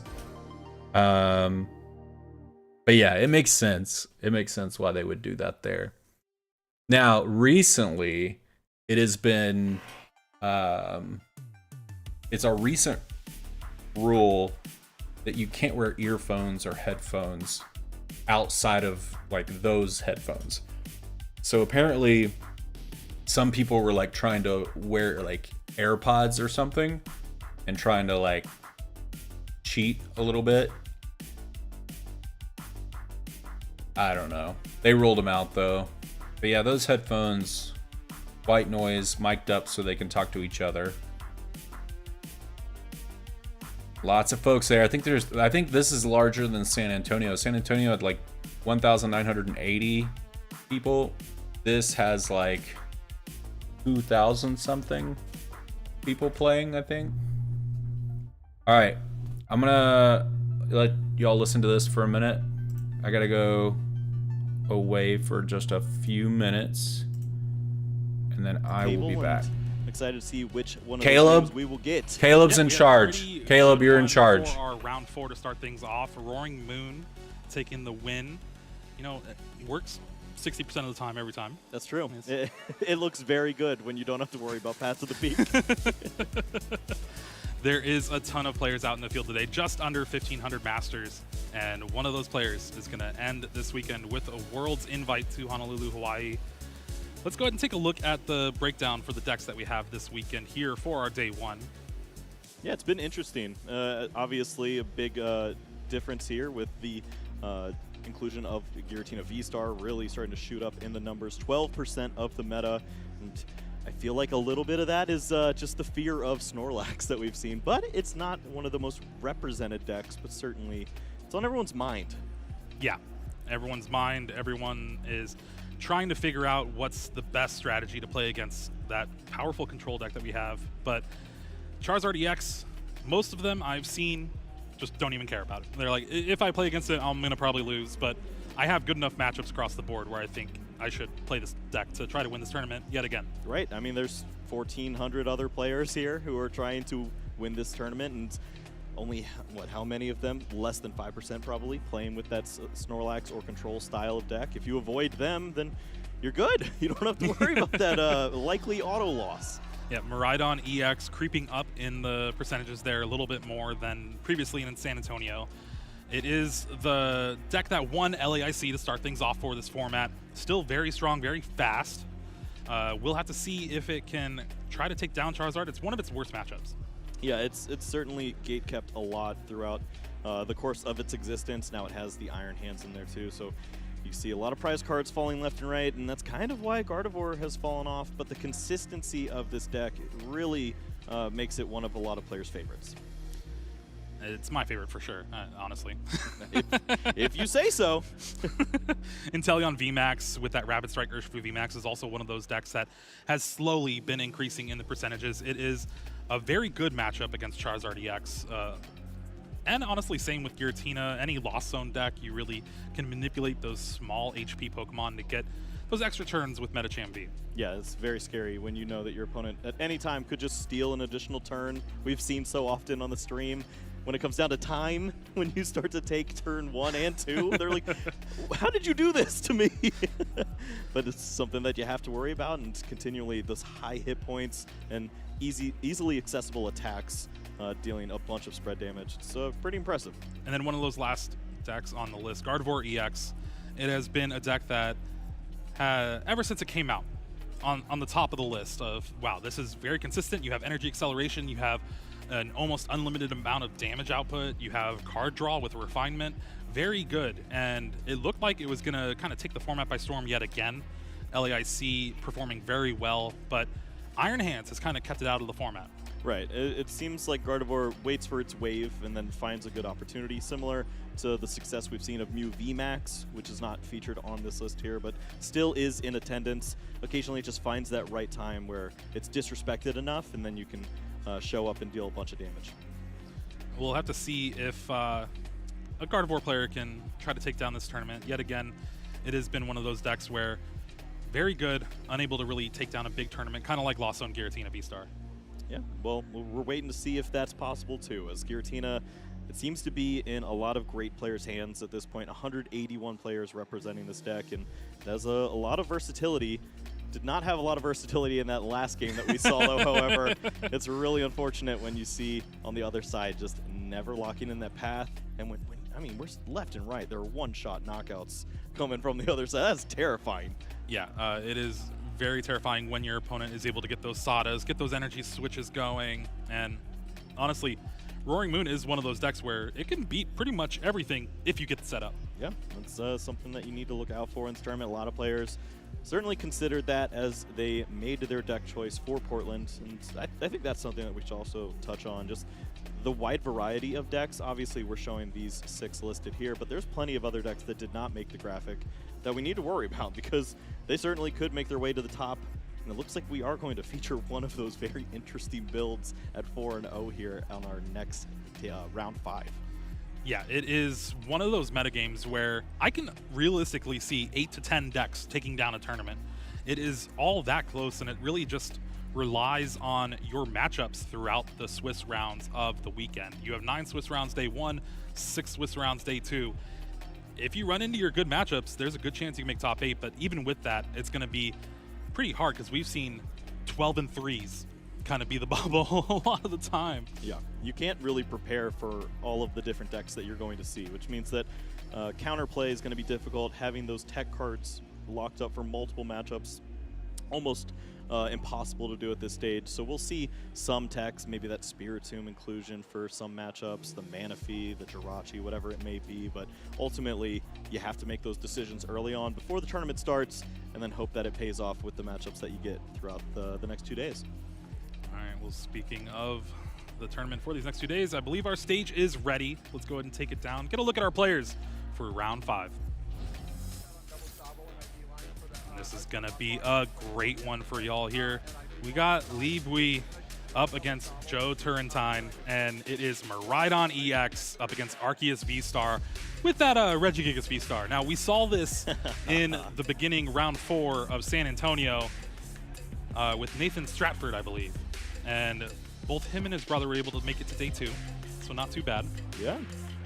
Very cool. Yeah, this is one of those very interesting decks that occasionally pops up. It's just Arceus plus Ham Sandwich gets the job done over and over again. This time it's going to be the colorless Regigigas V-Star, and colorless is important as it means you have access to the Sharon's Care that can help out avoid some of those big knockouts throughout this game, and maybe that's an issue that we run into for Lee, as he's trying to find knockouts the easy way with Iron Hands. May not be able to do that. And taking a look at the list too, it is the Peony version, playing in 2 Iron Hands in here, and this is kind of what Miraidon has evolved into. We saw Nick Robinson get top 8 with this list, pretty much very similar. You really can't tech too many cards in here without ruining the engine. Yeah, and just focused on that early game consistency, finding those energies off of the generators, and trying to take those early knockouts. If you can take multiple prize cards against those lower hit point Pokemon in the beginning of the matches, you're going to find your way to probably an early game too, and maybe you don't have to worry about the clock throughout this long tournament that we have here.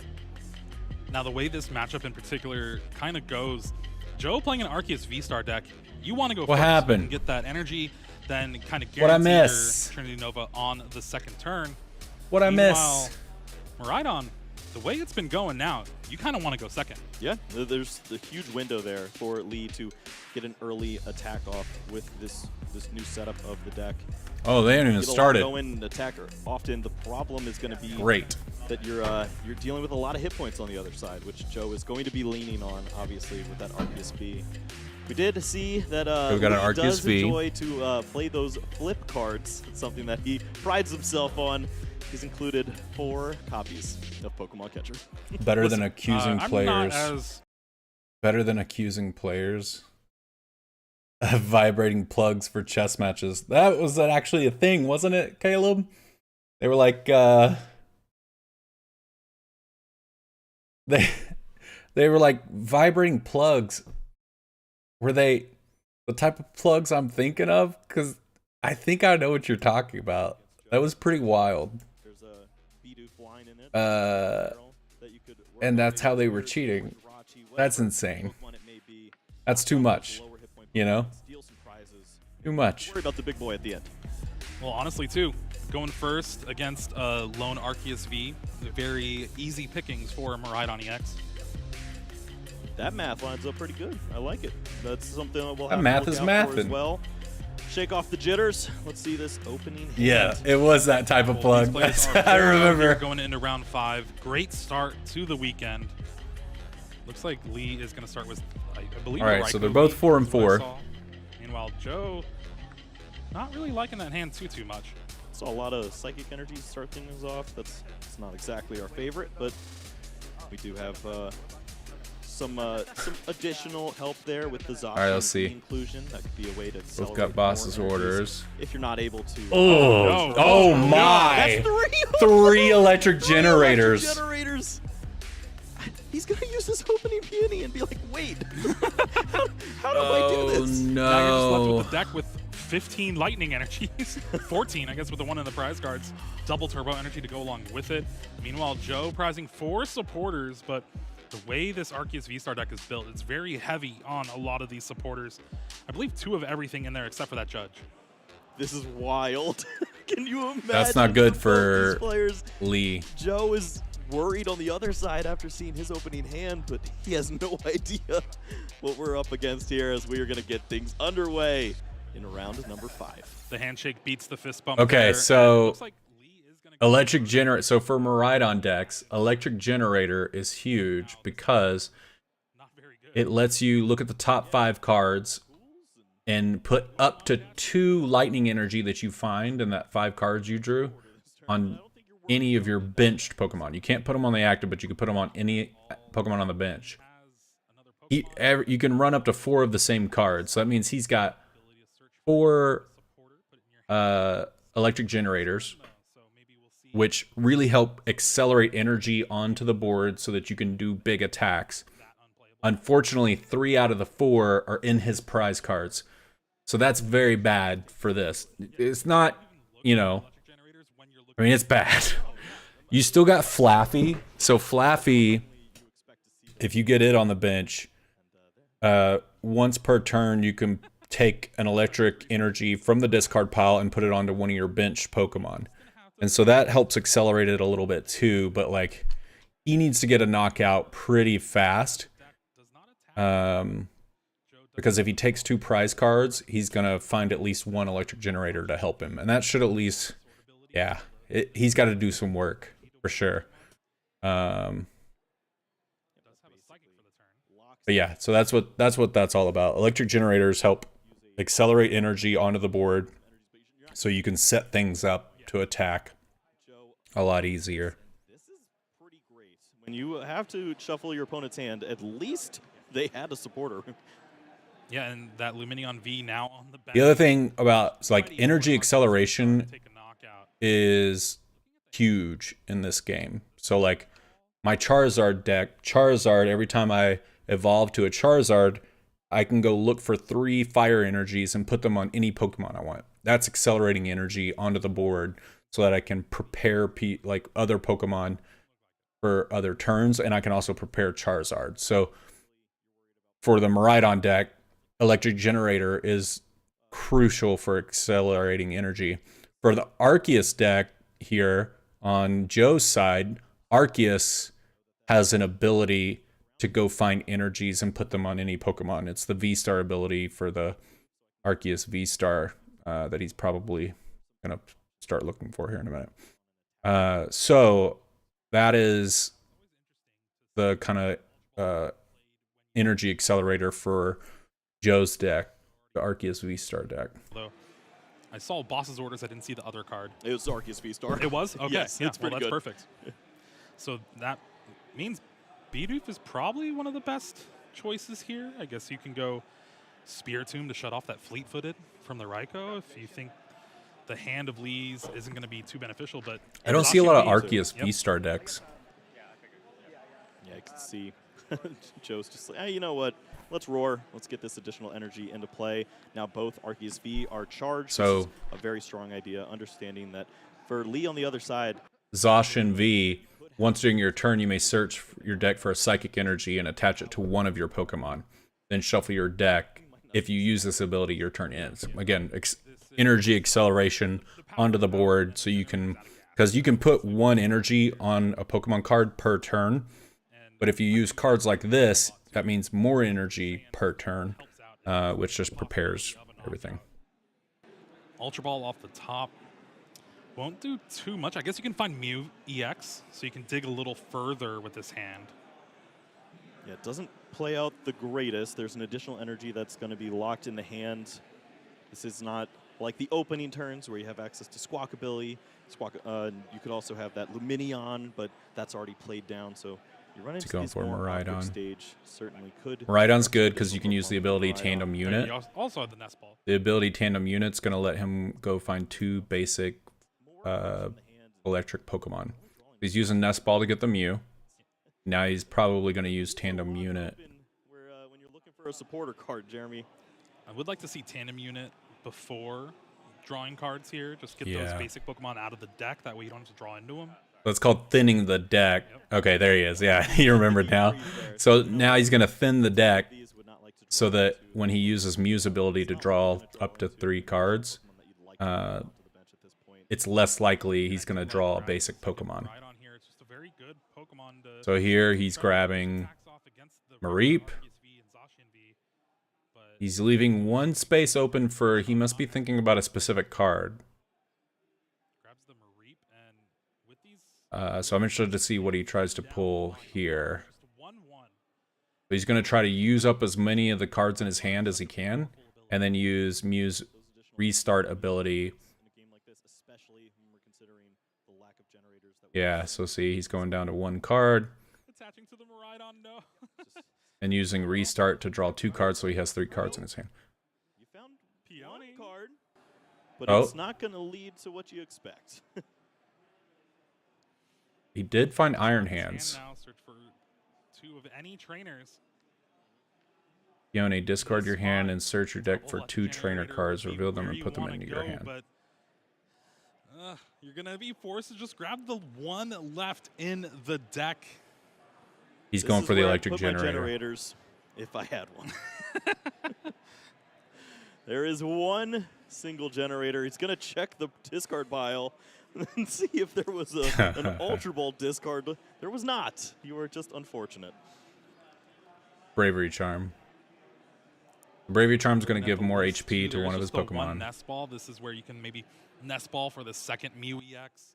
So I think what he's going to try to do here is put the Bravery Charm probably on Miraidon or Raikou.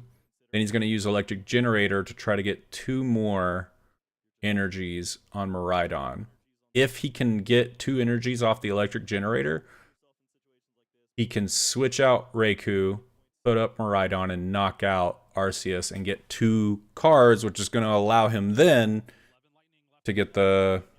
Oh, 2 electric right there. Boom. See? Okay, great. So now he's going to be able to get more prize, 2 prize cards, which will allow him to get another electric generator, which will help him next turn. So that's what I was saying. If he can just get a knockout on his first turn, then he's going to get another electric generator, which will let him do more magic next turn. This is actually really good for Lee.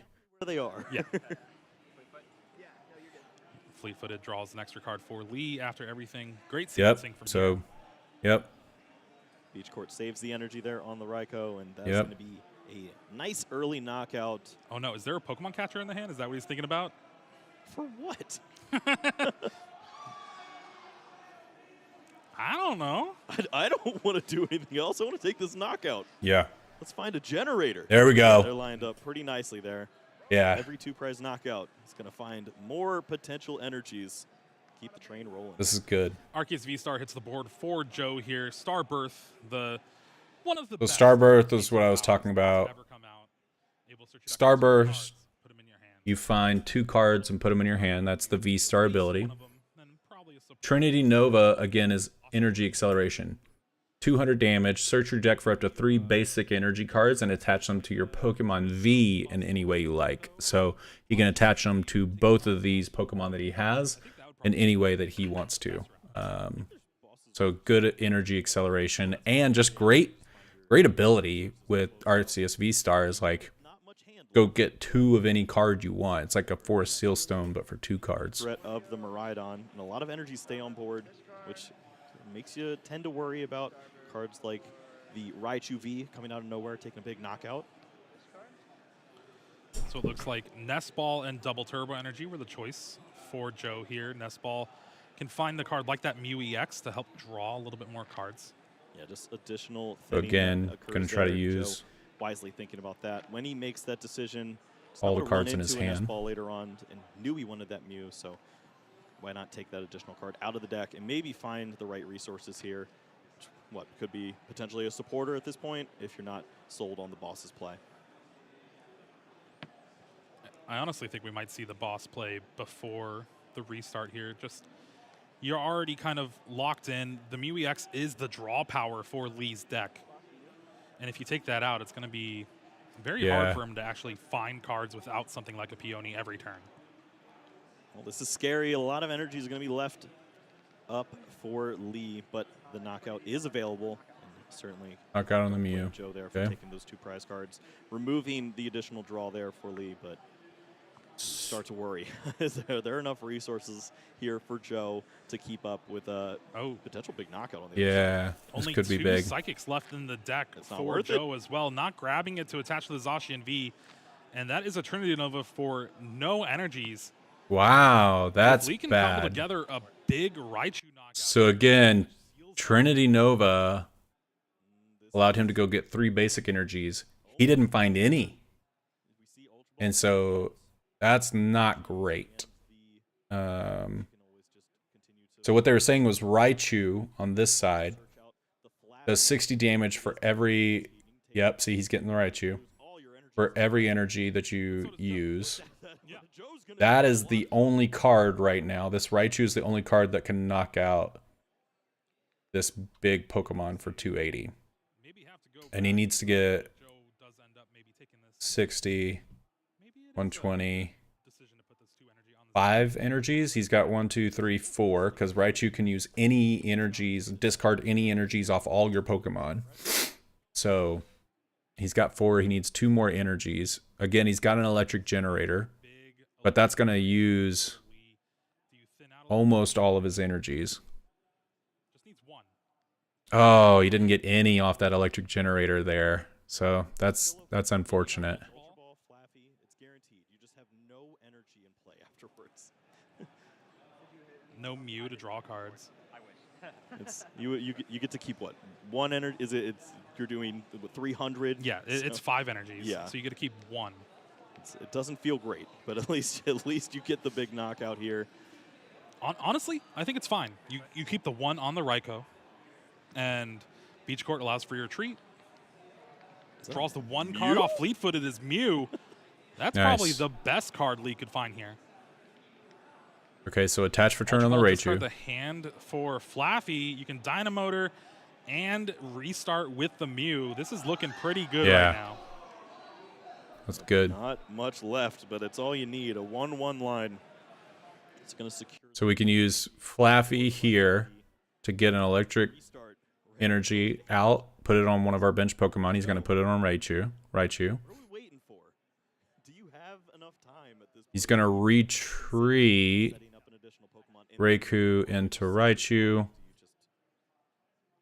and do the knockout. And again, he's going to get 2 prize cards, which lets him get another electric generator for next turn. So this is looking really great for Lee. Decisions you make with He does a restart with the Mew, get 3 cards. The early game consistency with Psychic, where you can use the Zacian and get the additional energies, or you can play that water style where you have Melanie Retreat, come out of nowhere. pull up the Raichu, bada bing, bada boom. Where you cannot accelerate energies to the point that you need.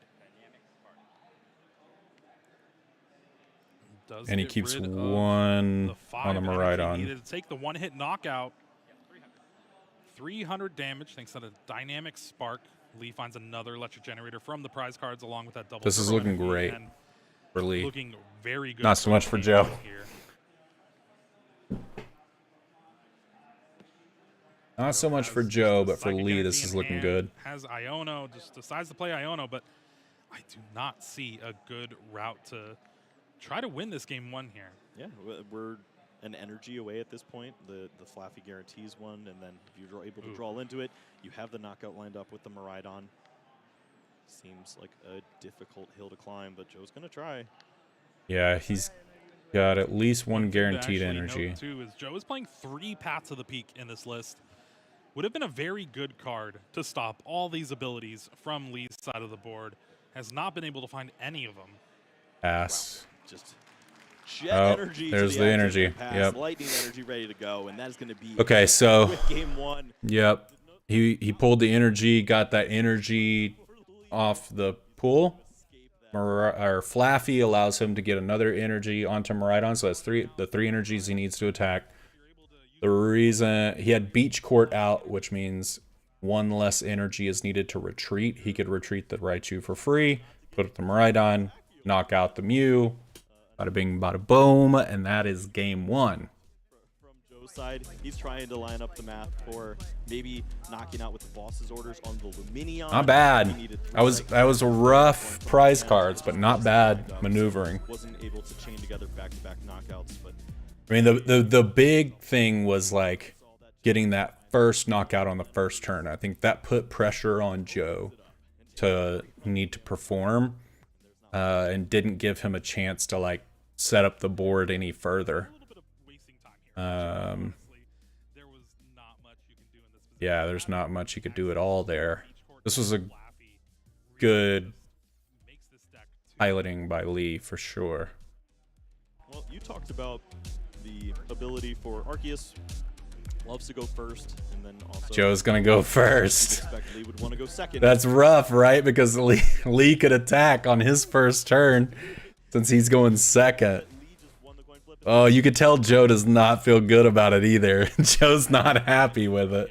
because Miraidon historically has a pretty good Arceus V-Star matchup. Just being I winked at the camera, Joe. Joe.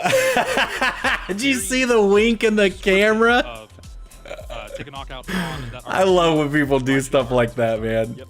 It's very easy. The guy we were talking about earlier, Alexander Flatos, the guy that was in the red shirt, he was doing this like weird eye stuff in the camera before a match. It was cracking me up. I love people that are aware of the camera. I believe. Okay, this isn't too bad. good. Flaffy in the prize cards for Lee, along with that Zapdos. Oh, if he's only got one Flaffy, that's not good. Here, outside of Reggie Gigasfee. Oh, for that good. math. If Joe does take a prize, he'll draw another Arceus Smee. That's what you love to see. Now, Joe does have that turn 1 energy here, but is going to play Wow. around the bench just because of Lee's ability to take knock on the active. But that is why Lee plays Pokemon Catcher. Joe says, I know you play catchers, but let's see if you get it. Does have 2 in hand. It's a huge worry here. You did not find that Zacian. You don't get that extra energy accelerated. Oh, man. Heads! Oh, man. Oh. Pokemon catcher heads. Now, Lee did draw an electric generator, which is not what you want to see when you're So with Pokemon Catcher, if you flip a heads, which is even numbers, then you get to just basically pull up whatever of your opponent's Pokemon that you want. So now what he could do is knock out this with the double turbo energy, which is not great for Joe. Peony just lines up everything from that point. You already have your pivot Pokemon in the active spot. Okay, one thing that's actually pretty big right here, Lee, so with this Miraidon list, we've seen a multitude of different counts of Battle VIP Pass. Lee's playing 1. Okay. It's in the prize cards. Oh. That is worrisome. This means that Lee is going to consider Nest Ball in this case. Gotta get Find a Nest Pokemon Ball. like that Squawkabilly. But then you don't have access to Miraidon, so you can't get something like Electric Generator and just burn it here. So I think, yeah, we're just going to Nest Ball for Miraidon, Electric Generator, and then hope to draw something with Restart here. That's the way that it's got to be from this point. It's so awkward. You don't think about often needing Get the Miraidon. like Battle VIP Pass. Use but Tandem in Unit this to go get instance, your it 2 would be electric huge to basics. find both the Miraidon and that Squawkabilly. It almost Which will be guarantees another that you're gonna have Miraidon. every card necessary. And That's what's so great about Miraidon is like, okay, I can go get 2 basic lightnings. I can get another Miraidon and a Mareep. Oh, interesting. He didn't go with the second Miraidon. But with the second Miraidon, I can use Tandem Unit again and go get even more and just fill up the whole bench just right away. That's what's amazing about Miraidon. You don't need the Battle VIP Pass like I use in the Charizard deck to go get your basic Pokemon out. All right, big top 5 here after the shuffle. All right, so Electric Generator. yes, let's see Draw those energies 5. potentially. 1. One. Oh, Just that would've been a one. Good hand to restart into. Wow, so close. Honestly, you find 2 there. It's a lot easier to find what you need off of the restart. Can he get another electric Restart into generator electric off the generator restart? For 2 lightning is the play. So the ability restart on Mew EX lets you draw until you have 3 cards in your hands. So he's now about to draw 3.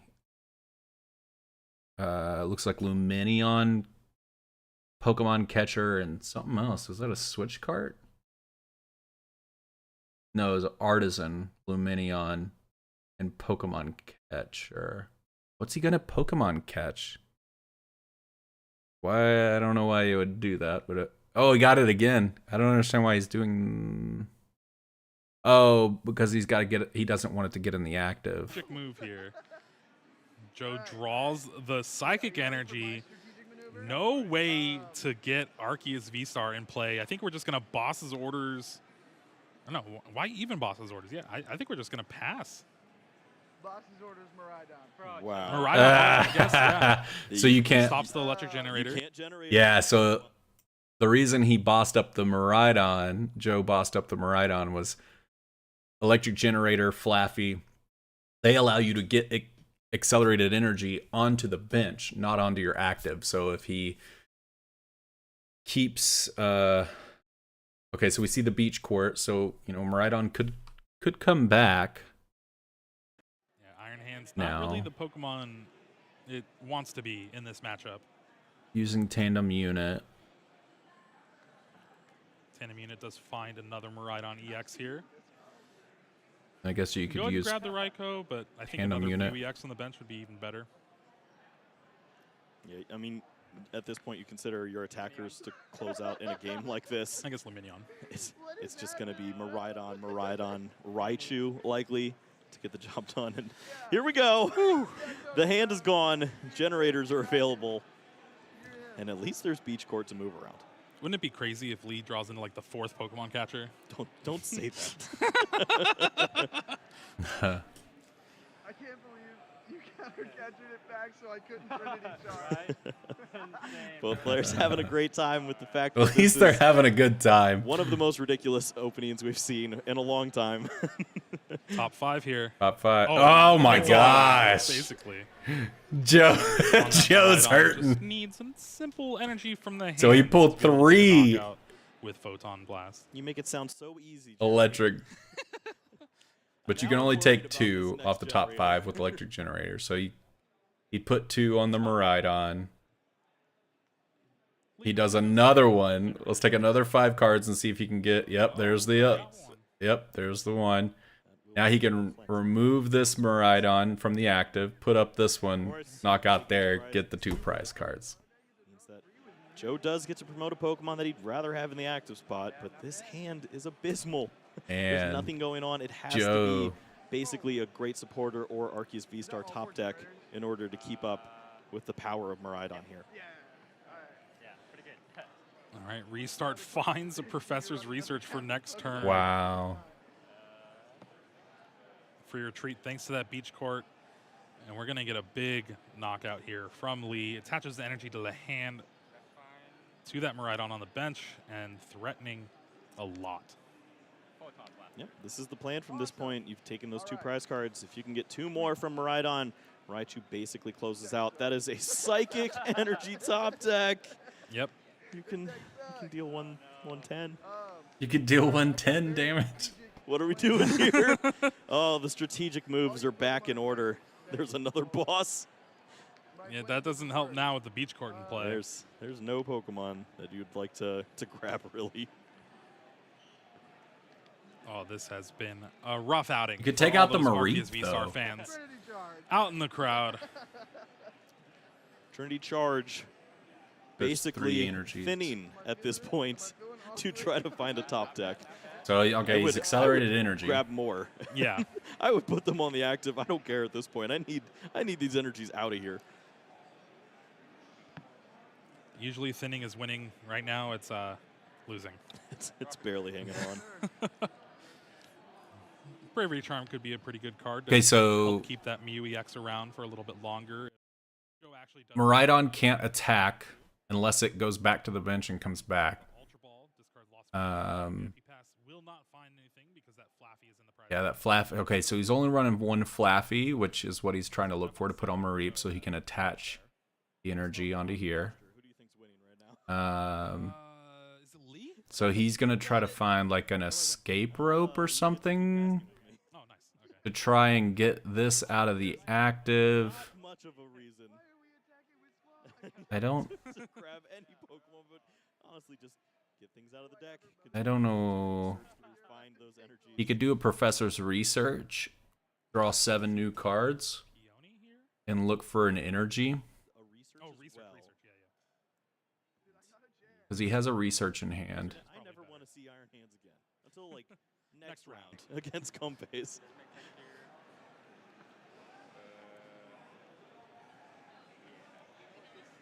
Dude, I got a chance. We'll see. We'll see. Great How- placement there. Yep. How does it feel to That's a cool card. not really do anything and watch your opponent Yeah, there it is. live your dream of drawing We cards? got the energy. He's going to put it on Miraidon. I never wanted There's to the know that. escape rope. It's so unfortunate, and sure enough, Oh, Joe is going no. to lose his prize Oh, possession wait. there in that Arceus V. Oh, and then he's going to bring up that Mew. energies, So and that's it's gone. confusing. So Miraidon can't attack with Photon Blaster unless it goes back to the bench first, and then coming back resets it so you can use it again. That's a weird mechanic that like isn't explained very well. Like it's just one, like I had to look it up on Reddit. But because he put this Miraidon back on the bench, Mew came up, he then retreated Mew, brought Miraidon back, it reset that Photon Blaster so he could use it again. Oh, that's beautiful. There's Oh, nothing wow. there. Trinity charge. To work with. Bat to the peak. Yeah. Toward the lightning energy. Counters. That's funny. That was a good match. That was Good for Lee. That was a game of Pokemon. Yeah. 2024 is looking wild. I'll tell you that much. Game 3s don't exist in 2024 Pokemon here. That was good. Your winner for round 5, Lee Hui, moving to 5-0 here with a good old Miraidon EX. Yeah, who said that lunch breaks were over? Yeah. Yeah, both players get to enjoy themselves a nice little break here with over 25 It was minutes hilarious to remaining. watch on stream. It's got to be a great feeling for Lee, not only taking out a good player, but also to not have to stress over it. Yeah. It looked like a good time. That was cool. Definitely both players high spirits after that match there. not really much else you can do. Just go with the That's flow. funny. Yeah. Power up a few Pokemon. Take a few Not much knockouts, else. And, That was cool though. That was a good match. It was good to see Miraidon kind of like be shown up there. That was wild. It was fun.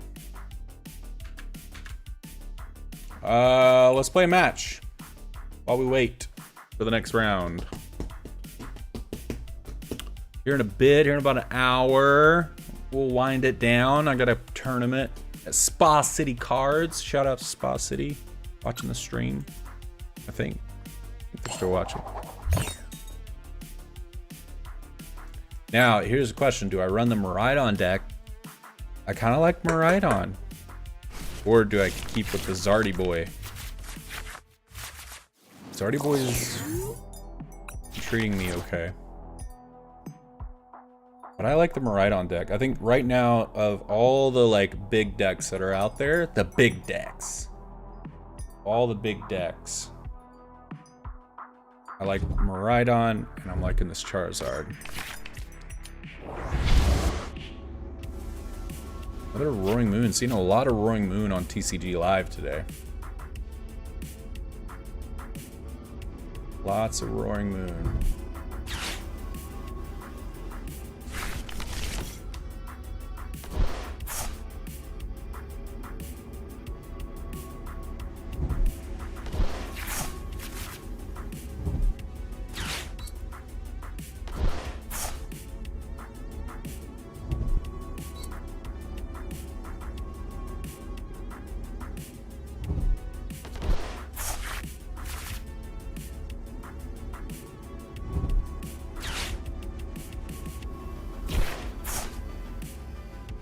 Lots of the Roaring Moon.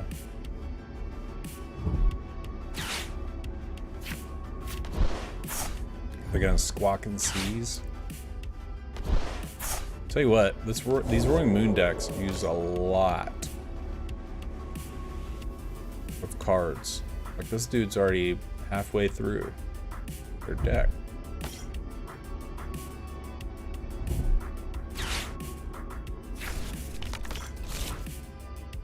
There it is.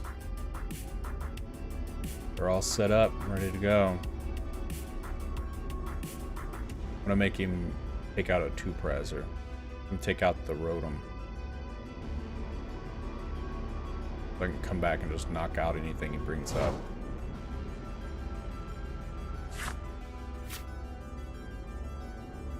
Oh, Battle VIP.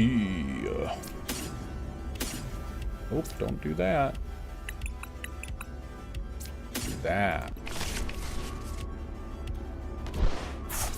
And that. At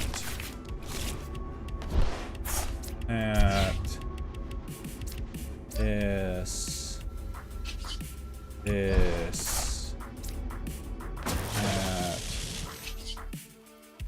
at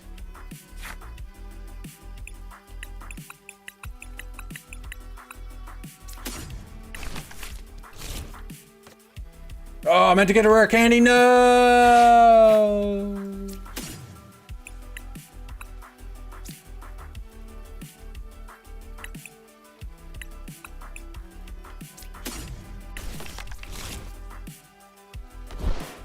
Oh, that's so bad.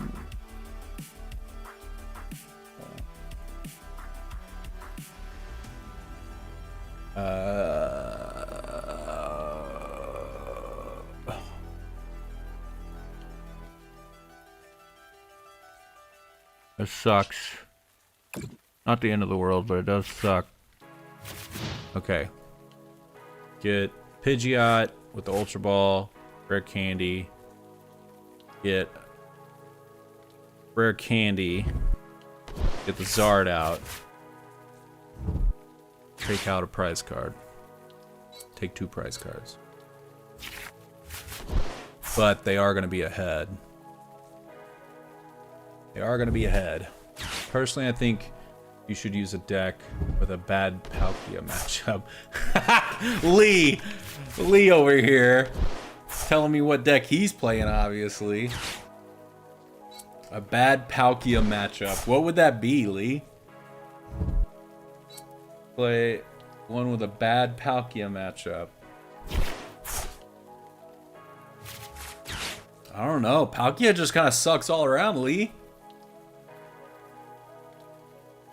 I guess that would be like Entei.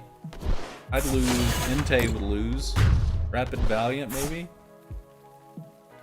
Thank you for taking out my 2 prizer. You are now in trouble.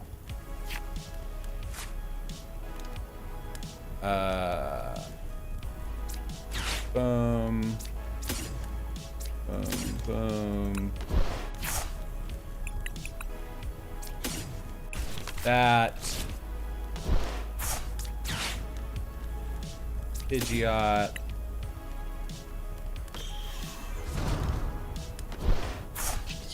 The rare candy.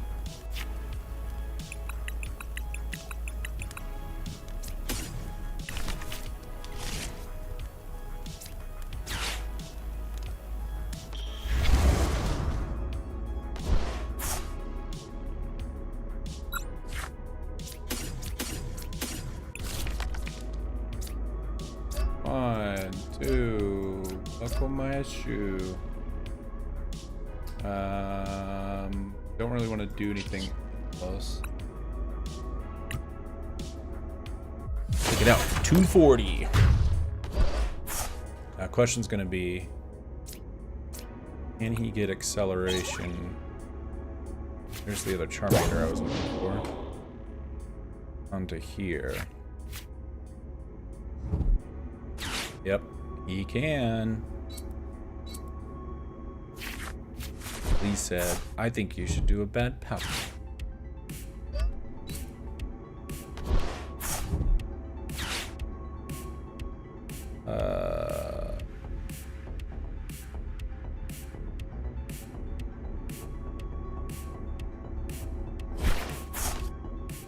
Yikes.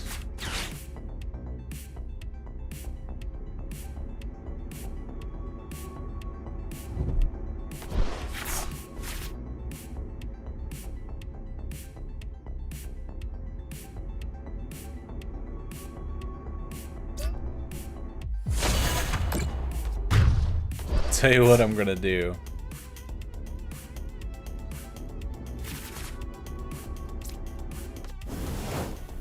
I wonder if this will work. I wonder if... Okay, Lost Vacuum could be huge here.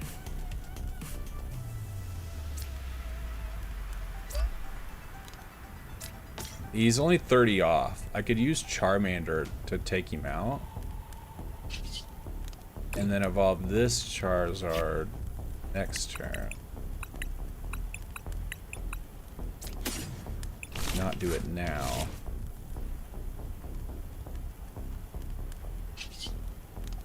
So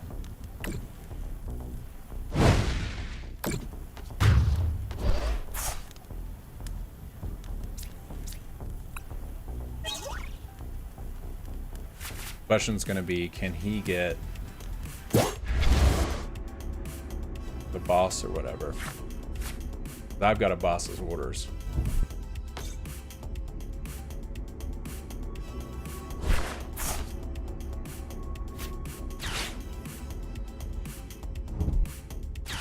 I know I can boss him up. Oh, is he gonna get the boss? He got the boss out. Can he get the boss out of the deck?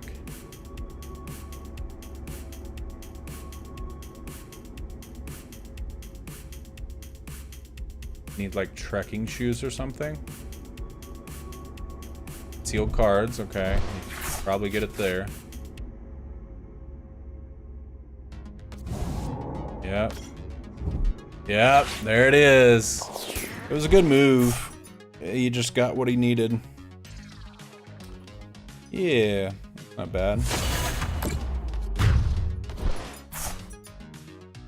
Not bad. I really should think about maybe just using Charmeleon, some Charmanders, and not putting up any there. That might be best.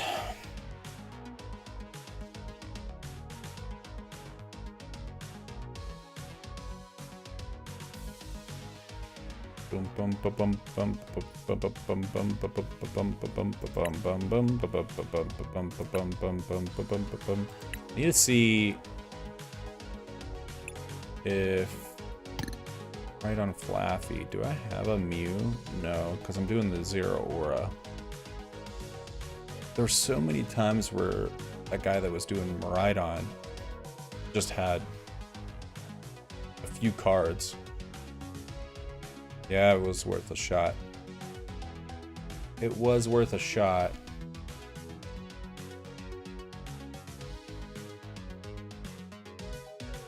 The thing that this Miraidon deck doesn't have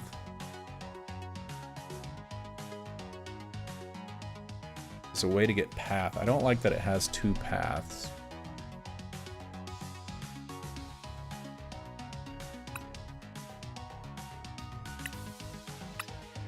I think I'm gonna take out. I think one path would be fine. I think we need to put an artisan. Do I have a fancy one? I do. 4. Switch. Escape rope.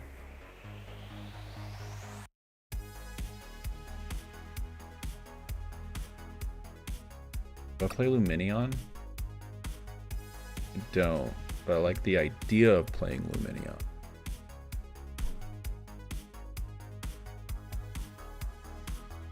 Could just play the one Iron Hands and put a Luminion in.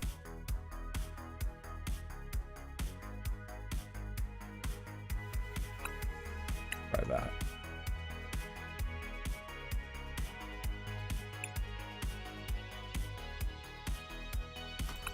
See what that's like. Alexander Flatos. This guy. He's funny. He's funny.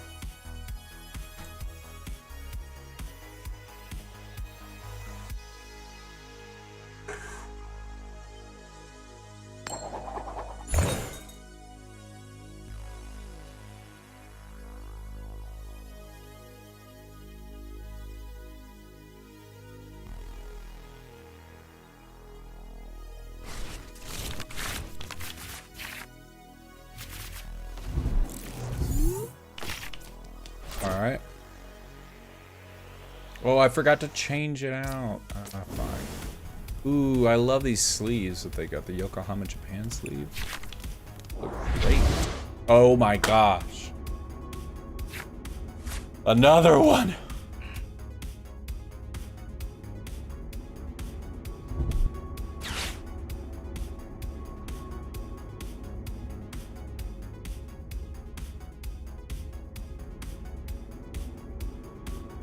I meant to change over to the Miraidon deck.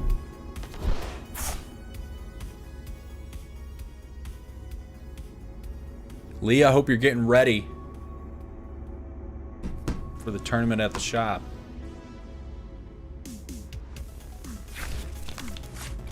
Also, we need to get you some new decks too.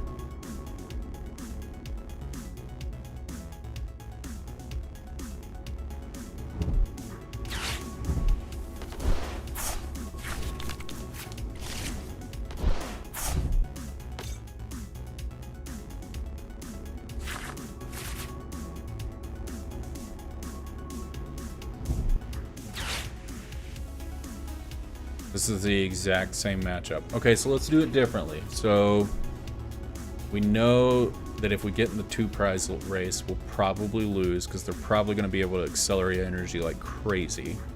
Unless they don't. They're probably going to be able to because they're going to have another turn. So maybe we don't. Also, I don't have the best hand. I really need an Arven.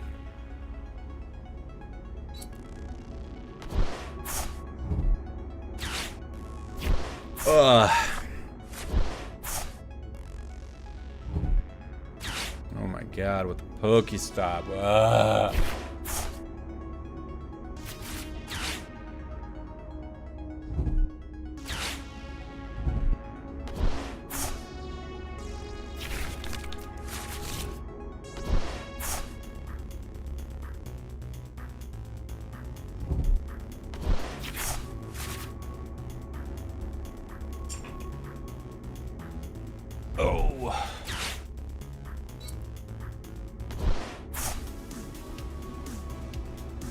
I've been streaming for 5 hours. Jeez.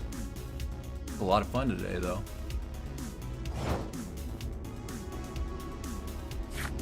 Oh, that's not great.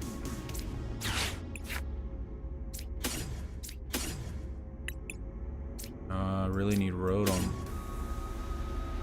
Wow.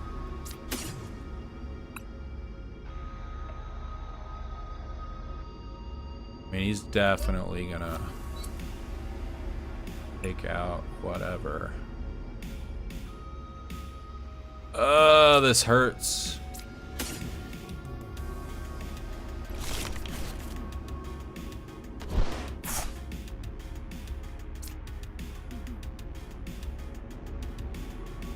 He's probably just gonna take down his Squawk. Yeah. Oh, I should have put down the Pidgey because I could retreat.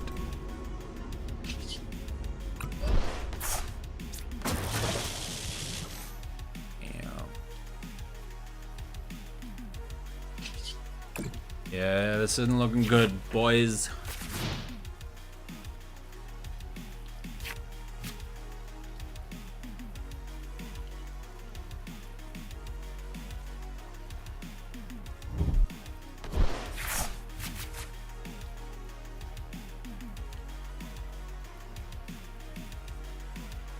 There's stadium play, it does 220.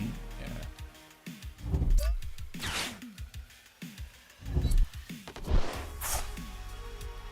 I should have used Lost Vacuum to take away that, because then he wouldn't have been able to knock out Rotom.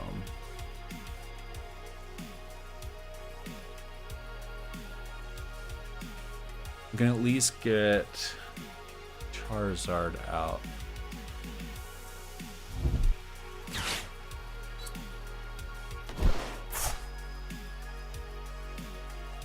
Fun.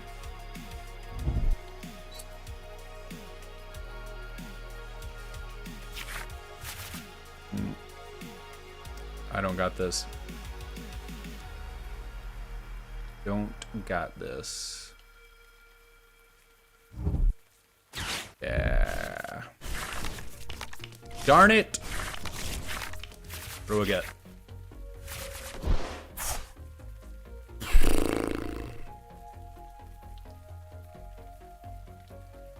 I need an Arvin or a rare candy.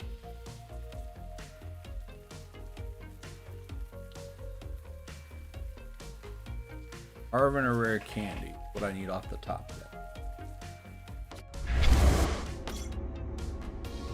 Whoa. I misplayed by keeping the stadium around. Because it does 100 damage. Calamity Storm does 100 damage. Plus 120 more if there's a stadium in play. Since there was a stadium in play, he could knock out the Rotom. Wah wah. Yeah.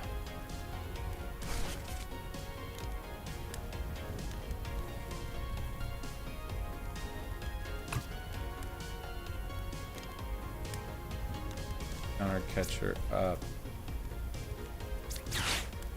For Ninja.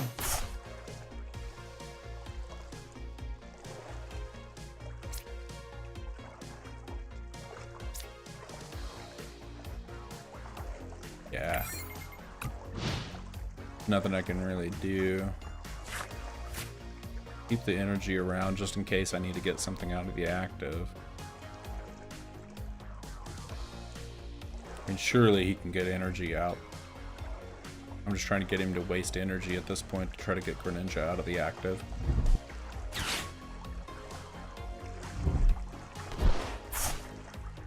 Whoa. Goodness me. I gotta wake up. I got a tournament.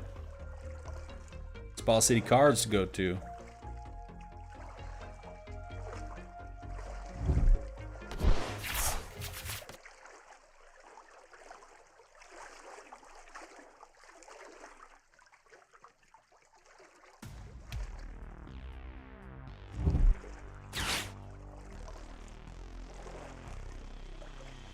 Hey, Lee. Lee, are you still here? Are you still around, Lee?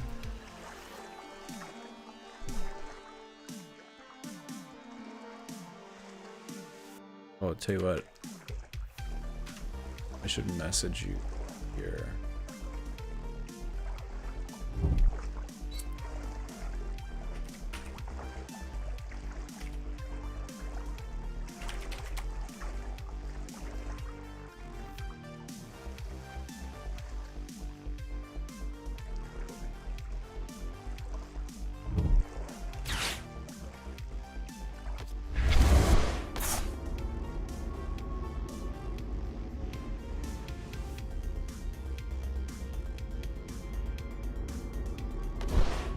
Wah, wah.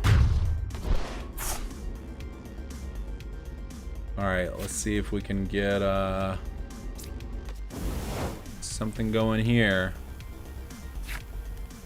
Oh my goodness.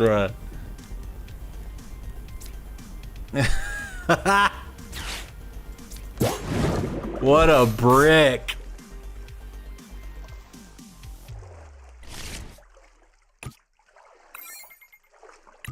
What a brick. This makes me want to play Miraidon. Yeah, he's got me here. I'm switching to Miraidon. I'm switching to Miraidon.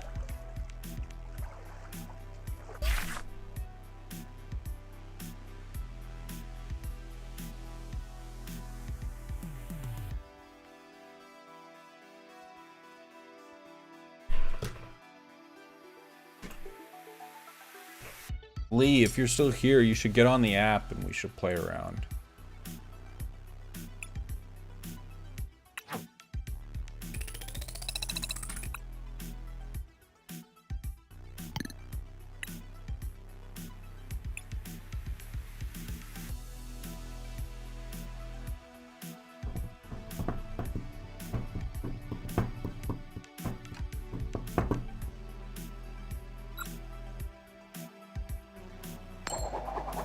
Hey, I will go second.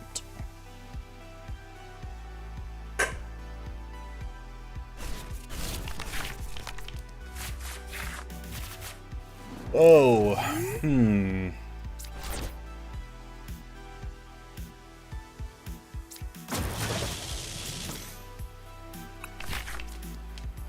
Let's see what you got. Let me guess, Roaring Moon.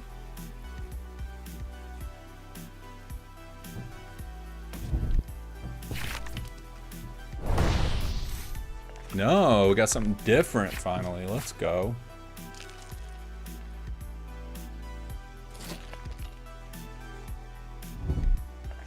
Bidoof.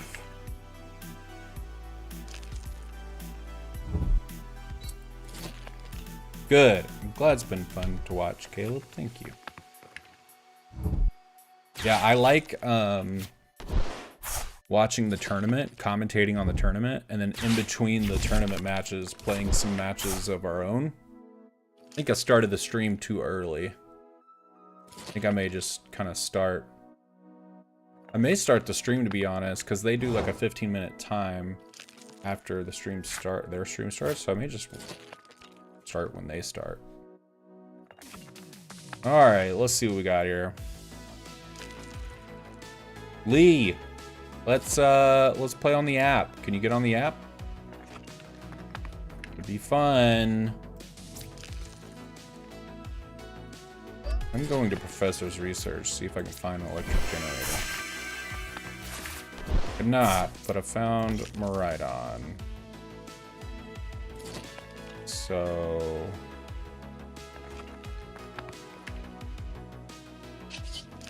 let's find Mareep.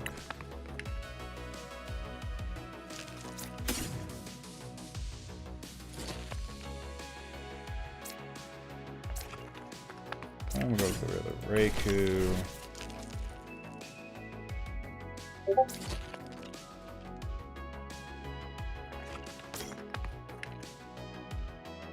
And I probably just pass turn.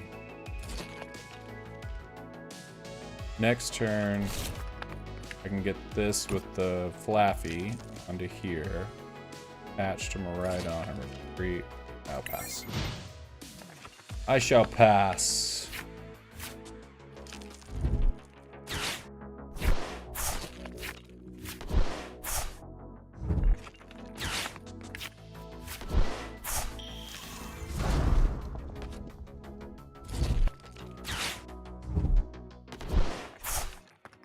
What Grant was that?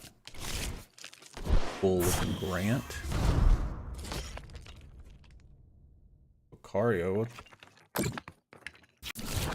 Once during your turn, put 2 damage counters on the opponent. If you do, search your deck for an energy and attach it to this Pokemon. Discard all energy from this Pokemon. This deck does 60 more, so 10 plus 120. Oh, gonna get the knockout here.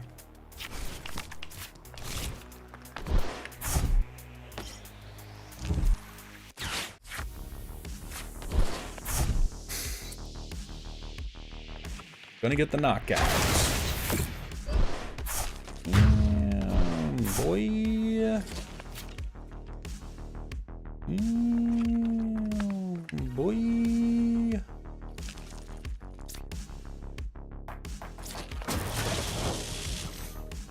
Oh, they're super effective against me too. Crap. Crap. That's not good. Get the old picture generator. Or Seal Stone. We want to put out? Probably this. Fleet-footed, get our extra card. Put it on here. Probably grab another Electric generator.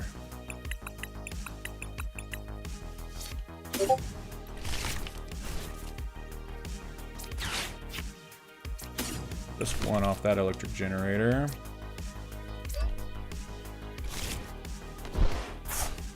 Try it again.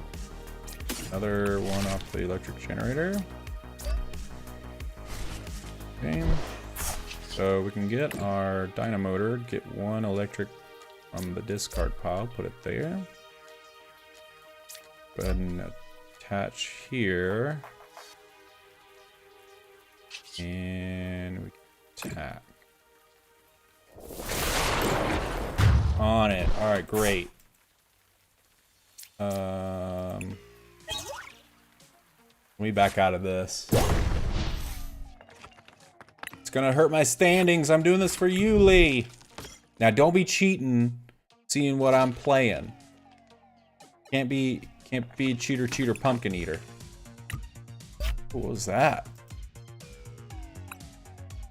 Like a secret screen or something that I pulled up.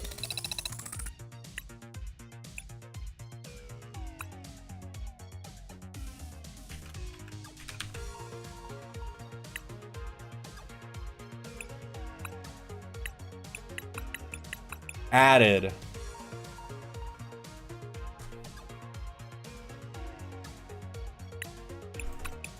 Don't be a cheater, Lee. Don't be watching the stream to see what... I think there's a delay anyway.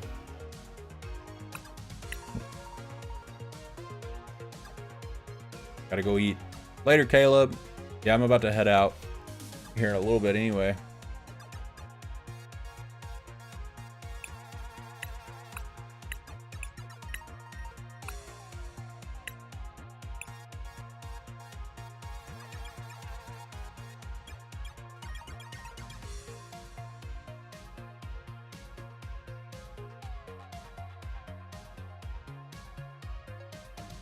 There he is.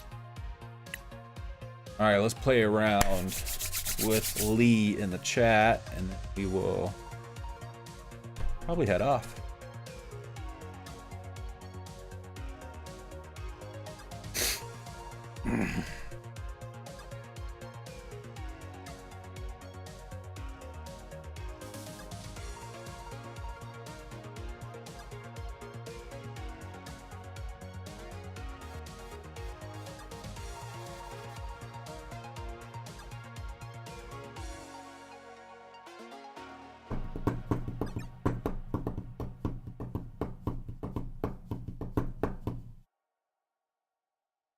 I invited you, Lee. Accept my challenge, Lee.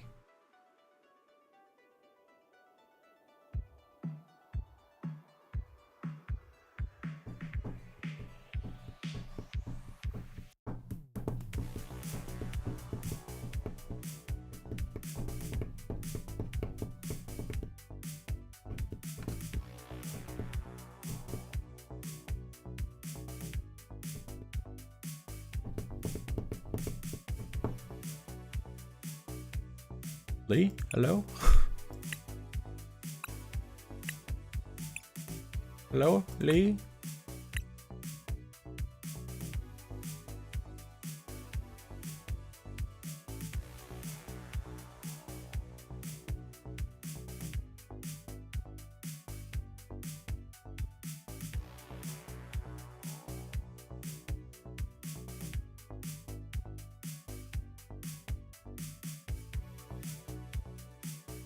Hey, there he is. There he is.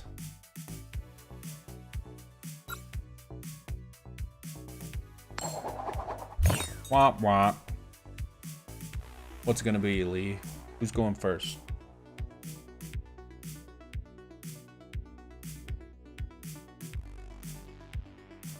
Who's going first, Lee? Ooh, I will go first. Okay. Uh-oh.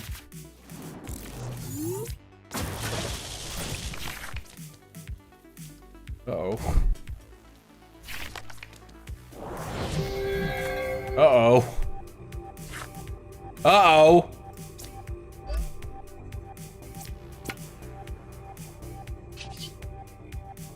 Uh-oh.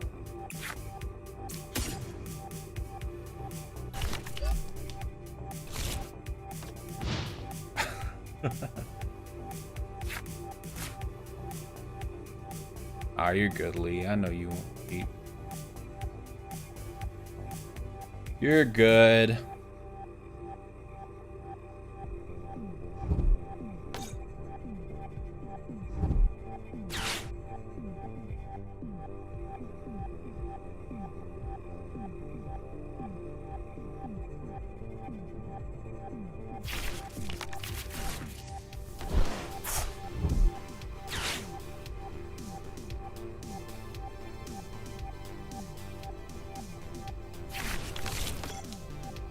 He's about to get set up here. Oh. Oh, taking away the bravery charm.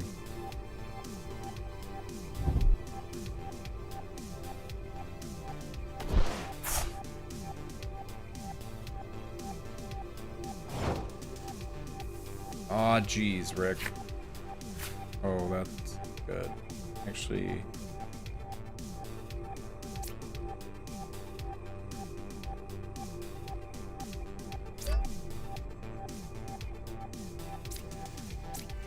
I'm just gonna do this. Hey, let's go.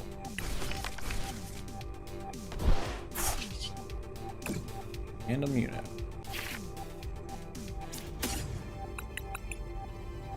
Oh, no Mareep?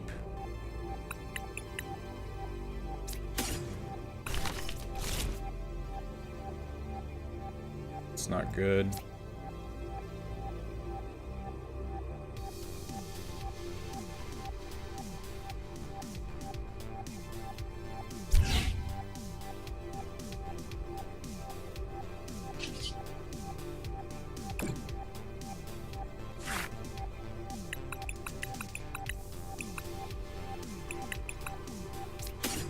That.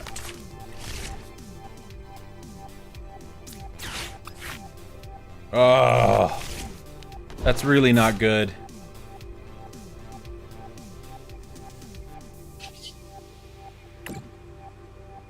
Can do exactly 180.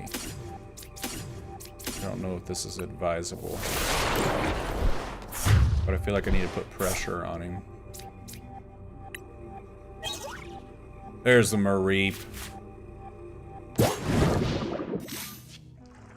There's Mareep.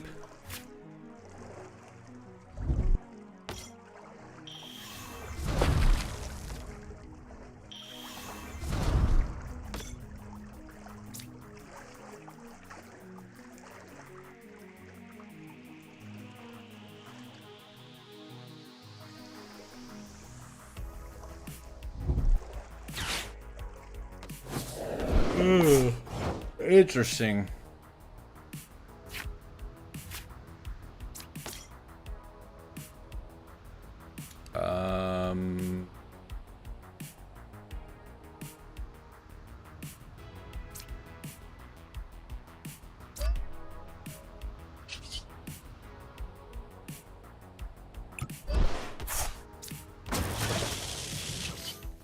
I really need beach court in here.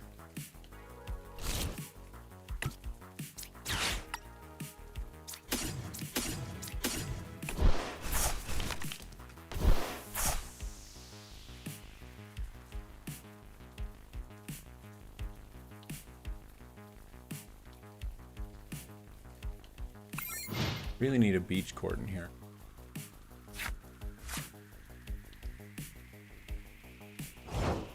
Oh no, Lee!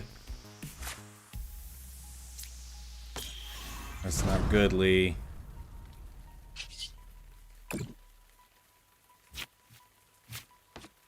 That's not good.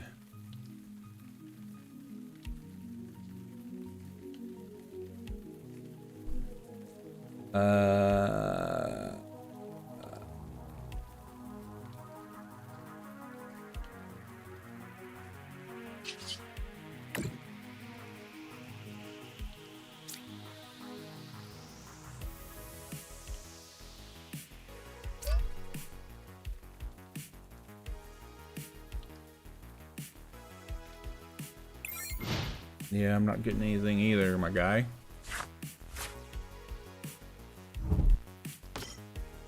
Okay. Get some supporter. Good, that's good. Oh, Irida, nice.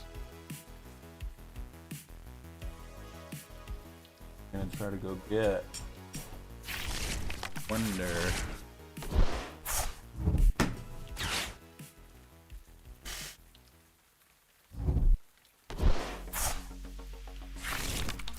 Some energies, all right.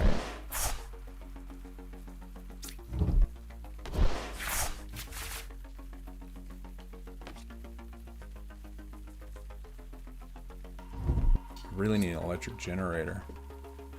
Arvin or something.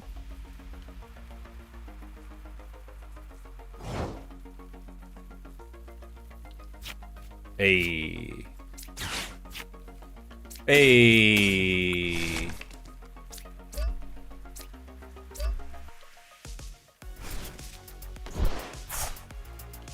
What do I get off the fleet-footed? Hey.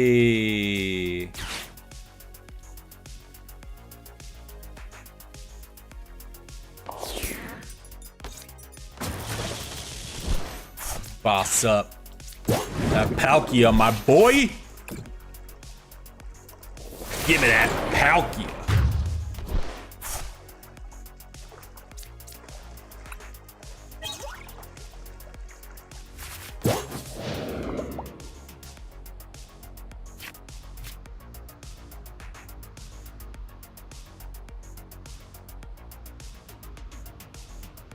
Yeah, I need to put beach court in here. Beach court.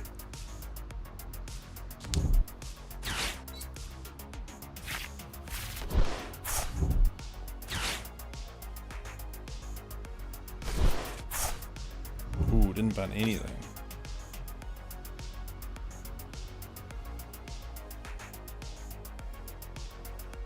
One, two, three, 4,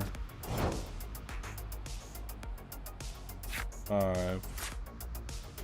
Need 2 energies to take this out.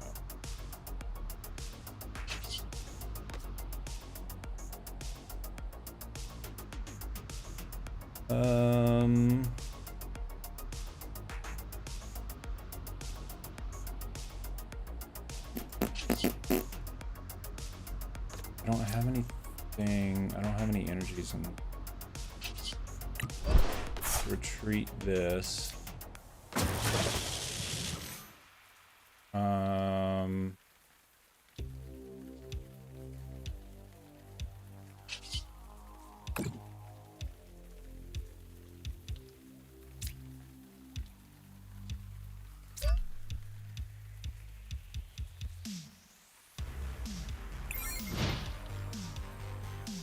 What do I need? I need...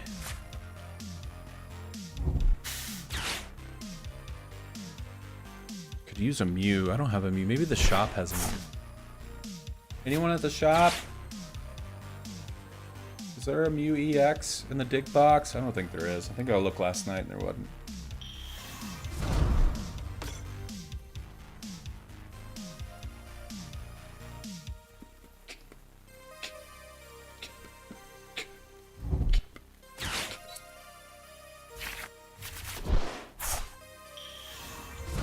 The barrel.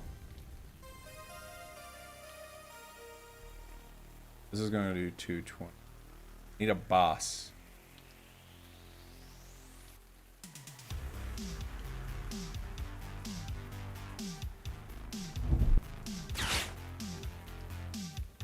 Probably just this, yeah.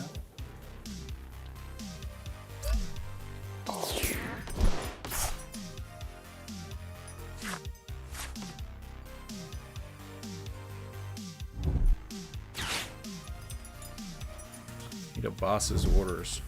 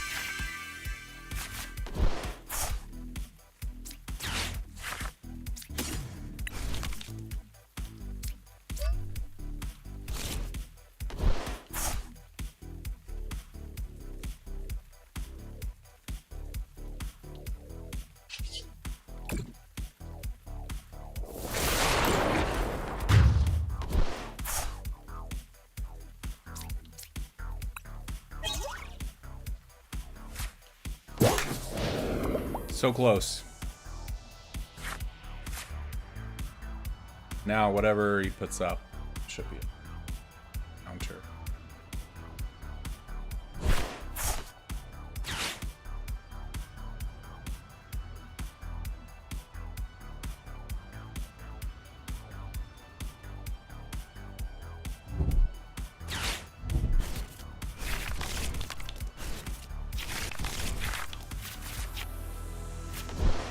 Womp womp.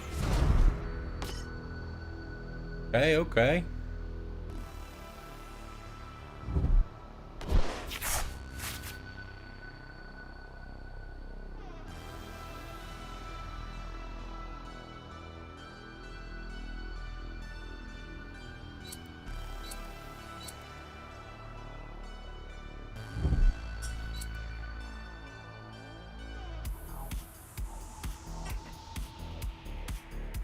Moving damage around. That's a lot of damage. Okay. See you, Lee.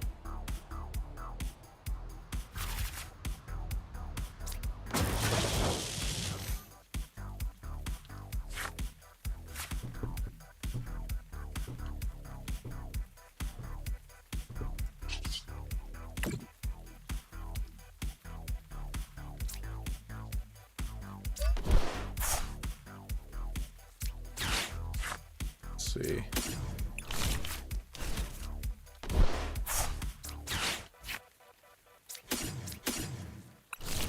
Nice. Hi.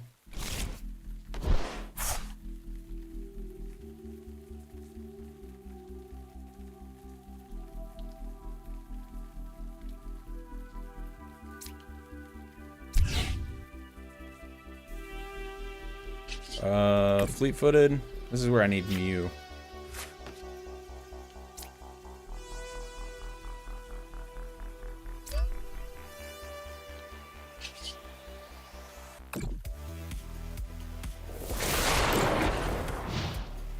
This is where I need Mew.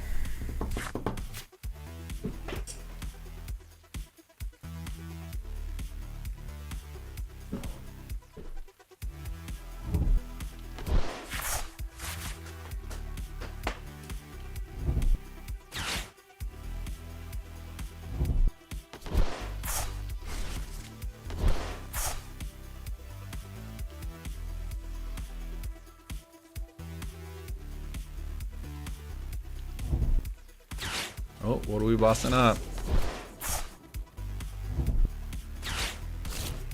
Wait, why are we bossing that up? Oh, I guess because...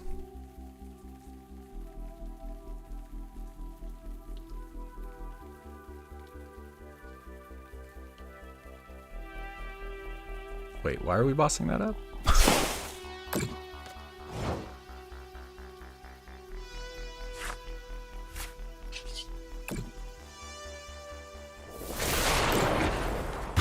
GG's, Lee. GG's. That doesn't matter.